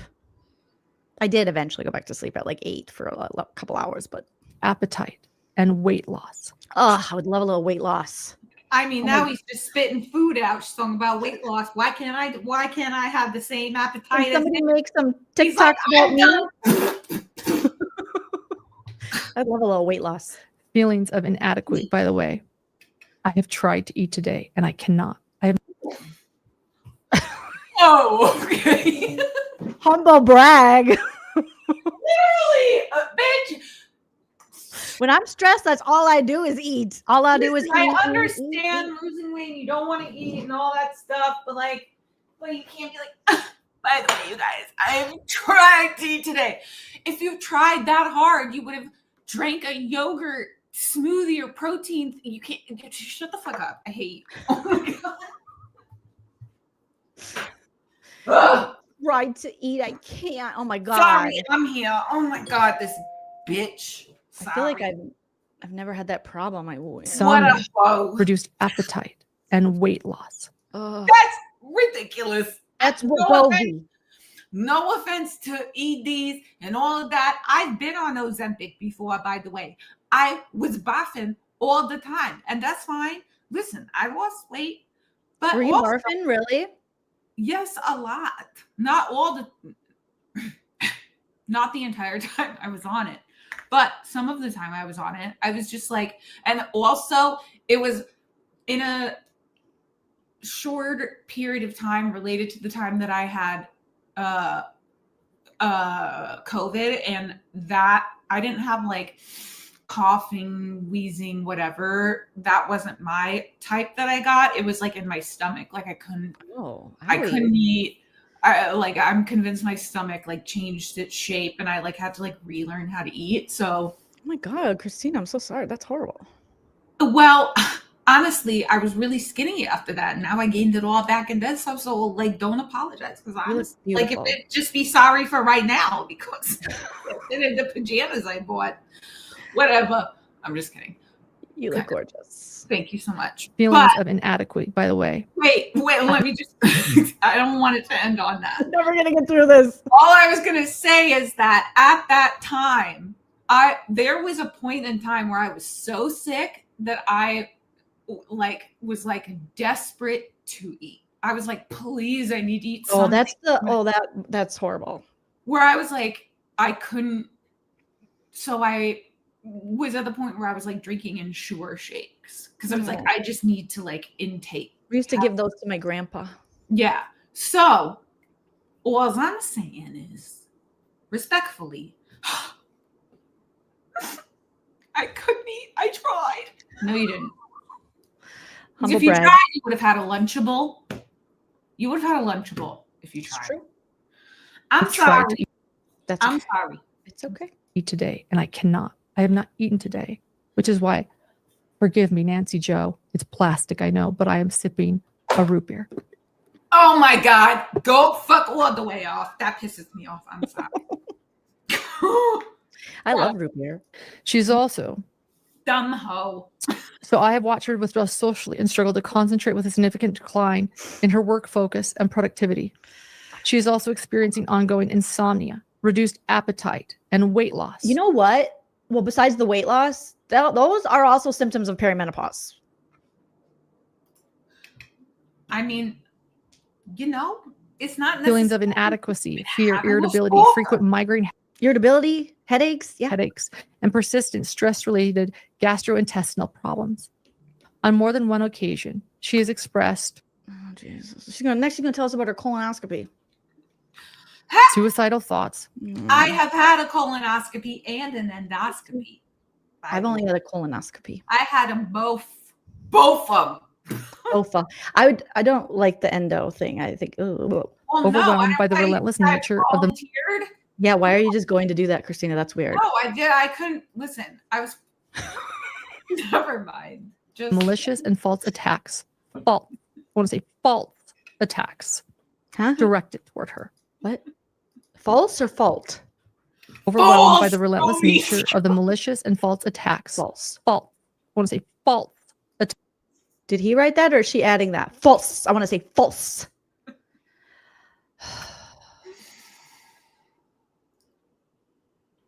Attacks directed toward her. They are false. Okay, God, why are you yelling at? Why are you doing this to me? I'm gonna go. I have to sign off. And have fun with Wicked. Is that what you're doing?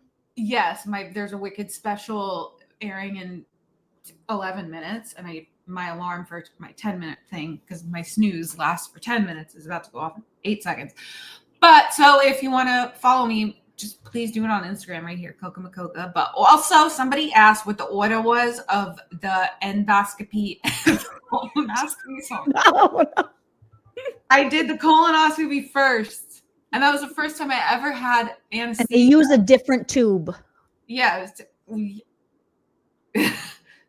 That's why I thought they were asking to be funny. Yeah, literally. Yeah. Anyway, yeah, it's different. I thought that's why they were asking it to be funny. Like, in the order, in the bottom. Okay.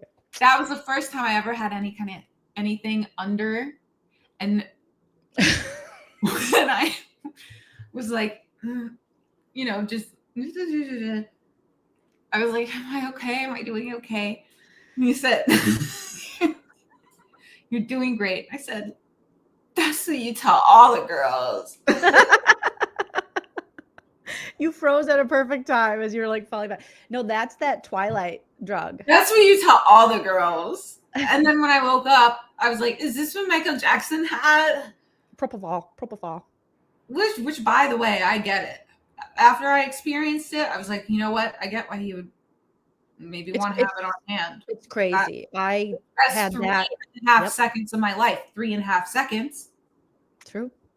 So we get it. Me and Mom talk about that. Anything for usage that only lasts 3.5 seconds, because that's not, Anyway, I feel like I should shut the fuck up. I'm gonna go get ready for my thing. And thank you so much, everyone, for hanging out with me. Bye, Christina. Thank you. Thank you, Jolie. Follow her everywhere. Wait, really quick. Your waves look really good. Stop. I said it is my 4th time saying it, but they look really good. No way they look good. They look so. Oh my god, thank you.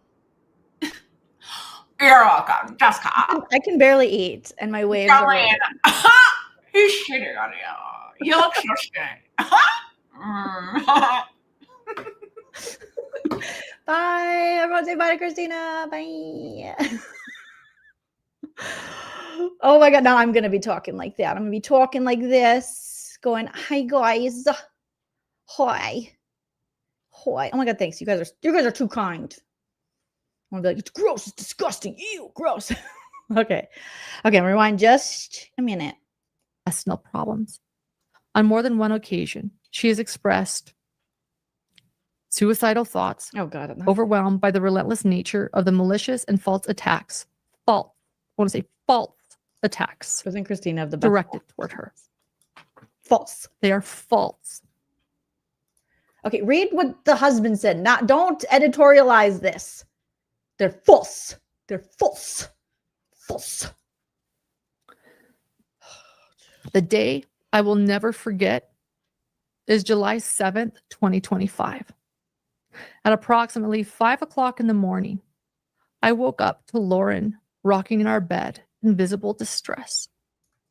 I must speed it up to 1.2. She was holding her legs tightly against her chest in the. You know, if to be kind to your partner, you should maybe move to another room while they're trying to sleep. You know, I would be, if my husband did that, I'd be like, you have to do that right here. I am sleeping. Turn on the vibrations on the bed. What is going on? If he was just like, this seems like we're on Girl Interrupted or something. It's not very considerate. That's what I'm saying. Fetal position as she rocked back and forth on the bed. Didn't we already hear about this? How many times did the judge and people have to read this? Because this was in Grayson's thing too. She was experiencing a severe panic attack, and she told me that she did not want to live. That moment was devastating for me as her husband, and deeply alarming because she woke me up, and I was having a really good dream. Alarming as a clinician who understands the seriousness of such statements. Never once in the 10 years that I have known Lauren has she ever expressed or considered. Leave it to a woman to surprise you. Our 8-year-old son.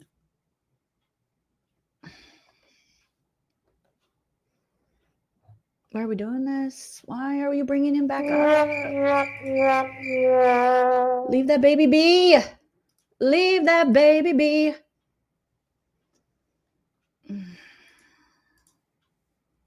This is what the media wanted. What? Right? That's what you guys wanted to film the stalking injunction hearing? I don't think so. She's talking to Law and Crime? Our 8-year-old son has been greatly affected by these events. He has developed an unusual sense of responsibility to protect his mother. And why is that, ma'am? Telling her that she must promise to run to save her life if he tells her to, and to not ask questions. Oh my God. I almost want to fast forward through this. This is so exploitive. Like, this is an 8-year-old little baby. Thank you, DB. It says absolutely no tears. No more tears shampoo. Oh my God. He lives with the constant fear that harm will come to her. And his why and how? And is he on the internet? And does he see the tiki-taki? And do you tell him all this stuff? Sense of safety has been diminished. He mirrors his mother's anxiety and distress. Gypsy Rose. And he has attempted to comfort and protect her, taking on responsibilities no young child should bear. His fear of strangers and imagined catastrophes has increased dramatically to the point of often because you talked shit in text messages with your ex-girlfriends and you're afraid they're going to expose you for being a sheet talker?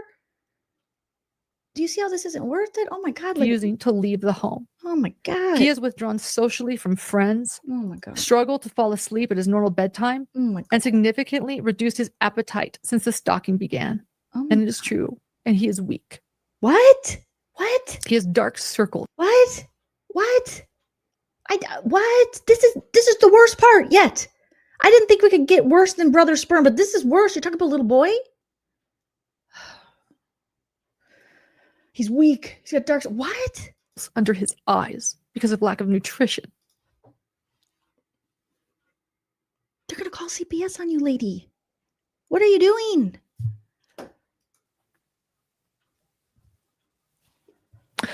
This parental role reversal, empathic trauma, and emotional harm are all symptoms of what happens to children who become secondary victims when a parent is subjected to ongoing stalking and harassment.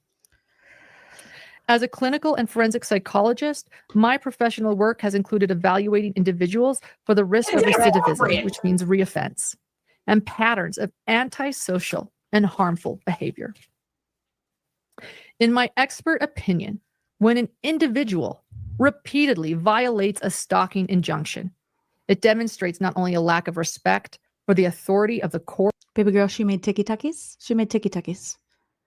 You got to show your son that you can't completely devolve because of tiki-takis. And the rule of law, but also clear antisocial traits that significantly increase the risk of. This is so, oh my God, you guys. Lady, you are doing, sharing this alone. But if all this is true about your baby son,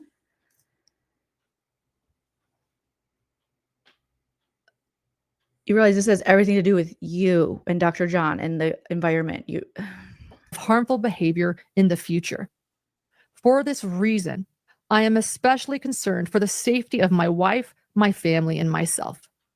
These restraining order violations, combined with the escalating psychological harm we have endured, have led me to respectfully request that the court not only uphold, but strengthen the stalking injunction in this matter with a recommendation of a referral. You can't even make fun. You can't. It's a little boy, and you're doing that, like, lady.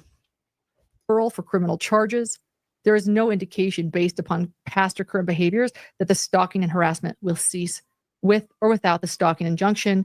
I declare under penalty or perjury under the laws of the state of Utah that the foregoing is true and correct. Yep, Mabel. That's what it looks like. All this to prevent being embarrassed because of your own actions, allegedly.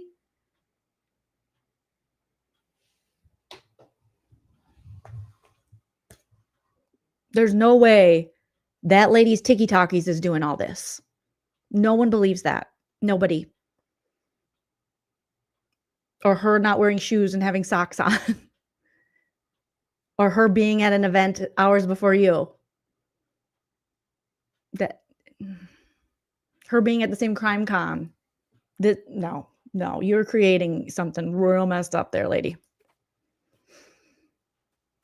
This is gross. This is from a friend of mine. The Kleenex. I'm going to leave her name out of it. Oh God. It is a dear friend of mine. People aren't going to want to work for you, be your friend. Like, this is. Those that have met her will know because of her generosity of when I covered crime. Oh my God. I've honestly, now that she's using her shirt again, I've seen so many manipulative people with YouTube channels do this to their subscribers and then wipe their snot on their shirts. Why do you all have the same playbook? And how she has helped me and how she has met and loved so many of the victims. And I'm going to say it. She helped plan JJ and Tylee's memorial. What is she talking? Who's JJ and Tylee? You guys educate me. I'm sorry, I'm not well versed in the true crime. Why are you bringing up more possible children? Are these children?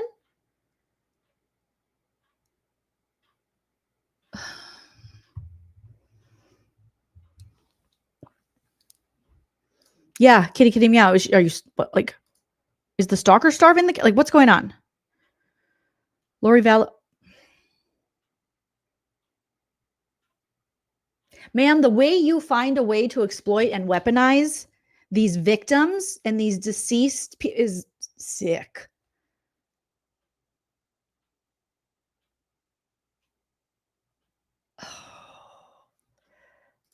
That's gross. Doing the majority of it. I have been, one second. Lady, you need to get your shit together. You need to clean this is ridiculous. You need to get your shit together. You're a mess. You're a mess because you made yourself a mess and you're affecting other people and you're exploiting other situations and weaponizing things that you shouldn't weaponize and using buzzwords and terms. You guys, how does she keep getting worse? Why would you bring in your stupid petty shit your alleged stalking actual victims of horrific crimes? Ewy. This is disgusting, Lauren. Lauren, this is so, you are, ugh. In my opinion, yuck. 1 second conversing. I just watched Children of the Corn because my husband had never seen it. Who can lip read what she's saying? Am I crying enough? Is it working? Should I blow my nose on my shirt? That memorial, by the way. Yeah, why is she so obsessed because of the bullying of one of the accomplices? Talking about this, like the Lori Vallow Daybell has nothing to do with your petty arguments with your frenemies and you talking shiz. The little bit I've seen of the Lori Vallow lady, so I could see some more. This is JJ and Tyler's memorial. Stop. Memorial. One of the accomplices wasn't allowed in that memorial, not because of me, because of bullying of someone else. So you brought your bullshit into their memorial?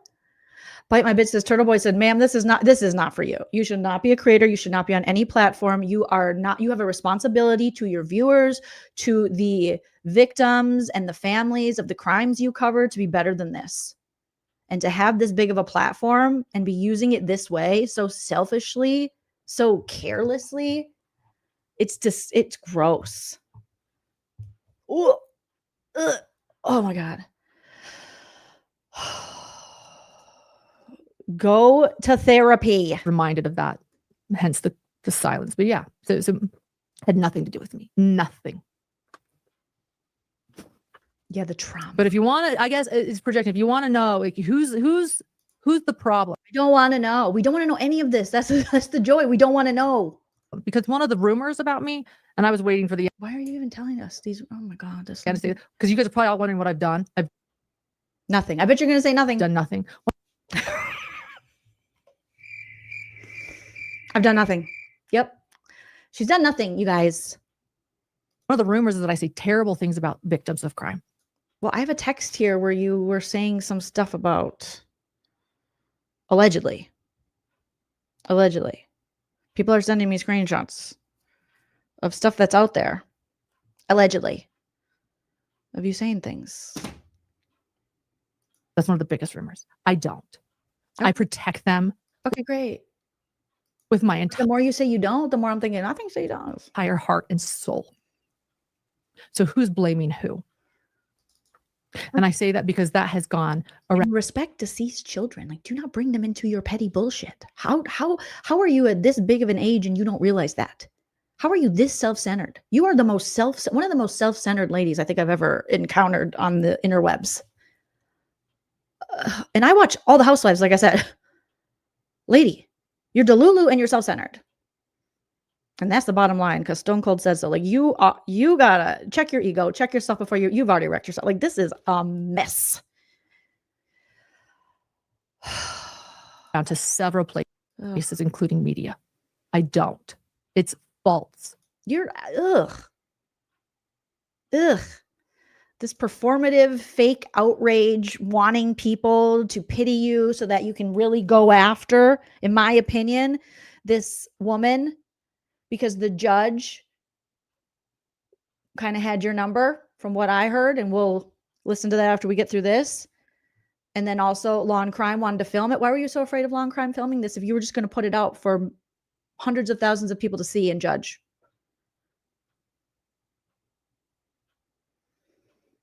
So now you're trying to get revenge on this chick because you couldn't stop her through getting, the RO on her. You got the TPO. You want an ankle monitor. You want all these things. And it's defamatory. Oh my God. My friend planned the memorial for. Okay, but don't bring your bullshit to a memorial. Nobody cares about this. When people are actually passing, nobody cares about your ego, your feelings. I don't know who told this lady that the world revolves around her feelings and her bullshit. For JJ and Tylee. You're so gross. And I helped. I didn't lie. Oh, did you help? Why are you even like, I didn't cover it. I also was there. We were roommates at the time. We did it. Roommates? What are you talking about? For those children. Oh my God. You love, you're like a children exploiter at this point. Stop talking about children. This is you and your dumb friends getting in stupid fights about your dumb YouTube channel where you exploit crime. Like, oh my God. You take yourself so seriously and you won't shut up about children. Stop. Like, gross. Quit making me say like. Exactly. So in other words, one of the people who has been bullying me. You're not bullied. You're like 50 years old. You can't bully a 50-year-old. You cannot bully a 50-year-old. You just can't. You can walk away. You can stand up for yourself. You cannot watch the TikTokies that she's making where she's not naming you or putting a picture up of you. You can easily walk the fuck away and go volunteer or help people. Or again, rescue an animal. But I would worry about an animal in your care, okay? You're not bullied. No one's bullying this woman. This woman is she's bullying at this point. Was not allowed into the memorial because of the bullying of family members of the victims. There is a long history here. And maybe people should think about that before they believe things without evidence. Shut up, lady. You're so full of shit. I'm not even going to get mad because you're so full of shit. From my friend. You're so full of shit. All of your friends seem to be very expendable and you seem to weaponize these friendships and these relationships when it suits you, when it benefits you, and you exploit your friend's trauma. I have been a very close friend of LaurenMatthias for over a decade. She lived in my house for several months at a time in 2023 and 2024 while she was covering the Daybell murder trial. Stay home. Stay home. Okay. Are the cases helped at all by this lady doing this? Like, honestly, I don't really understand what she's bringing to the table other than drama, delusion, and just a ridiculous amount of self-importance. Like, why do you have to be there? You think you have to be there. You don't have to be there, lady. The world spins madly on. You are just a speck of dust inside a giant's eye. And you need to repeat that to yourself and start meditating or something. Because you think you're like the shiz. Oh my God. In Boise, Idaho. I have stayed in her home while I have been in Las Vegas, Nevada for work. Lauren and I speak regularly. We've spent. I am just a speck of dust inside a giant's eye. I am just a speck of dust inside a giant's eye. And I don't want to make her cry because I like giants, especially girl giants. You need to listen to Kimya Dawson on repeat. I like giants. Okay? You need to get some perspective. If you were you should do a 12-step program. Honestly, it would help you. You need to think outside of yourself. You are too self-absorbed. The ego is too big. Significant time together over the years. And we've Dr. John hasn't suggested this. Where are my 12-step people at? Like, this would help you, lady. Been there for each other through all of our highs and lows over the last decade. She is truly one of my closest friends. In addition to being Lauren's closest friend who planned the entire memorial. Okay, we got it. The memorial. Shut up. I'm fast forward. I'm not letting her keep talking about this damn memorial. Regional political director for Governor Mitt Romney's 2012 presidential campaign. Mitt Romney, director for the Republican National Committee, chief operating officer, and executive director of the California Republican Party.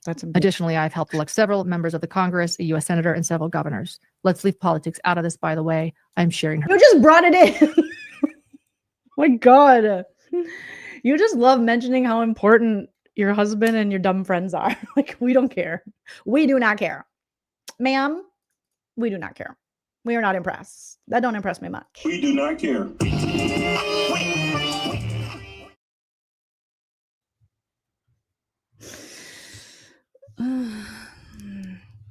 She was the Republican National Convention president. She worked for Mitt Romney, Ronald Reagan's balls, and Richard Nixon's scrotum. But don't talk about politics. Don't you bring politics into this. Her resume. You're exhausting. You're an exhausting person. This is an amazing woman. You're making my face, the oil in my face is coming out. You're making me greasy. No matter what side of the aisle you are on. Shut up. We know what side of the aisle you're on, bitch. And she knows politics. Why are you scolding us about your stupid friend? And she knows politics. And she knows. God. She really thinks she's great. And her stupid friends are great. I don't care about your National Convention Republican dork friends. This is an amazing woman, no matter what side of the aisle you are on. I don't think so. And she knows politics. But don't talk about politics, but she knows politics. Why is she scolding? What did we do? She's like, we didn't even say anything. We didn't even say anything. As a professional in the political and public relations space, I regularly encounter untruthful statements, misinformation, threats, dehumanizing language. Do you have something to say? Grayson's like, I have to pee. I haven't peed in 6 days. I have to TT. I think I might have a UTI. And she's like, what do you need? Go get me another root beer. Hold my eyelash extensions. Pause real quick. What is Grayson holding up there? Oh, a phone. Look it. She did another TikTok. Oh my God. So just to confirm what I said about one of the bullies not being allowed in the memorial. Oh, Jesus. We received the text with the official document that was given to security with her picture to say she is not to be allowed in the memorial. So now you're getting people kicked out of memorials? Oh my God. And this is one of the accomplices that is smearing me. Smearing. So before all of you people have believed these things and canceled me, maybe think about who this group is. Who canceled you? I think you're canceling yourself. And their history. What the? I don't even know what you're talking about. You're getting so mad. I didn't even do nothing. We didn't do nothing. Why is she mad at us? I'm not in your stupid friend group of Mormon wine bitches that talk shit about each other and then take screenshots and share it with each other. I'm not in the Seven Gatherers group chat. None of us here are. Girl, save your outrage for your frenemies. I just saw the picture given to security of this woman saying she is not allowed inside this memorial. And? So back to my friend's letter. Oh, God. My dear, dear friend. Oh, Jesus. My dear, dear friend who knows all about politics more than you guys, you losers. As a professional in the political and public relations space. You're not supposed to talk about politics. You just told us. But you won't shut up about it. I regularly encounter untruthful statements, misinformation. No, what? In politics? So glad she's here to clear that up for us dummy dum-dums. We had no idea. You mean people lie? In politics? Oh, thank you and your smart friends. I did not know that. I did not know that. It didn't happen. It didn't happen. And I hate to seem like a petty individual for picking apart lies, but Jussie Smollett gonna keep lying until you say we don't believe you. Like, it's important in the checks and balances of the universe that liars not get to make complete narratives for themselves. But we don't talk politics, she said. She can, but you can't. Her dear friends can, but you can't. Threats, dehumanizing language, and vicious online bullying tactics. Did you guys see the everybody's gonna eat worms Eminem lip sync? Vicious, dehumanizing. Related to clients that I am advising. I have seen. Who the hell is this? Oh, it's Janice. She looks different. This is Janice with the ballet flats and the cardigan and the sleeve. She looks a little different here. Up close how damaging. Is this her school pic? This looks like a does it look like it's like a school picture day? With the background? What is it? Why are you doing this to Janice? Why are you doing Janice like this? Hurtful. You showed it. I wasn't going to show it. She showed it. There it is. That's the fact. So this is who you kicked out of the memorial? Janice with the ballet flats and the plantar fasciitis incoming? I have seen, okay, let's remove it. I have seen up close how damaging, hurtful, scary, and devastating these online tactics can be. Let me just say, Janice, when you had the little black skirt and the cardigan and the cleavies and stuff, look a real cute girl. Once a post or video takes off online, it's almost impossible to stop, and the reputation damage created can be significant and incredibly difficult to correct. When Lauren reached out, how do you know? Is that what happens at the Republican convention, dear friend? To me a few months ago to confide in me that she was dealing with online bullying from a former acquaintance, I was immediately concerned for her from the standpoint of being her close. How come everyone with lip filler is always licking their lips? I want a little lip filler. I'd like a little more plumpies, but they're always like they're like they. Is it because you're wondering if they're still there? Seems like a lot of people who get the filler, they're always licking their lips. And I always am putting on lip gloss, so maybe that's why I don't. Plus, I barely have any lips, but she's always like, friend, and from a professional standpoint, based on the troubling online behavior and bullying that I have seen over the years and in my profession. She knew what this was and she knew what it meant.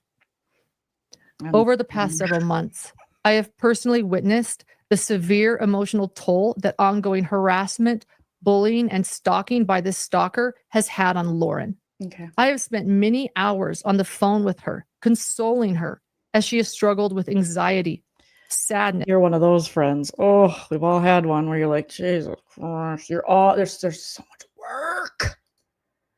And you never get it in return. I don't have any phones now. You know, just needy. It's on the phone, the same thing. You're like, oh my God. You look at the phone, you're like, oh, I'll call her back next year. I don't have the capacity. Yes. Hope, hopelessness, and fear, not only for herself, but also for her husband and young son. She has been deeply stressed, depressed, and worried about her safety, her family's safety. You should take her to yoga. You guys seem like you do yoga. You should do more yoga, hot yoga. Her reputation and her business that she has worked so hard to build. As she's tearing it down herself. But they just want to burn that fucking false kingdom down. She said the Effenheimer.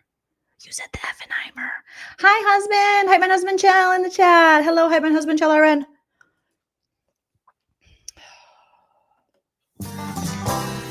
You save big money. For hi, my husband Chell. Big money when you shop Menards.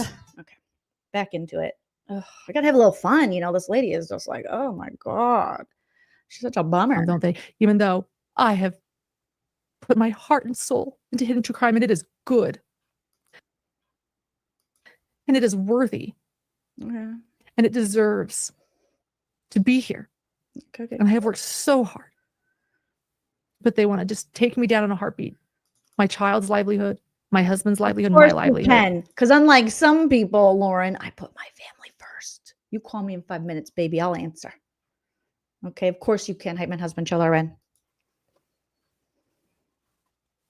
I have worked so hard to build. Thank you. All right, we got it. People do businesses every day. It's a YouTube channel. Can we calm our boners a little bit? Can we calm our boners?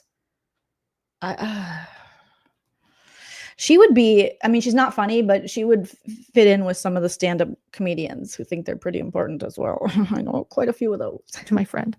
It has been heartbreaking to watch the way this harassment has worn her down emotionally and affected her mental health and peace of mind in a very real way. Lauren has expressed to me her constant fear for her safety and for the safety of her husband and their young son. She has shared her worries about the damage this harassment has done and could continue to do to her business, professional relationships, and reputation. I have observed that this ongoing harassment has caused Lauren to become increasingly anxious and depressed. She didn't even vote last election, and I was so upset. As a Republican National Convention friend, I was so upset. She is often... I had Mitt Romney reach out to her to cheer her up. Turns out he's not good at that. Sounded distraught. He depresses people. Fearful, and overwhelmed. As a close friend of Lauren's, I believe the stress of these attacks has clearly impacted her ability to feel safe in daily life and has created ongoing emotional distress. Thank you for your time and for allowing me to share what You're welcome. You're welcome. I have witnessed. You're welcome. She's thirsty. She got a bit of the thirst. Get it, girl. Hydration. Another letter from a dear friend. Oh, another one? Susan Hendricks. Oh, Jesus. I saw she was here earlier. I know it's really late. I can't believe so many people are actually still here, but I know some are probably not. They're asleep. Work the next day. I never thought we'd still be here. But like I said, if I'm going to do this, I'm doing it right. We're going through everything.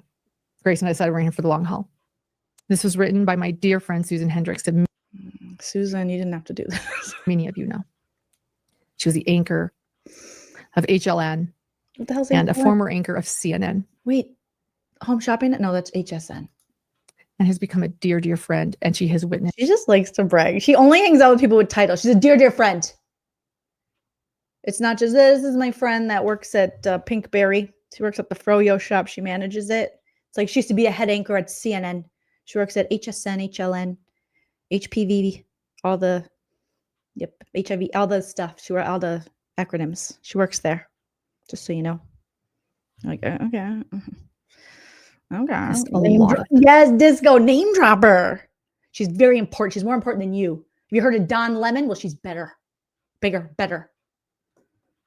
She's better than all you losers. This lady, does she always talk down to people? Is this like her brand?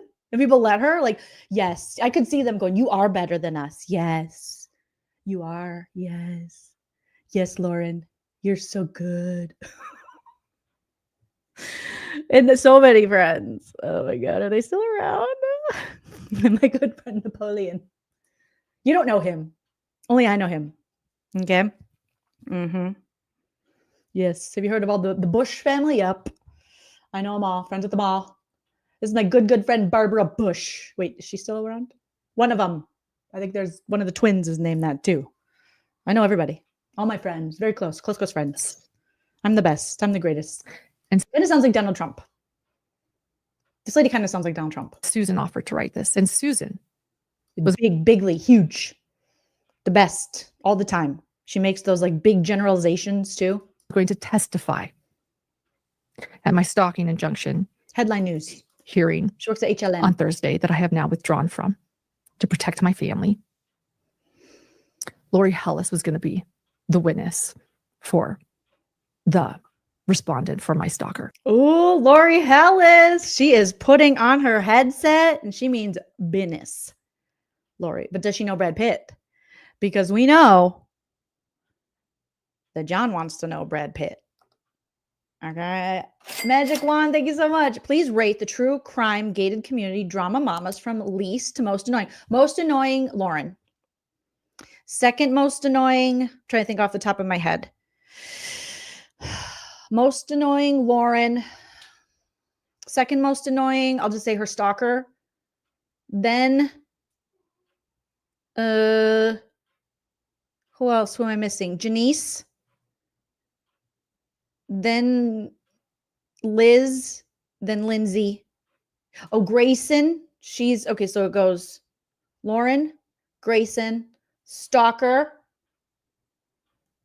Janice, Lindsay, Liz. Did I get everybody?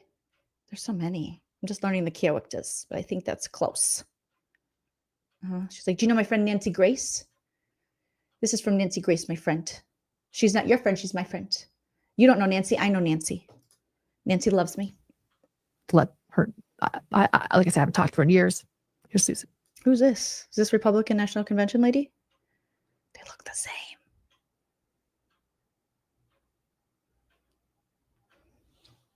There's 7? I need a cheat. I need a cheat sheet. Ask me that again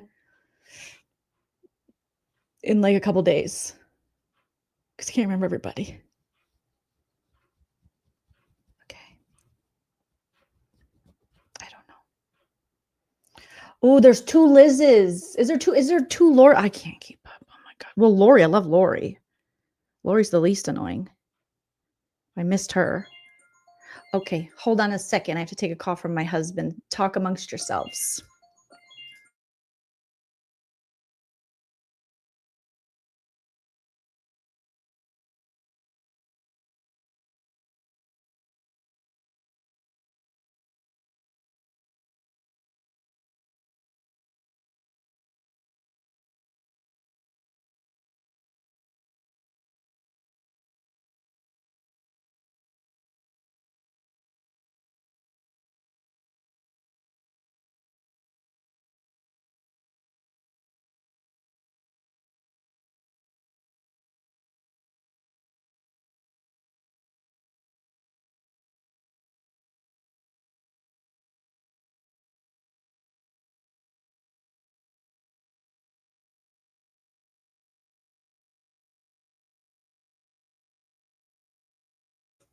Okay, thank you guys.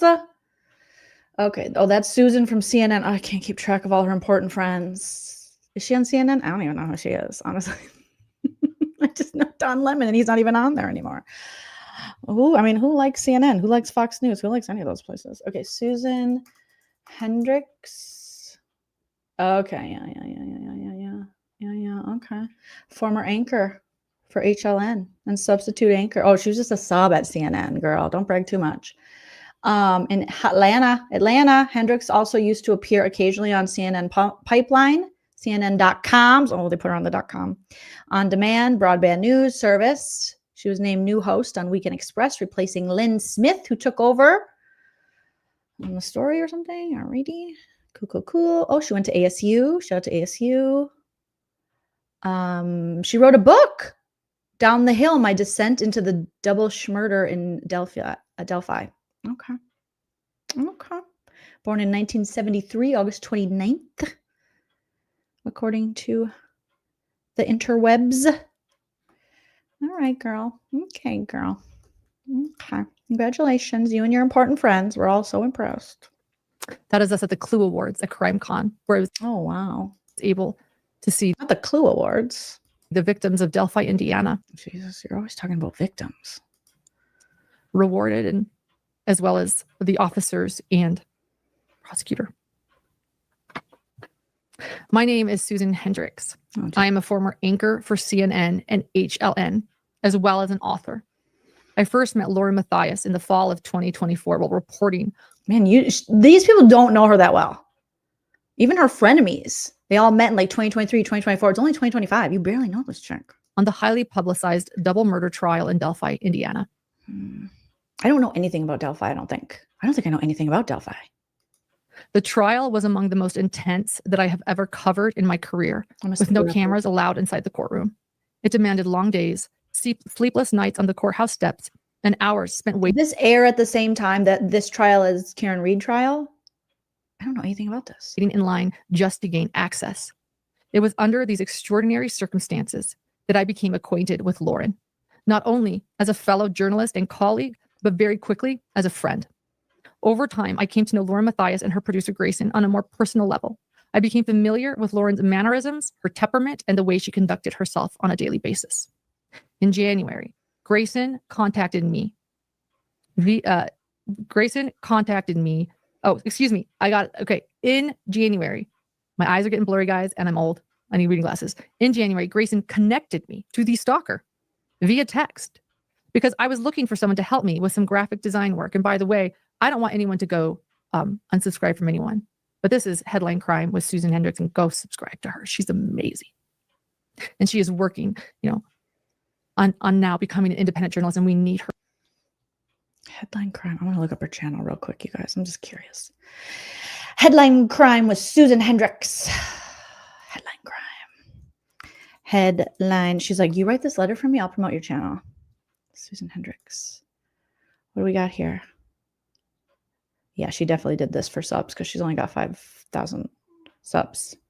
Get it, girl. Okay, yeah, she's got 5.34K subs. Headline Crime is your go-to podcast for gripping true crime stories, hosted by former HLN anchor and true blah, blah, blah. Okay, yeah, go support her if you want to. Get it. We're in this community. If you want to support me, go support Susan. I don't want to support you, so no offense, Susan. No offense, all offense. In January, Grayson connected me to the stalker via text because I was looking for someone to help me with some graphic design work. The stalker and I sent a few texts back and forth, but nothing was ever set in stone or official. Thank God. Thank God. Thank God. Fast forward to April of 2025, and Lauren and I began covering the same trial in Phoenix, Arizona. On April 9th, I planned to miss the morning session of court. At some point that morning, Grayson reached out and asked me to come over to their Airbnb as soon as possible because something had happened and Lauren was not okay. I showed up at their Airbnb a little while later, and Lauren was in a state that I had never seen her before. Lauren was extremely emotional and told me that the stalker had confronted her in the courthouse about calling her annoying in a text. Lauren said that her past I can't believe this all started. Like, the big catalyst for this is that she called the stalker annoying. These chicks. Oh my God. With former contract employees were being sent out because they were angry at her. I reassured Lauren that everything was going to be okay and that she would get through this. If that, you know how many people I would have to apologize to if I'd actually apologize for calling someone annoying, which I wouldn't, because I do that regularly. When the social media post started in June, my life is so much easier than just admitting, like, oh, yeah, I think you're annoying. The shift in Lauren became even more apparent. She became extremely fearful for her safety, even more than she already was. She would often talk to me on the phone and talk about the anxiety she was feeling and how unsafe she felt. How do you have all this time to talk to all these people? Jesus, my good friends can barely get a hold of me sometimes, and I can barely get a hold of them. Everyone's busy. Given what was occurring. Jeez Louise. I met up with Grayson and Lauren again in July at the Brian Koberger sentencing. There was a line to get in for the sentencing beginning the night before. Right. Many of the accomplices were in the front of that line. I recognized many of them from the social media posts and comments, as well as seeing them at different court events that they would show up for. Lauren and Grayson met me there to get in line with them and ended up leaving in the middle of the night because Lauren expressed that she was feeling unsafe and intimidated by the group. And that is true. I told all of you I didn't go to the sentencing because it was too much. What? You get left in the middle of the night? You're so dramatic. Seeing them at different court events that they would show up for. Lauren and Grayson met me there to get in line with them and ended up leaving in the middle of the night because Lauren expressed that she was feeling unsafe and intimidated by the group. And that's true. By Janice and Lori and Liz and Stalker and Sarah, whoever the other ones are. Told all of you I didn't go to the sentence. By the Seven Gatherers. I need a chart. Is anyone made a chart of who's in the Seven Gatherers? Who's I need to do that. Because it was too much. But I was also being told by people in line with them that they were saying things about me, calling me a defamer, calling me bad. And people were coming out and they're, what? A defamer, call me bad. So gossip? What is this all about gossip? What is it that you have against Lauren? People were telling me, they were talking to me in the front of the line. People love drama, girl. They will keep stirring the pot. And you're going cuckoo for Cocoa Puffs for this. Because they called you a defamer and bad. Well, you are kind of defaming the stalker lady. Because you call her stalker all the time. I left. I couldn't do it. Yes, Havasu. She's still on YouTube. She has I just was going to leave. You know? We need a chart. So, it was clear that there was significant tension, and Lauren left to de-escalate a situation that she did not cause. Lauren did, however, come back for the press conference. Why do you repeat it? Every time she's reading from one of her friends or her husband's letters, like that she did not cause. Those are false. It was clear to me that she was feeling stressed and panicked. The next morning, I got breakfast with both Lauren and Grayson before my flight home. Drink tea, like chamomile. They explained that they had called the police the night before after a confrontation occurred at dinner by accomplices. They shared that after the two of them were confronted, they felt they could not easily leave the restaurant, which is why they called police for an escort. That was stupid. It was clear to me that the two of them were in absolute panic state and what I would describe as fight or flight. They were concerned and worried. I noticed that they kept looking at the door anytime there was a noise. Lauren especially was on high alert and extremely emotional as she explained how much fear she had and how unsafe she felt with the escalation. Lauren called me weeks later and told me the stalker was now posting about her husband on social media, and she had shared with me how harmful it was to both her and her husband. She was fearful for her family's livelihood based on the public lies being spread. Girl, the emphasis, public lies. Again, we didn't do it. Why are you yelling at us? We did not do that, Lauren. We had nothing to do with it. We weren't in your 7 Gatherers friend group. We weren't talking shit on text with you. About her husband and his career by the stalker. She's just mad because she can't text the stalker anymore. Her paragraph text. Now she's taking it out on us. I again witnessed the fear Lauren continues to have while at CrimeCon in Denver. Aside from my pre-committed work events during CrimeCon, I tried to stay with Lauren as much as possible throughout the duration of the convention. Both Lauren and myself are trained and seasoned journalists. When being trained as a journalist, you are trained to be non-emotional, to have thick skin and push through things. It is extremely clear to me from conversations I've had with Lauren that she has tried to remain that way, but at this point, she no longer can. I witnessed increased fear and stress in Lauren over the last several months, and I've become very concerned for her and her safety as the stalking and harassment continues. All right. Oh, this is the person who took the photograph that we saw. Oh, babies. They just let me know that they recognize this person. They were present in the main bar. They were an individual. The individual was identified as the stalker in the immediate vicinity, and other individuals known to me. Whereas the stalker was reported to me to have been served with a restraining order and other similar legal documents. It appeared, based on my personal visual observations, that the stalker may have been in violation. So I took photos. I estimated the actual distance when I took the photos, approximately 20 feet. I documented the location. This was taken at 10:17 p.m. on September 5th, 2025. The photographs were provided without alteration. Lauren, this is from. This is getting boring, Lauren. This is getting boring.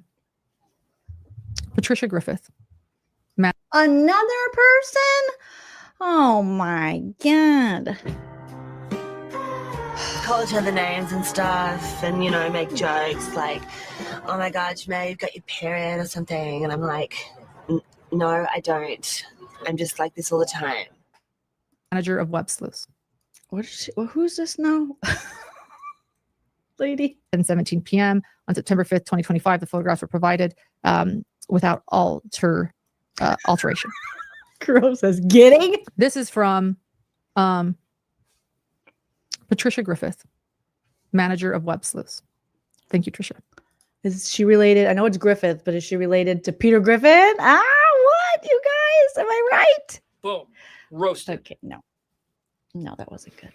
My name is Patricia Griffith. I am a close friend and colleague of LaurenMatthias. How long have you I am also the manager of websleuths.com and the host of the Web Sleuths live YouTube channel. Okay, I gotta look up websleuths.com. Websleuths.com. Oof, this website is ugly. No offense, all offense. Oh, this looks like it's going to steal your information and give me a virus. I'm not looking at that. I am writing this affidavit in support of LaurenMatthias, who is someone I deeply admire and respect. Hey. Recently, due to the actions of the stalker, I have spent long phone conversations with Lauren, listening to the fear in her voice. It is heartbreaking. I am genuinely scared for her. Lauren lives in constant uncertainty, never knowing what horrific thing the stalker will post next on TikTok, what unstable person might act on those false accusations, or what stranger might call her husband's university with outrageous claims. But honestly, are you worried about that, Lauren? What if strangers will act out on your behalf on any of these people you're naming? And according to them, defaming? Because you, I would argue, have a bigger responsibility because you have a bigger platform. I don't know. Because then that would be on your hands. It's a slippery slope, lady. Slippery slope, ma'am. Watch over her shoulder whenever she appears in public, unsure if someone is following her. The stress of waiting for the next attack has robbed her of sleep and placed tremendous strain on every aspect of her life. Lauren is not a dramatic person. She does not exaggerate. She is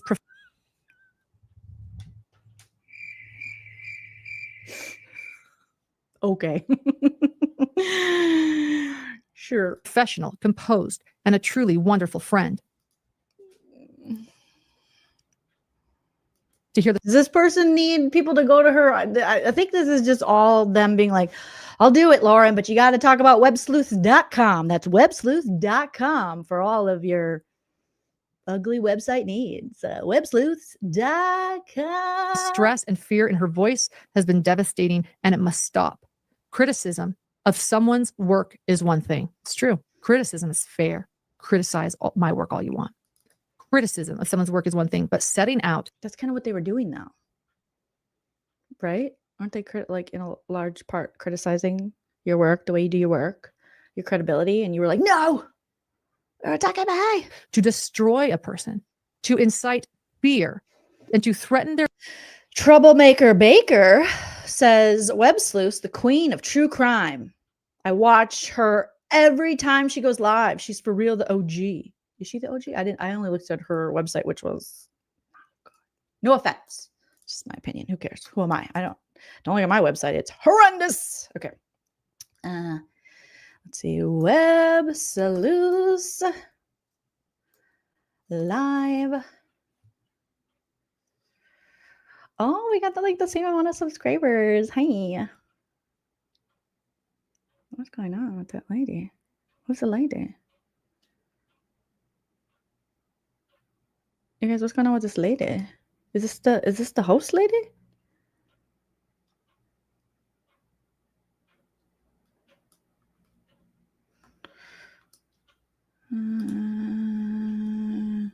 Is it this channel, you guys? I don't know the true crime people. So I'm like, is it this lady? Is it this lady?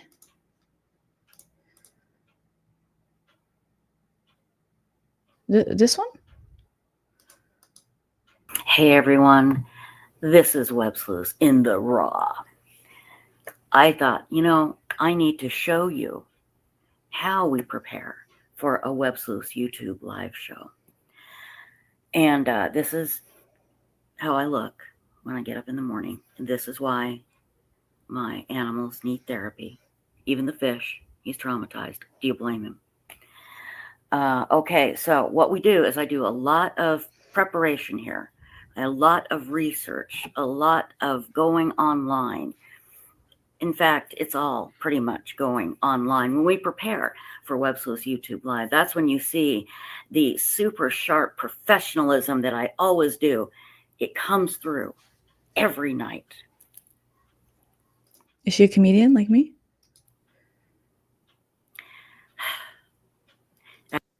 How is this not satire? You guys, what in the Trailer Park Boys is going on here? Like, this has got to be comedy, right?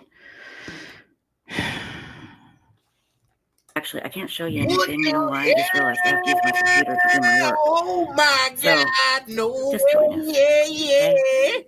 Next YouTube Live will be tonight, Monday night, at about 10:15-ish Eastern. And then you'll see me just gussied up, man. And now you understand why Scrappy Joe is such a troubled child. Okay, don't forget, tonight, 10:15. This is one of your character witnesses? p.m. Eastern-ish. 10:15 p.m.-ish. Okay? Okay. Okay, now I'm going to go do the heavy lifting, the big work. This is Web Sleuths in the Raw. Okay. Signing off. Thank you. See you Nice to tonight. meet you. Thank you.